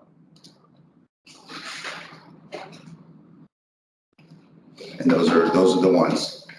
So what we have is we've got 2 pages here representing all the advisory committees and or groups that we've been talking about. And do we want to throw it up in the air and mix it all up, or how do you guys, this is an opportunity for you guys to talk about. Does anybody want to switch? Does anybody want to champion something? I'll start us off. I would be happy to give off RV Cog. It was hard for me to make those meetings, and so if anyone would be willing to take that, I would be happy. Okay. so our recog is open for the taking if someone so desire. Does anybody else want, and we can start there. Does anybody else want to relinquish or have an okay changing something? CEDC. CEDC? I'd be willing to take out CEDC. I might be willing to take out CEDC because I've done work. I work currently on a government board, government affairs board through the, and I would like to have somebody else come in to the government affairs at 8 o'clock time once a month. Because I think that I would need more business people. I mean, I think that I would get too many business things that we need to get out. Another council come on board with that. So I would like to do this, but I would, so I'm willing to do that. What's the government affairs thing you mentioned? That's the Chamber of Commerce meeting at Tap Rock. The first Monday, the second Monday of each month or something, right? It's the first Monday of each month. Yeah. And I think that it's, because it's governor. It's not an official seat for us, it's just, she's just saying it'd be good to have. Yeah. Since it is government affairs. All right, so okay, let me see if there's anybody, is there any other advisory committees that someone would like to, or say, you know, I could give up, or I can relinquish? Rob? Yeah, I'm done with MPEC. Addiction, mental health. Did they even really meet? They called off almost all the meetings Yeah. to start. Yeah. And they started again. But I have to leave. Okay, all right. Any other ones that are people willing to just open up for the taking? I mean, I'm willing to open up Bikeways. I enjoy that committee, but I know last year Rob was interested in having it, so I'm not like, you know, not willing to, you know, die on my sword over it. Okay. Not gonna afford it. Can we afford it? Nope. I would take that. You want to take, okay. Does anyone else want to throw their hat into bikes? No? Okay, bikes is Rob. So CEDC was one. Let's go to CEDC next. Valerie mentioned she wanted CEDC. Does anyone else want CEDC? I was interested before Valerie said it, but if, you know, again, I'm not gonna have my sword over it, so if she wants it, that's fine. Well, and we're going to try to distribute it evenly, so council members will have. Yeah. So, Valerie, you good? You want that one then? I can do it, like I said. Okay. It's always nice sometimes to have somebody back us who you know is interested in it. So I think that's another thing that in the past, we were really funny about backing people up. There used to be a funny thing about it. I never quite understood that myself. But it is nice for them to have something there. Mm-hmm. If you can't be there, it's nice to know something to use. So, COPA, what do you think? You like it? Yeah, I love being liaison for COPA, but if someone else also has an interest, I'd be willing to share goodness. Does anybody want to arm wrestle for COPA? Hey, I know I'm competitive. She's extremely competitive, watching her yesterday. I don't want to mess with her.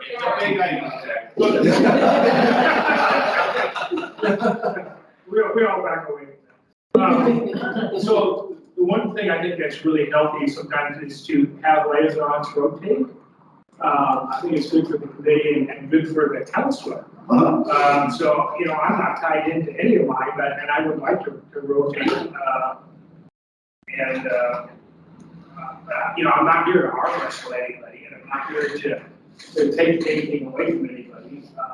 But I think that's a good philosophy. That's why I deferred from Rob last year. I those two committees. Yes. And the one that Rob was on, I agree with him. I said, man, when you got 35 people sitting around the table, I mean, you got about 2 seconds that you can interact with them, and you're not, and it's hard to be effective. Well, the rotation ultimately is council to decide on how much you want to rotate, and that how we can make it happen however you'd like. So There's value in rotating and value in consistency as well. Well, that's true too. That's true too. I was gonna say, I don't have anything on COPA, but, you know, I'm looking to pick up a committee now because I just lost Bikeways, and the ones that was interested in was CEDC, which Valerie took, and then HAC, housing, or tourism. So, I don't know if Rob would be willing to swap Bikeways for tourism, or DJ's willing to give up housing, but if I could get one of those, I would be happy. Either one of you two willing to give up one of those? Well, realistically, because I still work full time, it is hard for me actually to make these. It is hard. Tourism, while I enjoyed it, at the time I took it, or at the time kind of Valley gave it up, it wasn't even clear if they were even going to be a thing anymore. It wasn't. And so my attitude going into it was like, are we even going anywhere? It's nice to hear that they basically recommitted to the fact that they're important, they want to do stuff, all that, which kind of makes it interesting again. Ideally, I would rather just, I know that the people are doing way more. I would rather just do Bikeways, I would rather, I guess, I've got to do one committee, and Bikeways would be my first choice. I had to do two, I would take tourism, but I again, because they've now recommitted to the fact that they're actually real and they want to do stuff. So that makes it interesting. If I give it up, sure, I won't take it. It's fair for me to say that housing advisory is the only committee that we have that I would be openly passionate about maintaining my liaison to. We have a great working relationship with that committee. I'm into it. Okay, so I hear that there could be an exchange. You guys just swap one. That would make it really easy then. Yep. All right. Do that.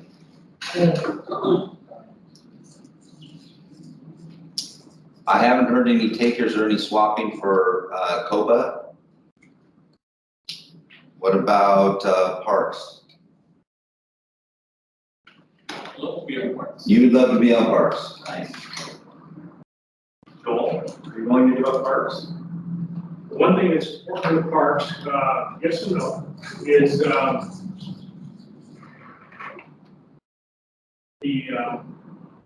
don't know how would you say that, right? In a way that communicates it, the effectiveness of the committee. They're kind of in a transition. Yes. And so there's no chairman. The vice chairman is retiring. There's 4 members left, maybe 5 at the count. And the one thing that's important, or that could make a difference in parks, is getting a nonprofit association, much like the national parks have, for funding and for volunteer coordination. So like a Friends of the Park program? Yeah, like a citizen, or like a Grants Pass Friends of the Park program. And I've been working with one of the members to, it's going to take a little bit of work. And that continuity with that, like Sarah talked about, is important. Can it be done by switching, sure. That's my only reservation. You don't want to give it up, just say you don't want to give it up. Yeah. If it was my wife, she would say, give it up. But I don't think at this point in time, but next year, I'm going to give it up. And if we don't have that association in place by next year, you hold me accountable. And maybe I'm misinterpreting the Athens thing, but the vertical thing, hold me accountable for that. You think something's gonna get done in a year? I'm impressed, Joel. Yeah, I know. I understand that. Yeah, I work for the federal government, I'm here now. Okay, so we'll pause on that one then, and maybe it'll just stay the way it is, but how about HBSC? Anybody want to champion that? Actually, I love that one. And I know there's a lot of people that don't.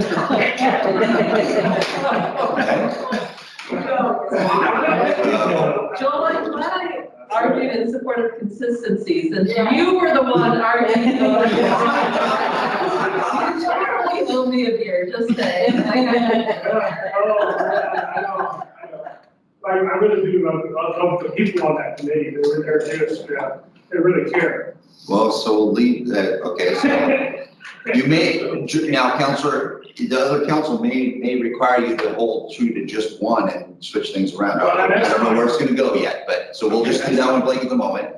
Moving down, we sort of made a switch here with HASC, DJSA, he would really like to have that one. He's really passionate. So. Passionate, is anyone else really passionate about HAC? Yeah.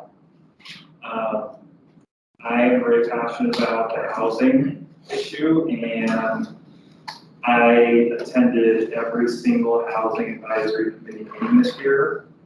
And I think DJ's been liaison for at least 2 years, maybe longer, I'm not sure. 3 years. So I personally, I'm not saying it necessarily has to be me, but I would like to see a new liaison for HAC. And I think that I would do a good job. As I've been attending the meetings, and I'm all up to speed anyway. Okay. So we got 2 interested in HAC. Bar wrestle? Huh? I'm thinking, no, I'm not gonna die on this hill, it's fine. If you're passionate about it, I have no problems with it. Okay. Sure. Thank you. And then it looks like we've got a switch at TAC from Rob to Brian. Is that correct? Yes. Any objections to that one? And then we got tree committee, Joel. This is Joel's third one supposedly right now. Is anyone passionate about trees? I hope everybody is. I'm not passionate about it, but a good friend of mine is vice chair, so I will be involved with that too. Great. Okay. Sign them up. I like those people too, but you know. They're doing a lot of good. Well, I'm not trying to pick off everything you got. Well, I don't know if trust me, but they've done a lot of good there. I mean, there's trees, and Ocean Boulevard, We haven't created yet. So, did we, in the resolution say we're Aren't you the Cape Bench Plaza guy, Joel? So we've got Caveman Plaza next, and then we've got the Sustainability and energy. the Sustainability Task Force. So any champions for Caveman Plaza? I would like to do that, but I'm not the only capable person here. Who else interested in Caveman Plaza? Anybody else? Yeah. We kind of already assumed that Joel was doing that. Yeah, we did. I think it'll be a good representative. I think. Well, could I ask for advice from that Rob and DJ would assist me? Yeah. I would tell you, I was going to come We're not questioning your capability. Yeah. I'm not worried about my capability, I just. Feel free to reach out to any of us, I think it's. Yeah. So Caveman is going to Joel, is that what I'm hearing? Okay. What about sustainability? Oh, I got a hand. Anybody else interested for sustainability? I didn't see the. That was Vanessa. Vanessa, sounds like it's yours. I've got a task force working on ours. All right, so. We got a back page on too, right? Yeah, let's come to speak first. Well, but it might be, if other people move a lot over here, trying to see how many people move. Let's talk about it, we can change it. Okay, so we still have 2 that are unresolved in the front we'll get to. Over here, we've got OMPOC. Somebody want it? That's right up Joel's alley. I mean, really, like, that's tailor-made for Joel. You know, the problem with it, the committee's not effective. That's the problem. That's the thing. We gotta bring you in, so we gotta. Is it a requirement? Why are we doing it then? It's not a requirement of us to be on there. Well, I think it was, at the time, I think the commissioners requested, okay, so put Curtis on parks and put me on this committee, I'll see if I can have him be effective. It used to be Board of Health, and it was, I was liaison to it, it was just absolutely non-efficient workplace. And I mean, so, you know, similar to what you're experiencing. You know, but, you know, we are talking about initiatives towards things in mental health, regarding homelessness in our community, and, you know, I expect some of the momentum that you've already established just might gain some traction, so. Well, there should be a lot of public money coming down. There should be a lot of money coming down that is not coming But I think it's important we do have somebody, so Joel, I think you were just, The other thing is, and Rob ran into it, like, when you get 20 people at a 2-hour meeting, that's 120 minutes. If everybody gets 6 minutes and it's constant talk, and about half of it's not constant talk, so you can talk for 3 minutes and it's a 2-hour meeting, and will anybody hear what you say? Probably not. well, that's been brought up. That's the problem with having such a big meeting. Yeah. So I mean, I applaud Rod for his patience. You dumped it on me.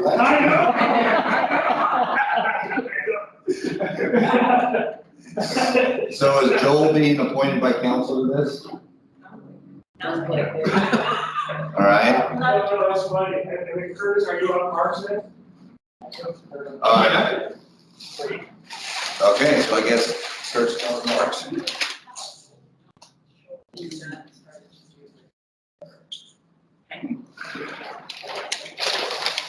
So we got Middle Road MPO. And I actually just try to recruit, because I think we have a third position on there, and it's not being filled. And I think the more we have, the merrier. And in transportation right now, there will be money coming down from the infrastructure, and I think it's really important that we have a loud voice. And his interest in the bikeways and the walkways, his background in that, I think would be a good mix. Who's that? MRNPO. Who? Oh, Brian. Sorry. Oh, okay, I was. Brian, right. So I just think that would be a good place for Brian to be along with Rick and I. Okay. Unless anybody's just dying to be on that, I can't imagine him being.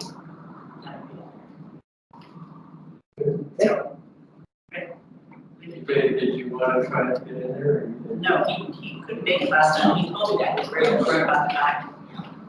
I would think somebody with a background in the. So isn't there? Can I ask a question? So Brian will be the alternate? Well, I don't know. I think we're only allowed the two. Yeah. members on the policy committee. Yeah, I think it's two. Yeah, so Brian could be an alternate, I could be a second alternate. I just want to clarify that, because we have to send them formal notice, they require that. Well, I think it's important that we have somebody from the city there. I mean, that's all staff. Yeah. So. You want to just leave it the way it is? Yeah, then? leave it the way it is. I didn't realize. Leave it the way it is. I didn't think it was the alternate. I thought it was Yeah. a third position. Okay. There's only those two, those great. Oh, okay. Solid waste. That's currently Rick. Does anybody want, Rick, do you want to keep it? Do you want anybody want to challenge Rick for it? I'll keep it, but if somebody wants to challenge me for it, it's a big garbage. That's committee, yeah. Sounds like Rick's got it. So ready. I think that's open for, that's not. It's this one. Yeah, that's not, yeah, lipstick is, it has to be the mayor. So ready. What about so ready? Mayor, what do you think? If somebody else wants it, they can have it. I don't mind going. I can only make it about half the time. And some of these things don't necessarily have to be filled by council also. It's like the city manager could fill some of those roles also, or staff. It's not, so you want to do one less or something, I could always pay that something. I'd be interested in something. You're welcome to take it. I'm working, so. Looks like her. All right. Okay, Kurt, it's yours. And lipstick is a mayor duty, so and I think the bylaw states mayor in there. District 7, this is more of it, I think, and we don't have anything on the books, but this is just sort of an appointee, you go every once in a while. We've got Brian for some reason on District 7. And is that the way we want to keep it? Yeah, I listen. I mean, I'm often on there listening because I like what's going on, and I'm very good at Okay, so then we've got, Just emergency management. emergency management. How do you like emergency management? You want to keep it? You want to let it go? Necessary. Anybody want to challenge for emergency management? Nope, no, Not here?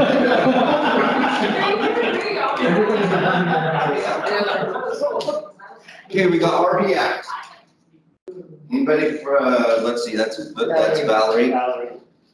Oh, wait, what? RV Act. Yeah, I feel comfortable there. It's just one of those things, it's one of the things that they meet, so they meet maybe once a quarter. Yeah. Or whatever, and I think the consistency is important there. And I've done a lot with ODOT, that's why Yeah. I said. Anybody have any objections? Sounds like Valerie would really like to keep that one. Any objections? Nope. RV Cog. Not right. Not Brian. I did my time, did my time. And I said I would be willing to do that, because RV Cog, MRMPO, stipends through. Well, they're cousins. Yeah, they're cousins, so I don't have a problem being more involved with that, because that's also where Scott Chancey and a lot of those people are, and I kind of have my fingers in the pot. I'm convinced. Anybody else need more convincing or would like to convince otherwise? No? Okay. So let's go back to the front page. I think we've got one position to fill. HPSC, HBSC, and he likes it. and he wants it. Anybody else want to go after Joel for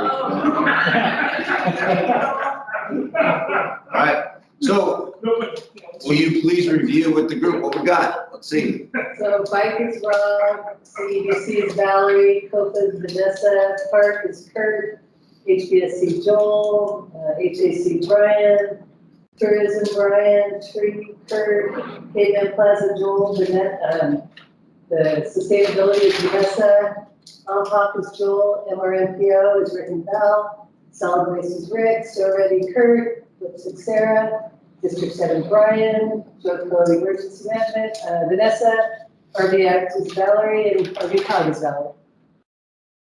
You're the winner? Chicken dinner? All right. Woo! Permanent marker, it's done. Yep.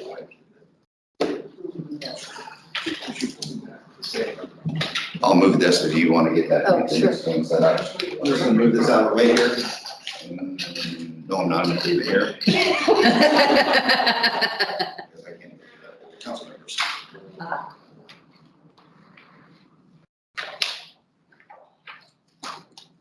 Where citizen objective training? Huh? Okay, so just briefly go over the comments that we received from the community forums and or things that either we got calls on or emails from. This is in your packet here also. And they will all correspond to the numbers that are up on the board here. Under enhanced community safety, support mental health and addiction services. As you see, there's a C and a P there, so that means council and the public did provide some form of comment. And in some of these, what we did is maybe the public said it one way and council said the other. We tried to sort of merge the language so it represented the spirit of what it was. But support mental health and addiction services. Enhanced community safety, number 11, which is cleanup city parks and homeless camps. We have litter code enforcement, bolster community response team to address homelessness and increase law enforcement, and have kids be able to play in GP. Any comments on those items? Any additional clarification on what they mean? Counselor? Could 13 and 14 be combined? In essence, 14 is a byproduct of 13. It really is. 14 was there, we put it there just because that's what the public said. We wanted it, and we told them that this is all going to council, so it's there. Yes, I believe you could scratch 14 and it represents what 13 is. Because the purpose of my comment is I don't want to ignore 14. 14 is very important, but I want to say it's still being addressed with 13. So why don't we scratch the number 14 for have kids being able to play in GP And it's just a little arrow as a support, like a subcategory, just as additional clarifier. Does everybody else feel? You know, lumber not splitter, I put 11 in there too. Yeah. They are somewhat different, I mean, you can separate them out. But I would agree with that 11, very much like the same thing. Yeah, I think, well, I think in terms of dots, which what we're really talking about now. Yeah. I think consolidating some of them kind of help us in terms of. It does, yes. So for instance, what staff's doing is we're coming up with a couple of plans, and like the chief mentioned today, his partnership with bringing in an additional person contracting to help with the services aspect to help our community response team. And we're talking about a couple of things from a park standpoint to keep things cleaner. They're all sort of linked, but but there is a separation between the public safety aspect of it and the parks and the cleanliness aspect of it. So yes, they are together, could be together, or you could technically have them apart.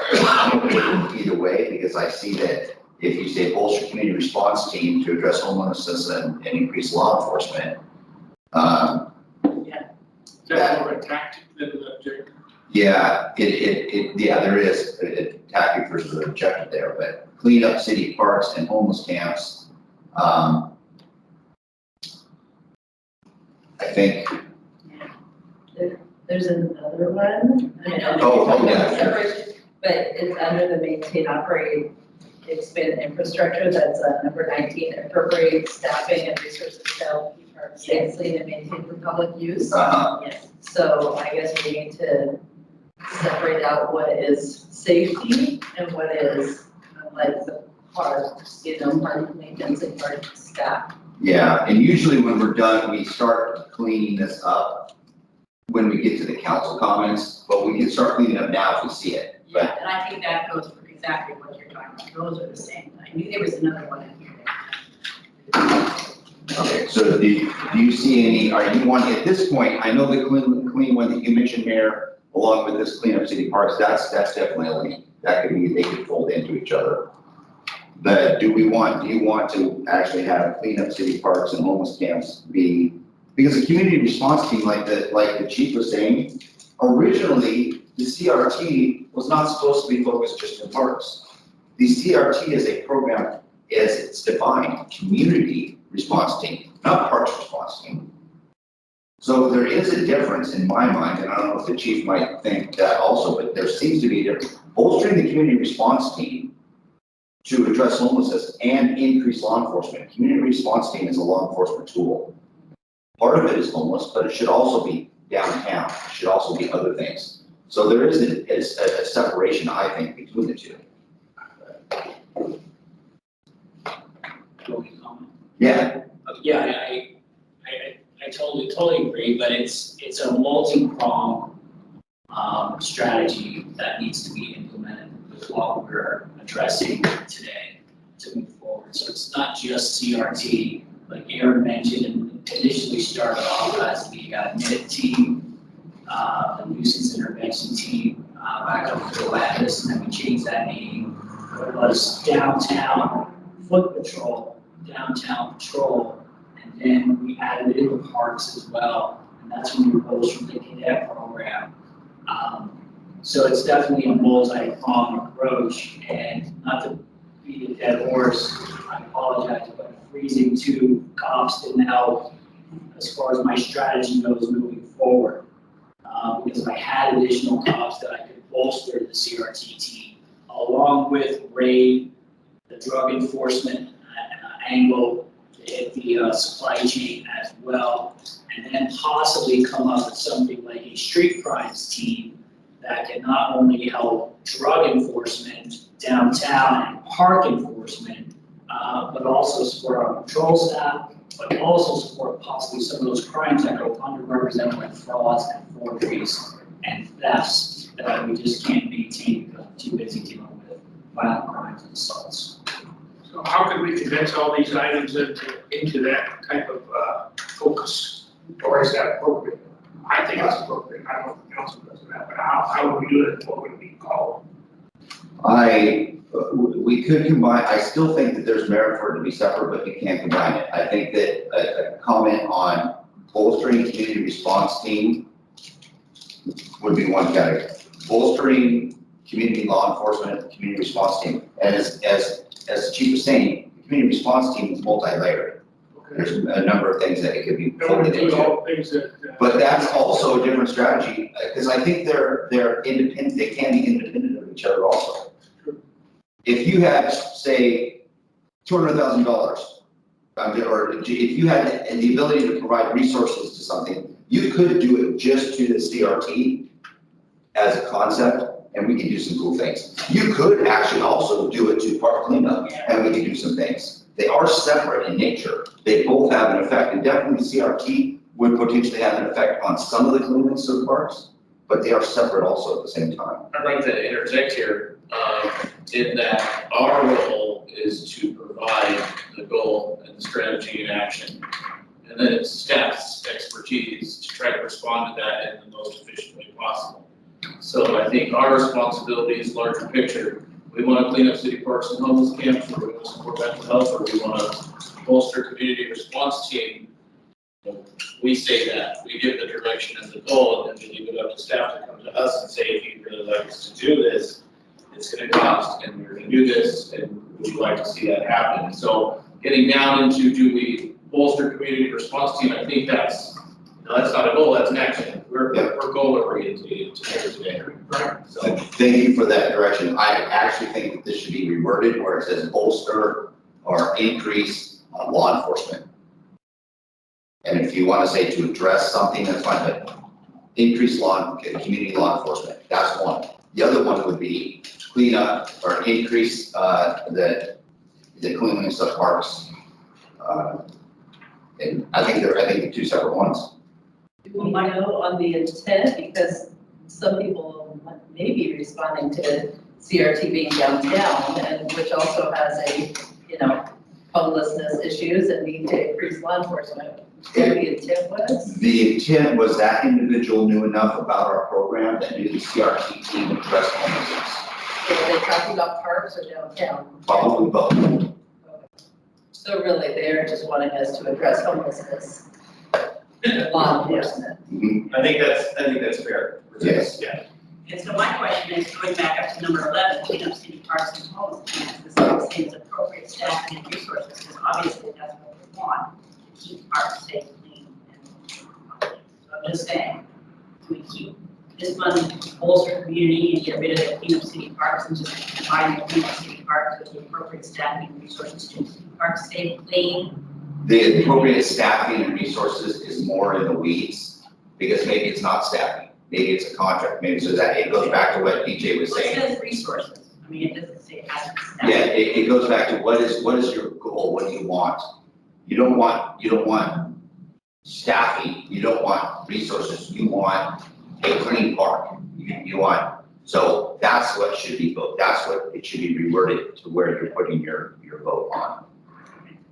We know what it would ultimately end up being and what we'll be presenting to you. It's going to be additional resources and staffing, but that's not what but it could be there's other things. So it needs to be more broad and general in nature, trying to figure out what is your ultimate goal? What is that objective? What's your objective? Your objective is not to get more staffing.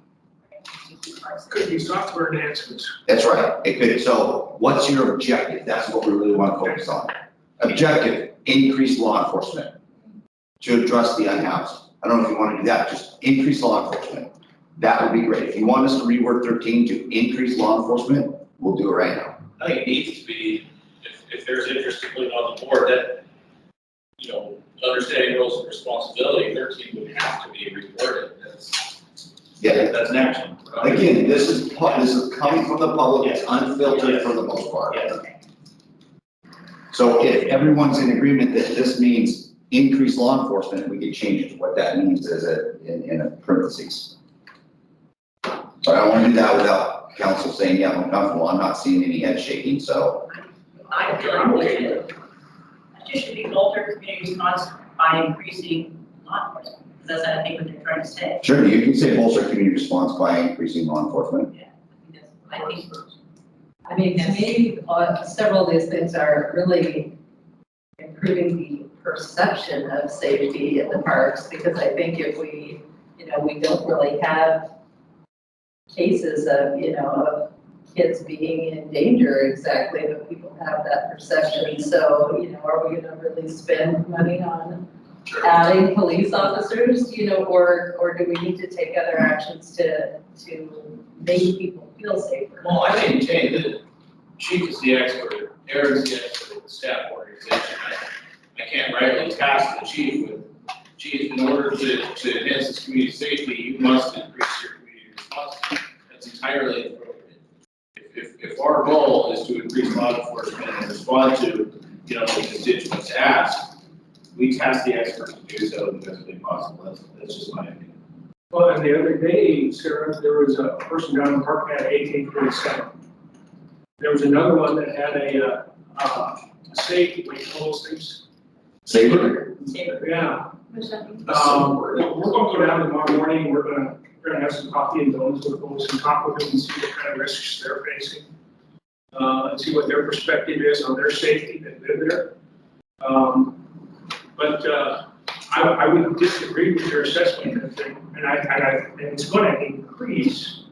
I think not due to the urban campground, or not due to stuff like that, it's gonna increase because of our drug laws and perception across the nation. And the heroin overdoses, the supply of heroin, I mean, that also is a danger to those folks. And that's doubled last year. So I would respectfully disagree with your assessment that it's not gonna get safer, or that it's not safe. And I would guess that it's gonna get even worse without some kind of intersection for everyone, including the homeless.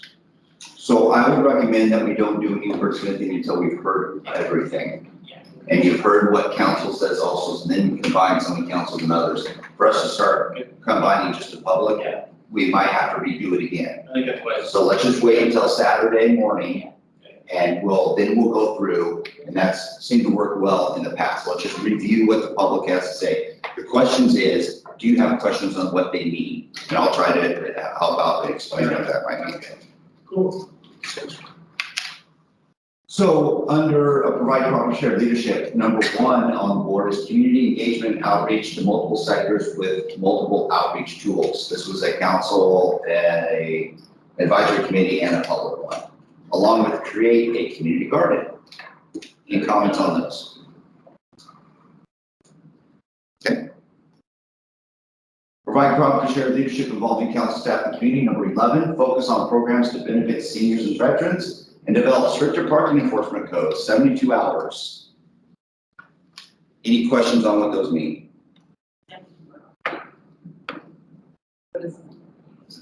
That's maybe for the, people camping on the streets sort of? Yeah, yes, it is. Yes, it is. Okay. I was like, that's a really long time to be downtown. I know. It's 74. It was- Increase it from 3 hours. Like a 2-3 hour limit, I thought. No, Mayor, and that was a good clarifier. That's why, that 72 hours was a clarifier. That was the intent of that public person, was to deal with the mobile homes and stuff, and that's why I put 72 hours there, because they weren't talking about 3-hour parking in downtown. But I did not want to put develop stricter parking enforcement for the unhoused and motorhomes. That was politically the better place to how to put it. Facilitate sustainable manageable growth, explore Allenwood property for moderate density housing, and develop community unhoused action plan. That Allenwood property is a big one. That's where. You guys are gonna be talking about that in the near future. That's where some serious consideration right there. It's on Monday. It's on Monday, yeah, we're already talking about it. So likely that's not one that you're probably gonna wanna be, because it's almost in action, but it's not in action, so it's in front of you.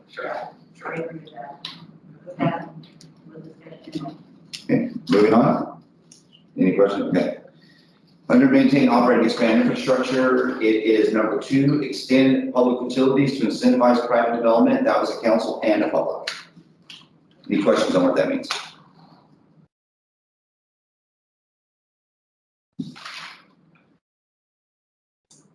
Citizen objectives carried forward. These are items that came up also. Evaluate, ensure financial stability of utility funds. Review the water rate structure, which is complete. Enhance commercial district to create quality shopping and dining experiences. Support continuity of community events, ongoing, complete.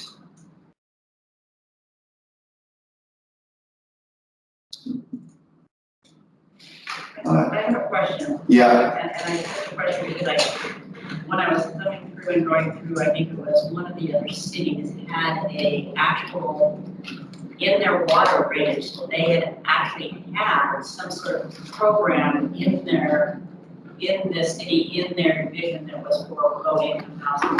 So water was just like a written up thing that was just there. And I was told at one point by Mark that that was something that we could not do.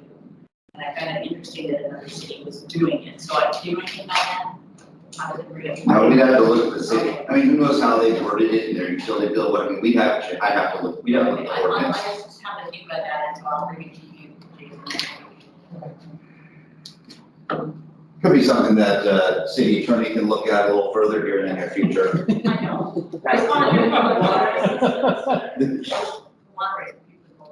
Low income water, not low income housing. No, water Yeah. rate, it's usually based on, yeah, it was actually in their policy. No, well, yeah, we can talk about that. They applied, and they got a specific separate rate. Yes, they got a separate rate because of their income level. It was actually analyzed. And so I was just fascinated by it, and I had. I think we can do that. You just as a policy board, you have to recognize and show and recognize that by having that lower rate, everyone else is subsidizing that lower rate. And that's just it. You go to the public. Yeah, we can talk about it. Okay. Objective carried forward. Explore different ways that legislation will encourage and provide the development of housing for all levels of income and community, including homeless people. Some of the comments that they mentioned that we're already started doing, but it was mentioned in the meeting, was facilitate housing to the unhoused.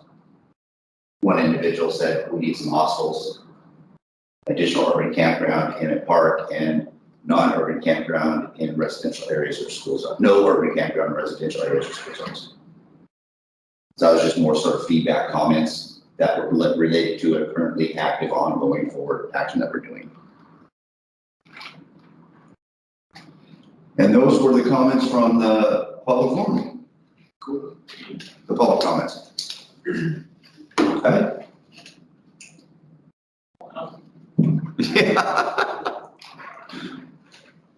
All right, what's next?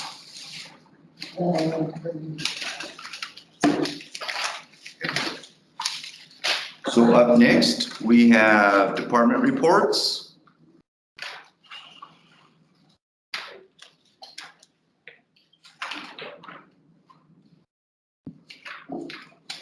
And I'm going to turn it over to Brad, because he's basically the only one that wants moving forward.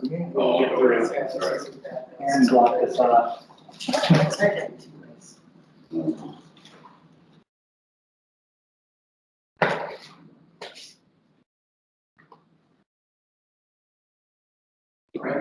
Yeah. So, this is going to be pretty short. I think this is the first time there's only been one. Pretty much, it is. We're a glutton for punishment. Actually, really the main reason that community development has something new on here is an outflow of our staffing challenges and transition related to business advocate and Susan's role and all of that. And I'm not going to tell you anything that you don't already know, but I did, in thinking through this, I just jotted down some of the Welcome Center discussions that have been going on. And, we have a DMO, that's kind of an unknown in terms of how they want to utilize the building. That conversation, there's been some conversation, but they haven't committed right now. Tori's working out of her house. That may or may not change. They may or may not have some ideas about how they, as a DMO, would like to utilize the Welcome Center. So there's that piece. The chamber, we're waiting on a proposal from the Chamber of Commerce for their potential utilization or management of the Welcome Center. Also kind of an unknown. Formerly the police substation, but as I understand it, not really, very, very low utilization as a police substation. That kind of opens up some space there that has been dedicated to that use, but it's not been done. The downtown restrooms, and the question outstanding about how the Welcome Center is or is not going to provide those downtown restrooms. Our parks, we have a new recreation program that is internal now. They don't have a place to call their home for the long term right now. That's kind of an unknown, and Aaron presented that along with Adam several months ago as a potential source of revenue for the Welcome Center using the parks there. And then of course, just the whole question about the architectural design and Jason's team and their work at facilities, about how it works. HBSC has made a recommendation. I guess I don't need to have this on, do I? HBSC made a recommendation about the design on that, which is linked to the use.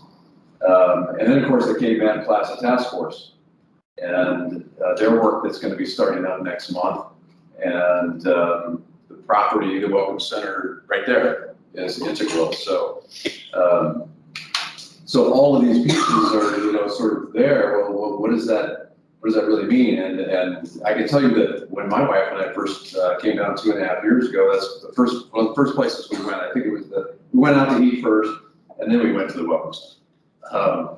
But they hundreds and hundreds of people go through there. I mean, it is an anchor, and I think it has a much greater potential than what it currently has, having been visited so many places. I mean, I think from an entertainment standpoint, tourism standpoint, the Friday nights from a merchant, the whole role of downtown merchants, I think that's kind of been really it hasn't been tapped to its fullest extent about the role that could play with merchant coordination. There's just a lot there. So I guess all that to be said, the purpose of this objective or this goal was to put focused energy. Are we doing that? Yeah, we're kind of doing that, but as a planner, I'm always thinking about, well, how do all the multiple pieces that are happening here come together so that we can put them into a long range service to all of us and to the community.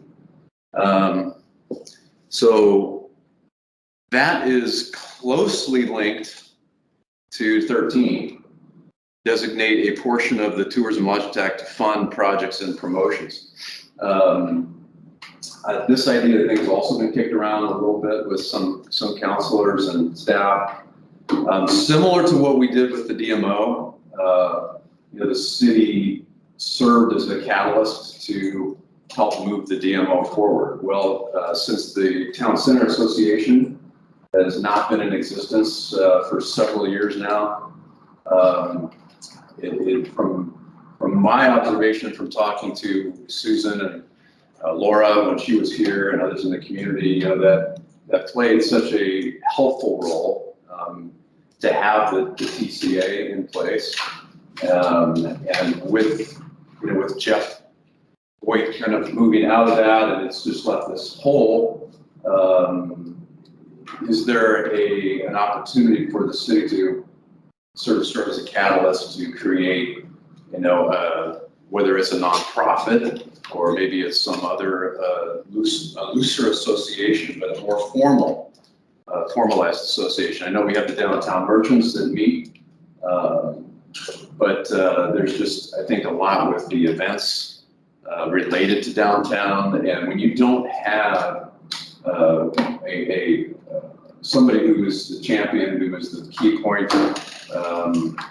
Nothing, generally, in my experience, nothing gets done because there's not a dedicated point person that will take the lead on things that people know to go to, which it sounds like Jeff Boyd kind of was. So I think there's from a tourism and event standpoint, from a downtown services standpoint, which we're also talking about how all of the coordination with downtown. There's just a lot there. The baskets, the flower baskets, an organization of some form or an association could really help to, I think, provide that lead and that energy that could help to move us, kind of pull some of these pieces together. So that's what that one's about. 12 is develop and implement a housing production strategy. I don't know that you need to have this one, honestly, as one to vote. I mean, it's mandatory. We have to do this through state law, but wanted to make sure that you're aware this is going to be a pretty time-intensive thing for us over this next year. So that's why I put it up there. Amber is going to be our lead person at the city, representing us with Eco Northwest, who is, we already had 2 meetings with Eco Northwest. They're getting ready to kick off a task force. I'm not a task force, a subcommittee of HAC that will kind of help guide throughout this next year. So that's an 11-month program. We're going to be doing it anyway, but. John, a question about that. So was that funded by the state? That is a consultant that the state is paying for Eco Northwest to come down and work with? I just wanted to clarify that. Yeah. Okay, thank you. Can you summarize that program? I'm sorry? Can you summarize that program, HB 2003? Sure. So the housing needs assessment, which you're going to have a public hearing on next month, or the Planning Commission has a public hearing next month, and then the council in March says what the need is. And what HB 2003 says, well, how specifically are you going to accomplish what that housing needs assessment says you need? So it gets into much more specific strategies, many of which are in the work plan that you've seen that hasn't been formally adopted by council. But so yeah, and the statute gives certain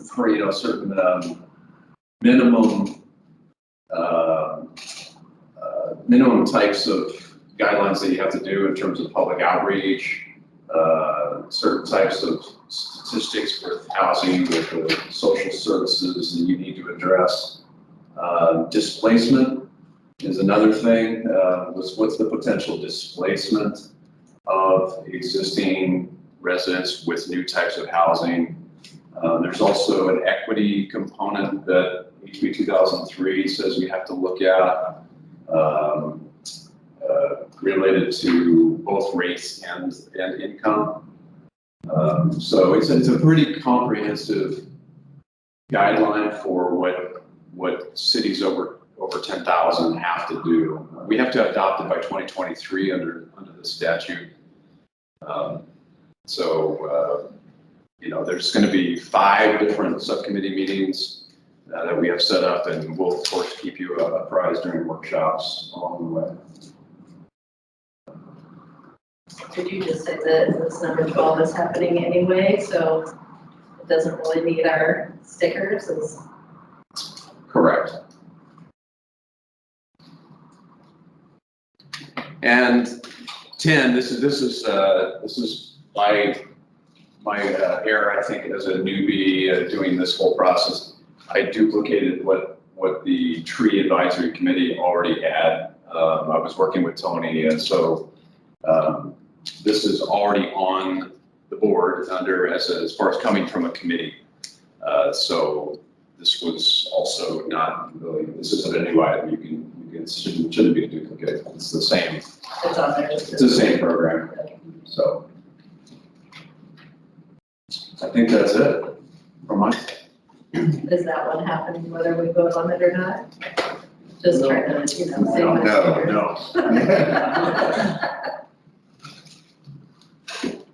All right, so I'm gonna run through what we're calling last call. We've had that in the past before. It's been a smaller list than it has been this year. This year, last call's here on this wall here. There's 2 actual boards of last call.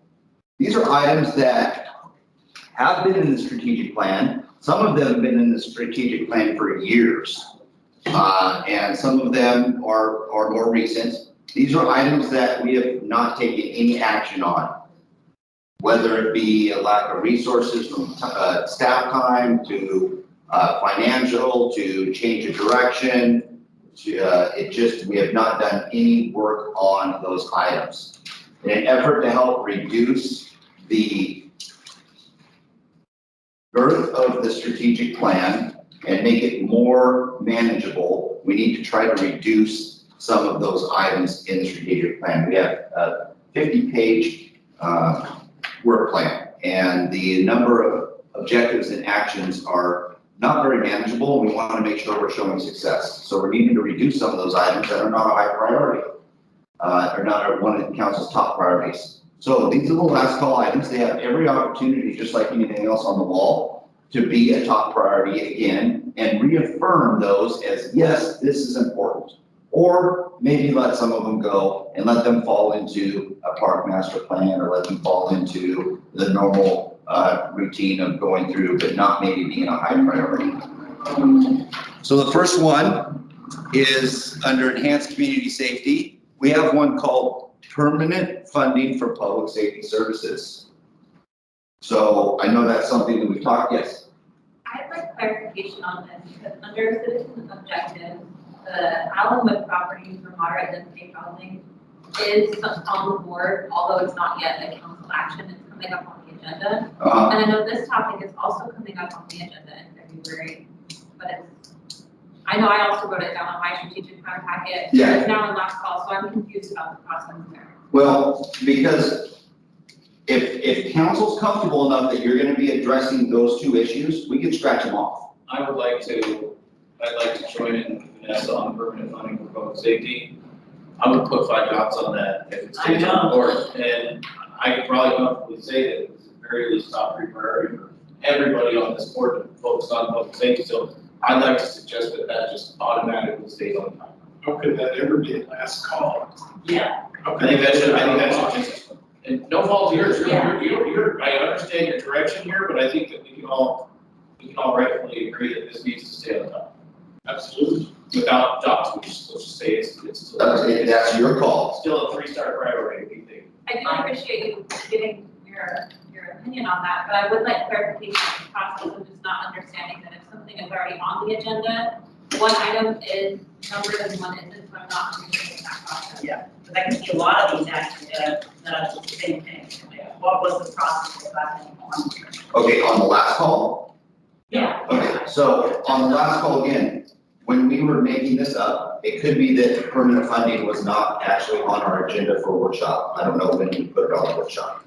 And council has not actually given us any direction from, this is what we're gonna do to come up with permanent funding.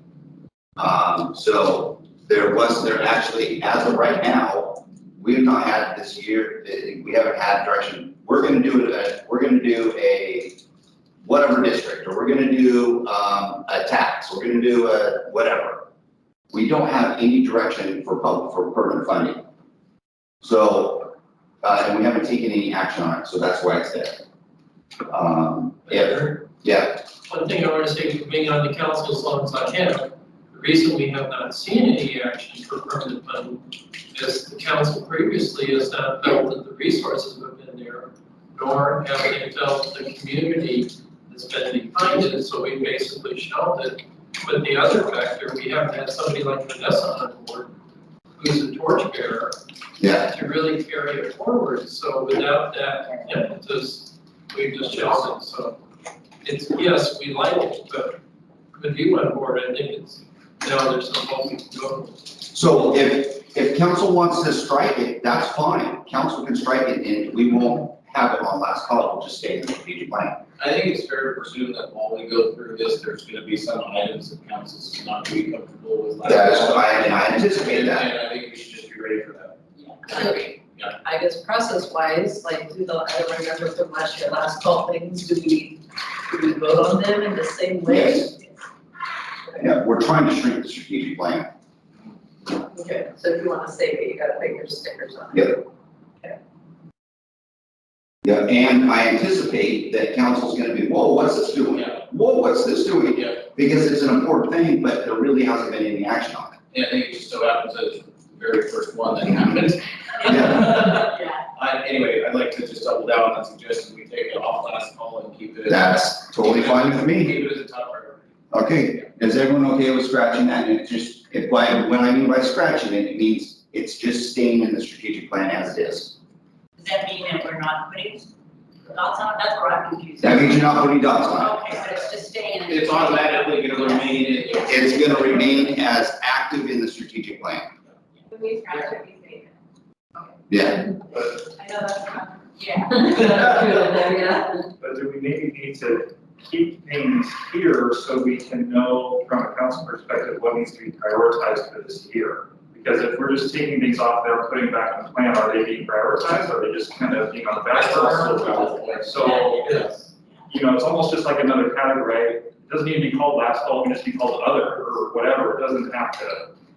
But I think all of those need to be prioritized with all these other things because our bandwidth is this much. That's my, yeah. So it seems okay the way it is now. You know, as long as people put their dots on the things that they care about, what council wants done will be prioritized. In essence, what you just said was the intent of this. Yeah. It's reprioritizing those items that have not really had much, and so how do they stack up to this? That's what it is. It's almost better to leave them there than just put them back in the plan, because if you put them back in the plan, you don't know where they fall with our other priorities. So it's almost like, where's the priority at now? But the call with this is, I understand you reprioritizing those, that's fine. But the idea of that, if we just did that and just reprioritize these, we'll see how they fit. If they don't get the votes, then they would go away.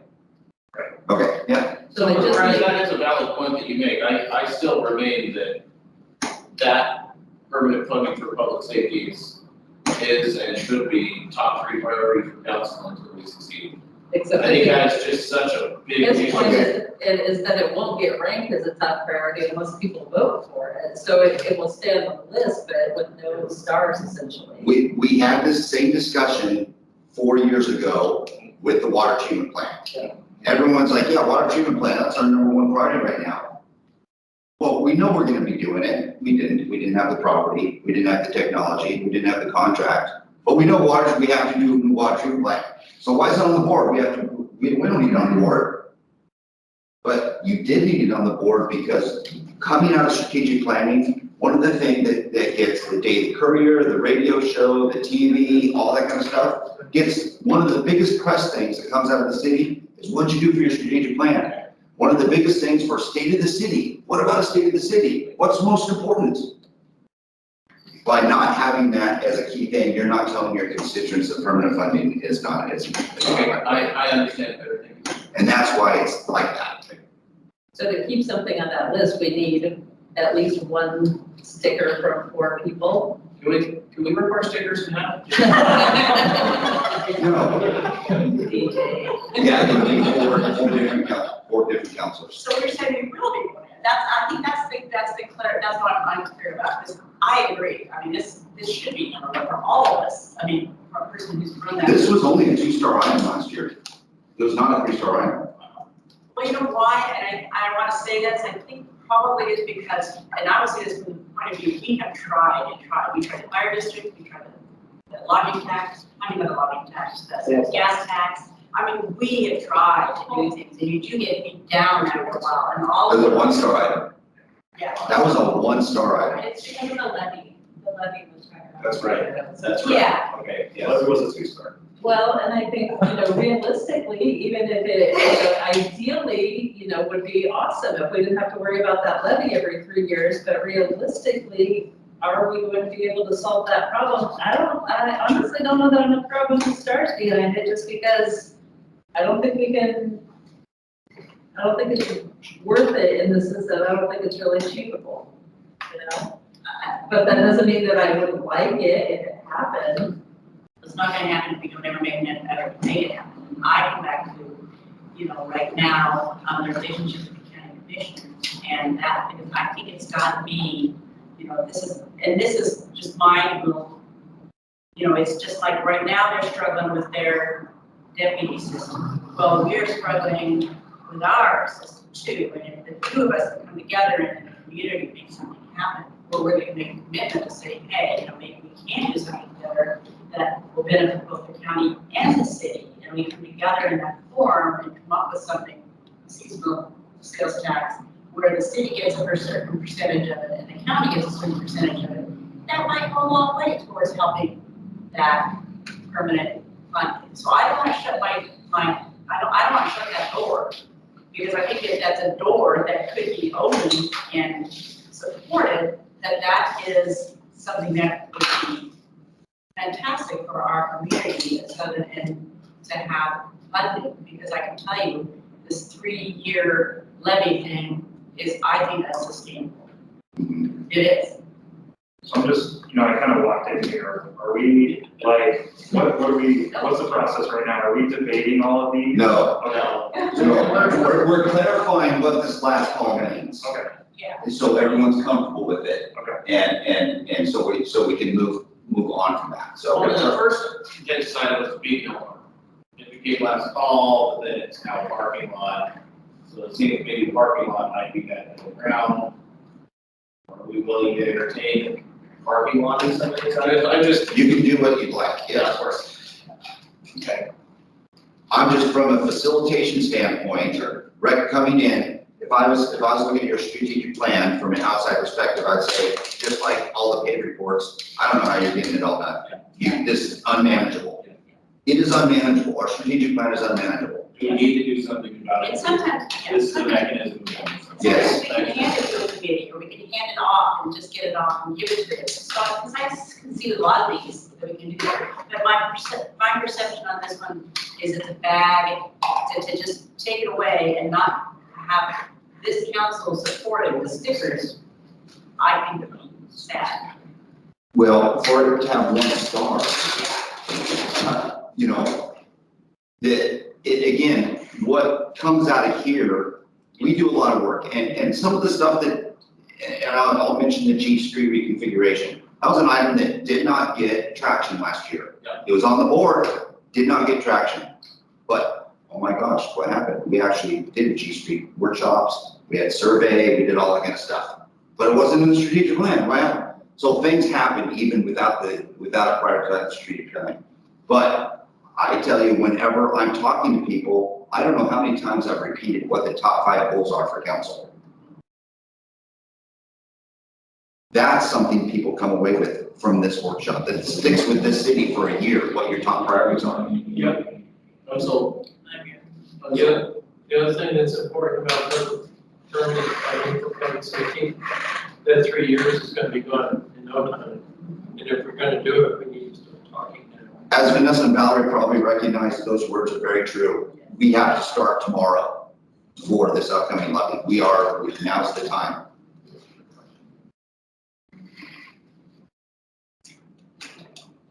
Other questions? Feel free. I just want to make sure we're all on the same page with the last call. And if we have any concerns or reservations, please, let's make sure that we're all clear. Yeah, I think it's a worthy discussion. We'll talk about it. Okay.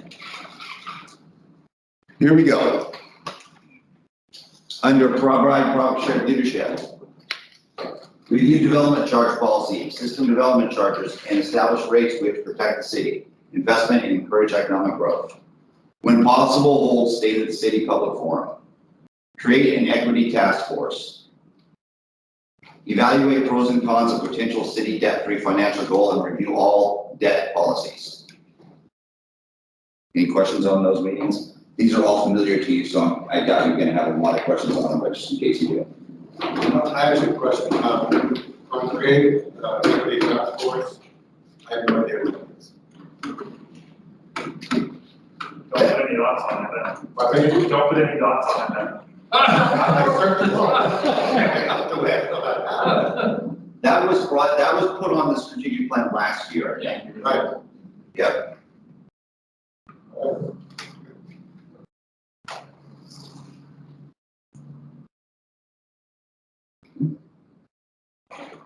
Encourage economic opportunities, prepare funding package to resolve sewer development issues, Spalding Park, and focus, well, let me go. So you had your question is, what is it? What is a equity task force? Is that what your question is, Counselor? That's my question, and how is what equity? Yes. I can go into maybe some of it, but staff wasn't the one that put this together. Council suggested it last year. It's an equity task force and committee, there's, I think, an internal operational equity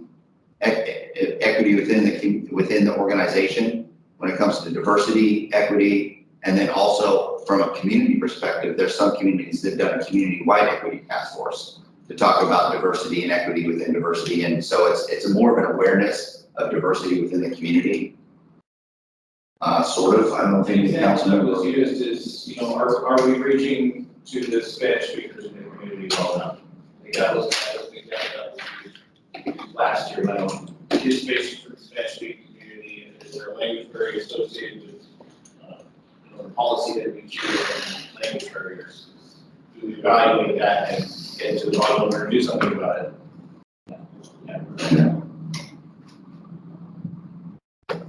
Prepare a funding package to resolve sewer development issues in Spalding Park with a focus on developing shovel-ready property. Feasibility study for demand generators. Promote mixed-use commercial and residential development in downtown and surrounding areas.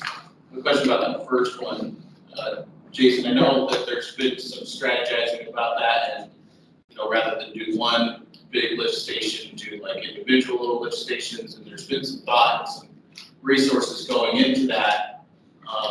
Is that, just questioning sort of the last callness about that? Given that it's an industrial area that will eventually need to be developed. If I can offer an opinion, this is just an opinion. Sure. This is gonna happen. Okay. You don't need to put it That's kind of where I was. It is a high priority, it's in the urban renewal agency, Okay. it's a high priority for public works, it's going to happen. Okay, fair enough. That's good. Thank you.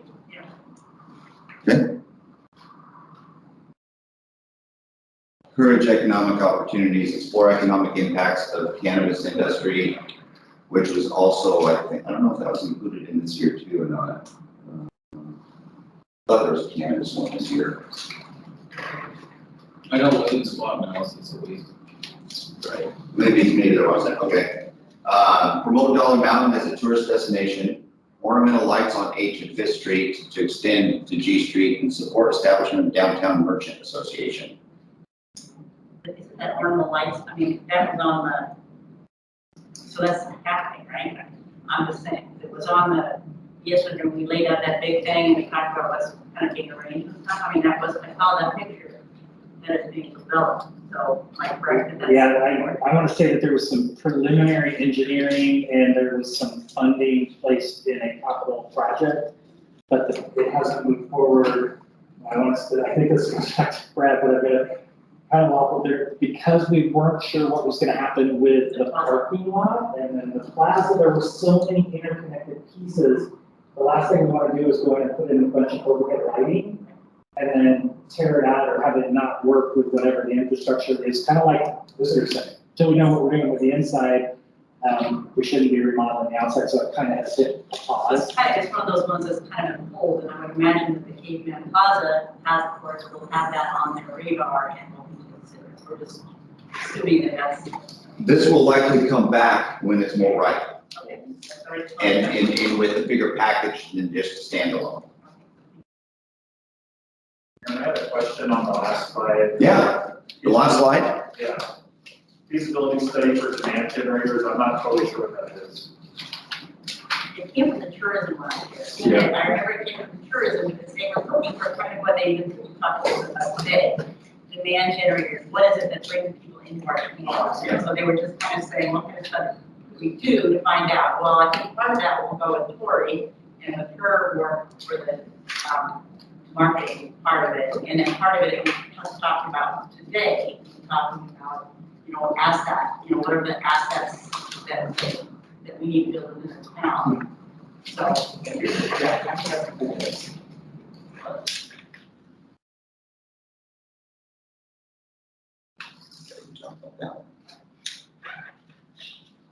Under facilitate sustainable management growth, there's a couple here. Support a community development foundation, define development incentives and explore funding resources and partnerships, establish a land bank program, encourage a strong partnership between Josephine Housing Authority and Jackson County Housing Authority, lobby the state to allow relaxed building codes for retrofitting of upstairs spaces in downtown buildings for residential use.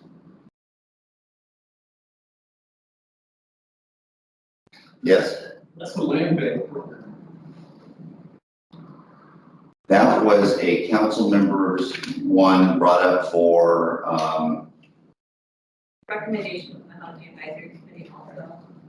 I put that one on there, and I believe, if I'm remembering correctly, it's basically the city acquires land to give to be developed.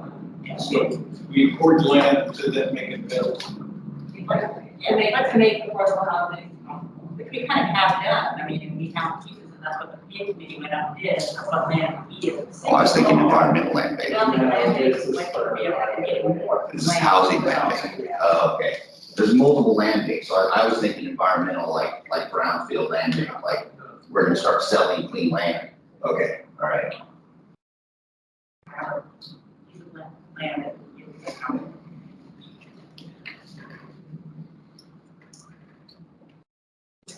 Facilitate sustainable land for growth, development, implement an asset management plan, create a pilot housing project program, create redesigned floor plans for triplexes, fourplexes, and duplexes.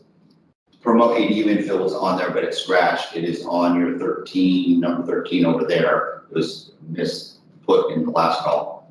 Promote mixed use zoning and policies which foster additional housing types.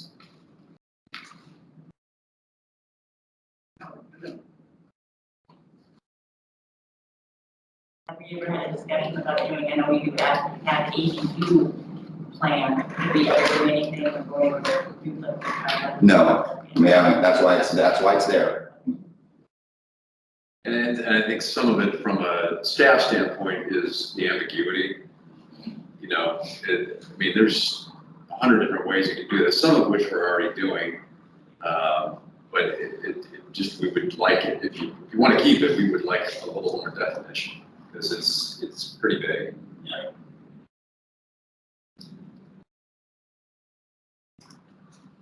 Continuing under maintain and expand infrastructure, update the downtown master plan.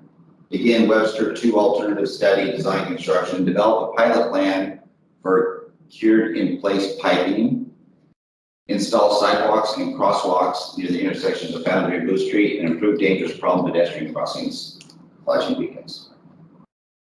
That Boundary and Booth is already happening, right? Is that- Portions of it are for sure. I think we'll probably hit Boundary, Booth. East, west, not north, south. But railroad is a big complication with that one, so we'll probably not run sidewalks north, south, but we will east, west, which I think is Boundary, right? Boundary is east, west, there, Booth is north, south. Does it need? Because we can't get across the railroad tracks. Does it need stickers or is it already just kind of in the pipeline?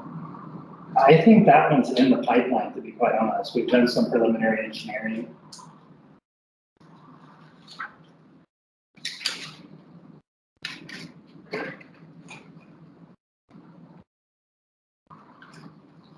Continuing that goal, install a bike pump track at Beacon Hill Park, develop Riverside Park community building, publish a total of 4 art spotlights and dedicate tree canopy funding.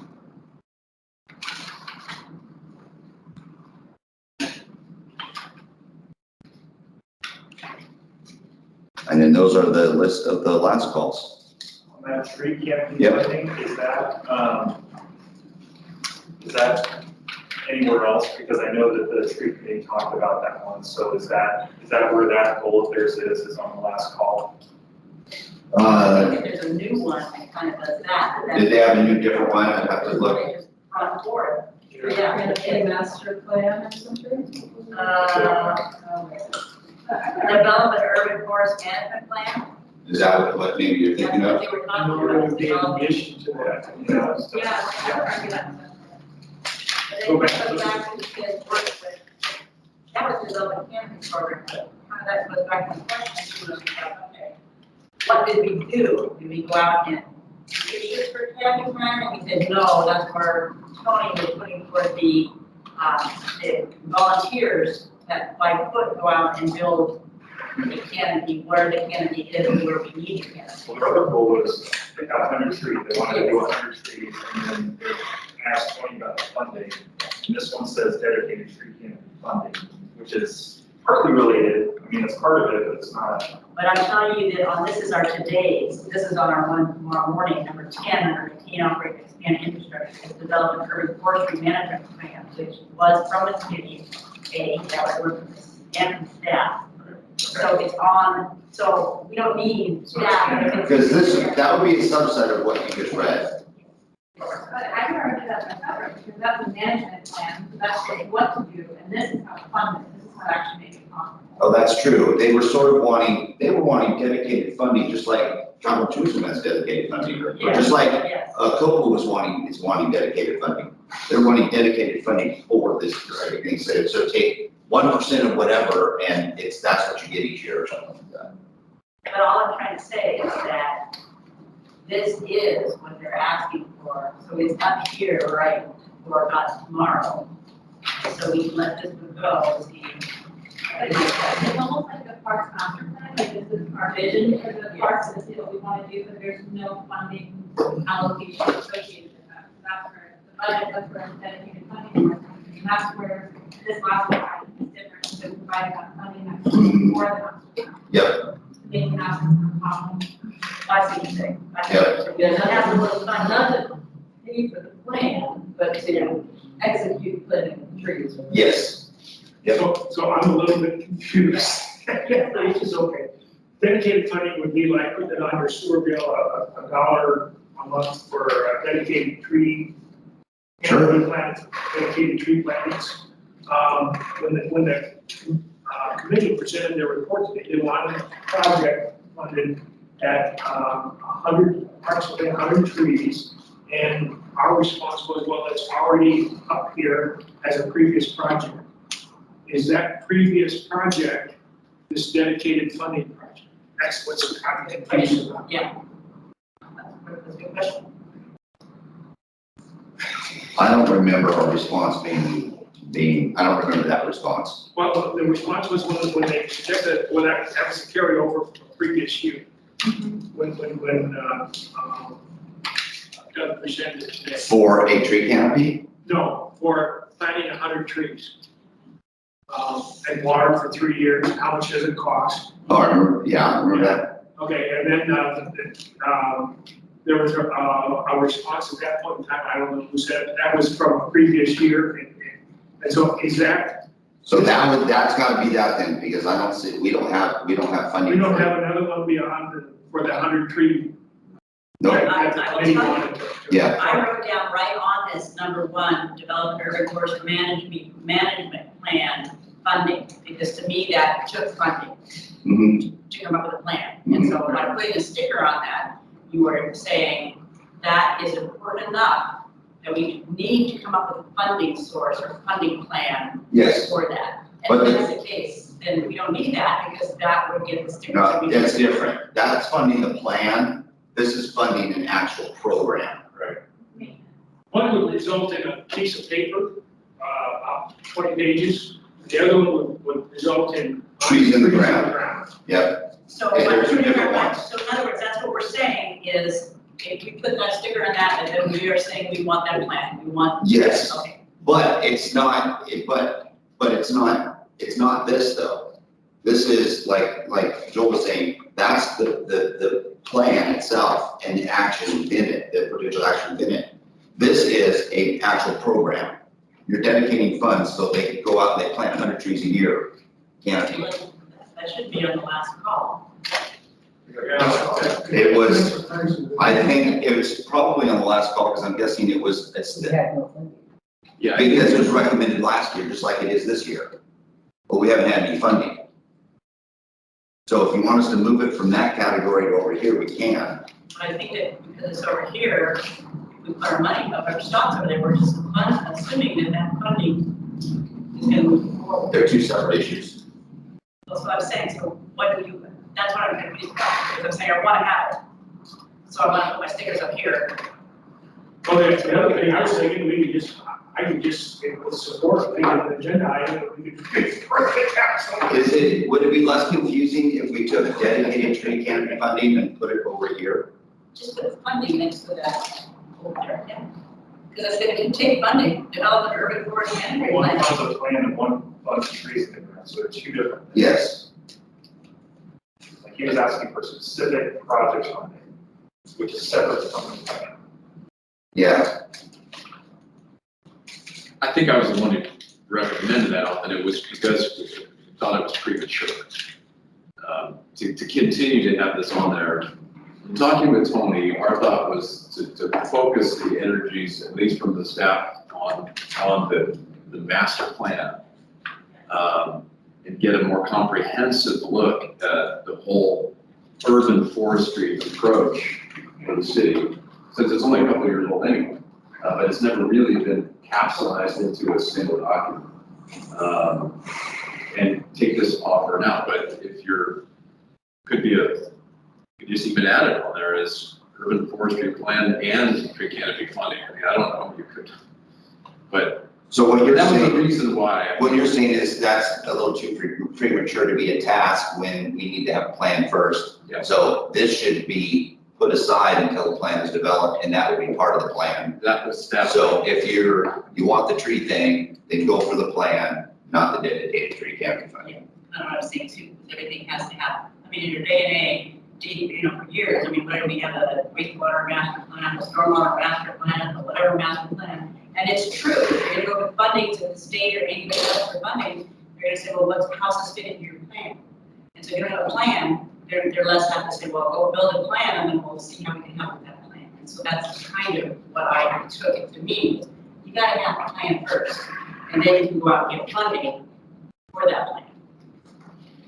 I don't want to get too far down this rabbit hole, but what I heard from Doug is we have the downtown plan that has already identified these specific locations for trees.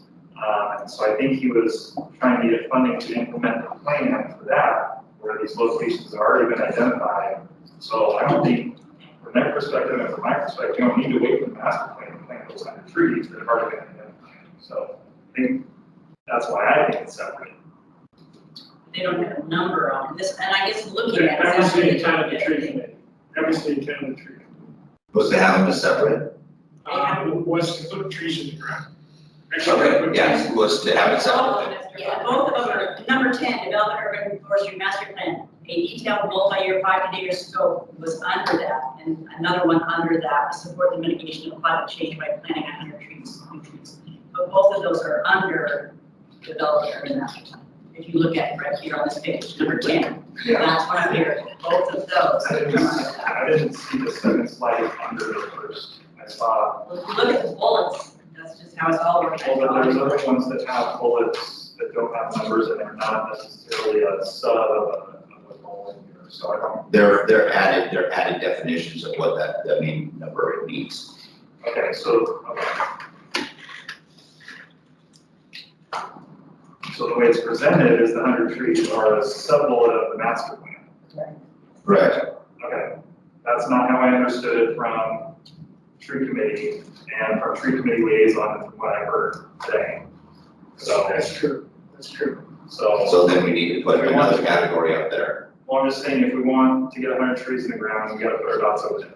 Well, I think it's even different, because this was not even recommended this year by the tree committee. This was last year. Oh. The tree committee is saying, hey, we want dedicated funding. That's all this is. So they carry forward the same goal. No, because that's different than I think than, hey, we want money for 100 trees. Yeah, specific. That's different. So this is truly different than the 100 trees or the master plan. This is, hey, we want dedicated funding. So if we That's so if we put our dots under the urban forest management plan, a part of that would be funding the 100 trees. Because it's a sub bullet of the plan. That could be a misinterpretation of staff putting it together. No, If Joel's saying they're separate. That's how they put it. Oh, that's how they put it. That's how they put it. We did that one and then they did the two definitions. That's how they gave it to us. Here's mine. So the other thing is, the tree committee is, very good at planting trees. So they're not real skilled at, like myself, at writing, like I talked about.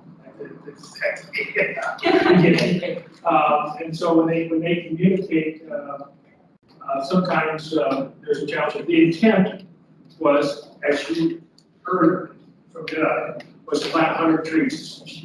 Okay. That was it. So stop. Under maintain, operate, and expand, put another bullet point, plant 100 trees.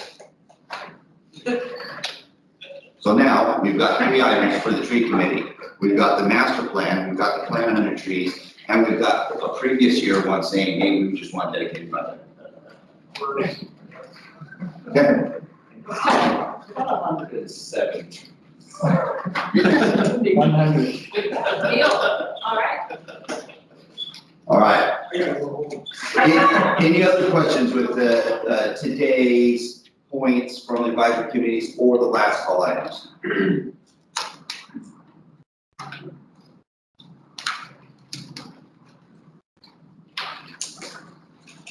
Okay, so what I've got then is tomorrow, we're starting at 8:30 with the gender review. We're gonna have a recap of the urban renewal agency and the programs, moving into council reports. So this is your opportunity to think about tomorrow. This is your opportunity. If you feel really passionate about something you put down, be prepared to talk about it and champion it tomorrow.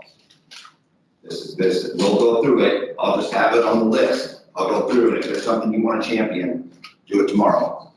And then we'll break and we'll get the dots out and we'll go to town.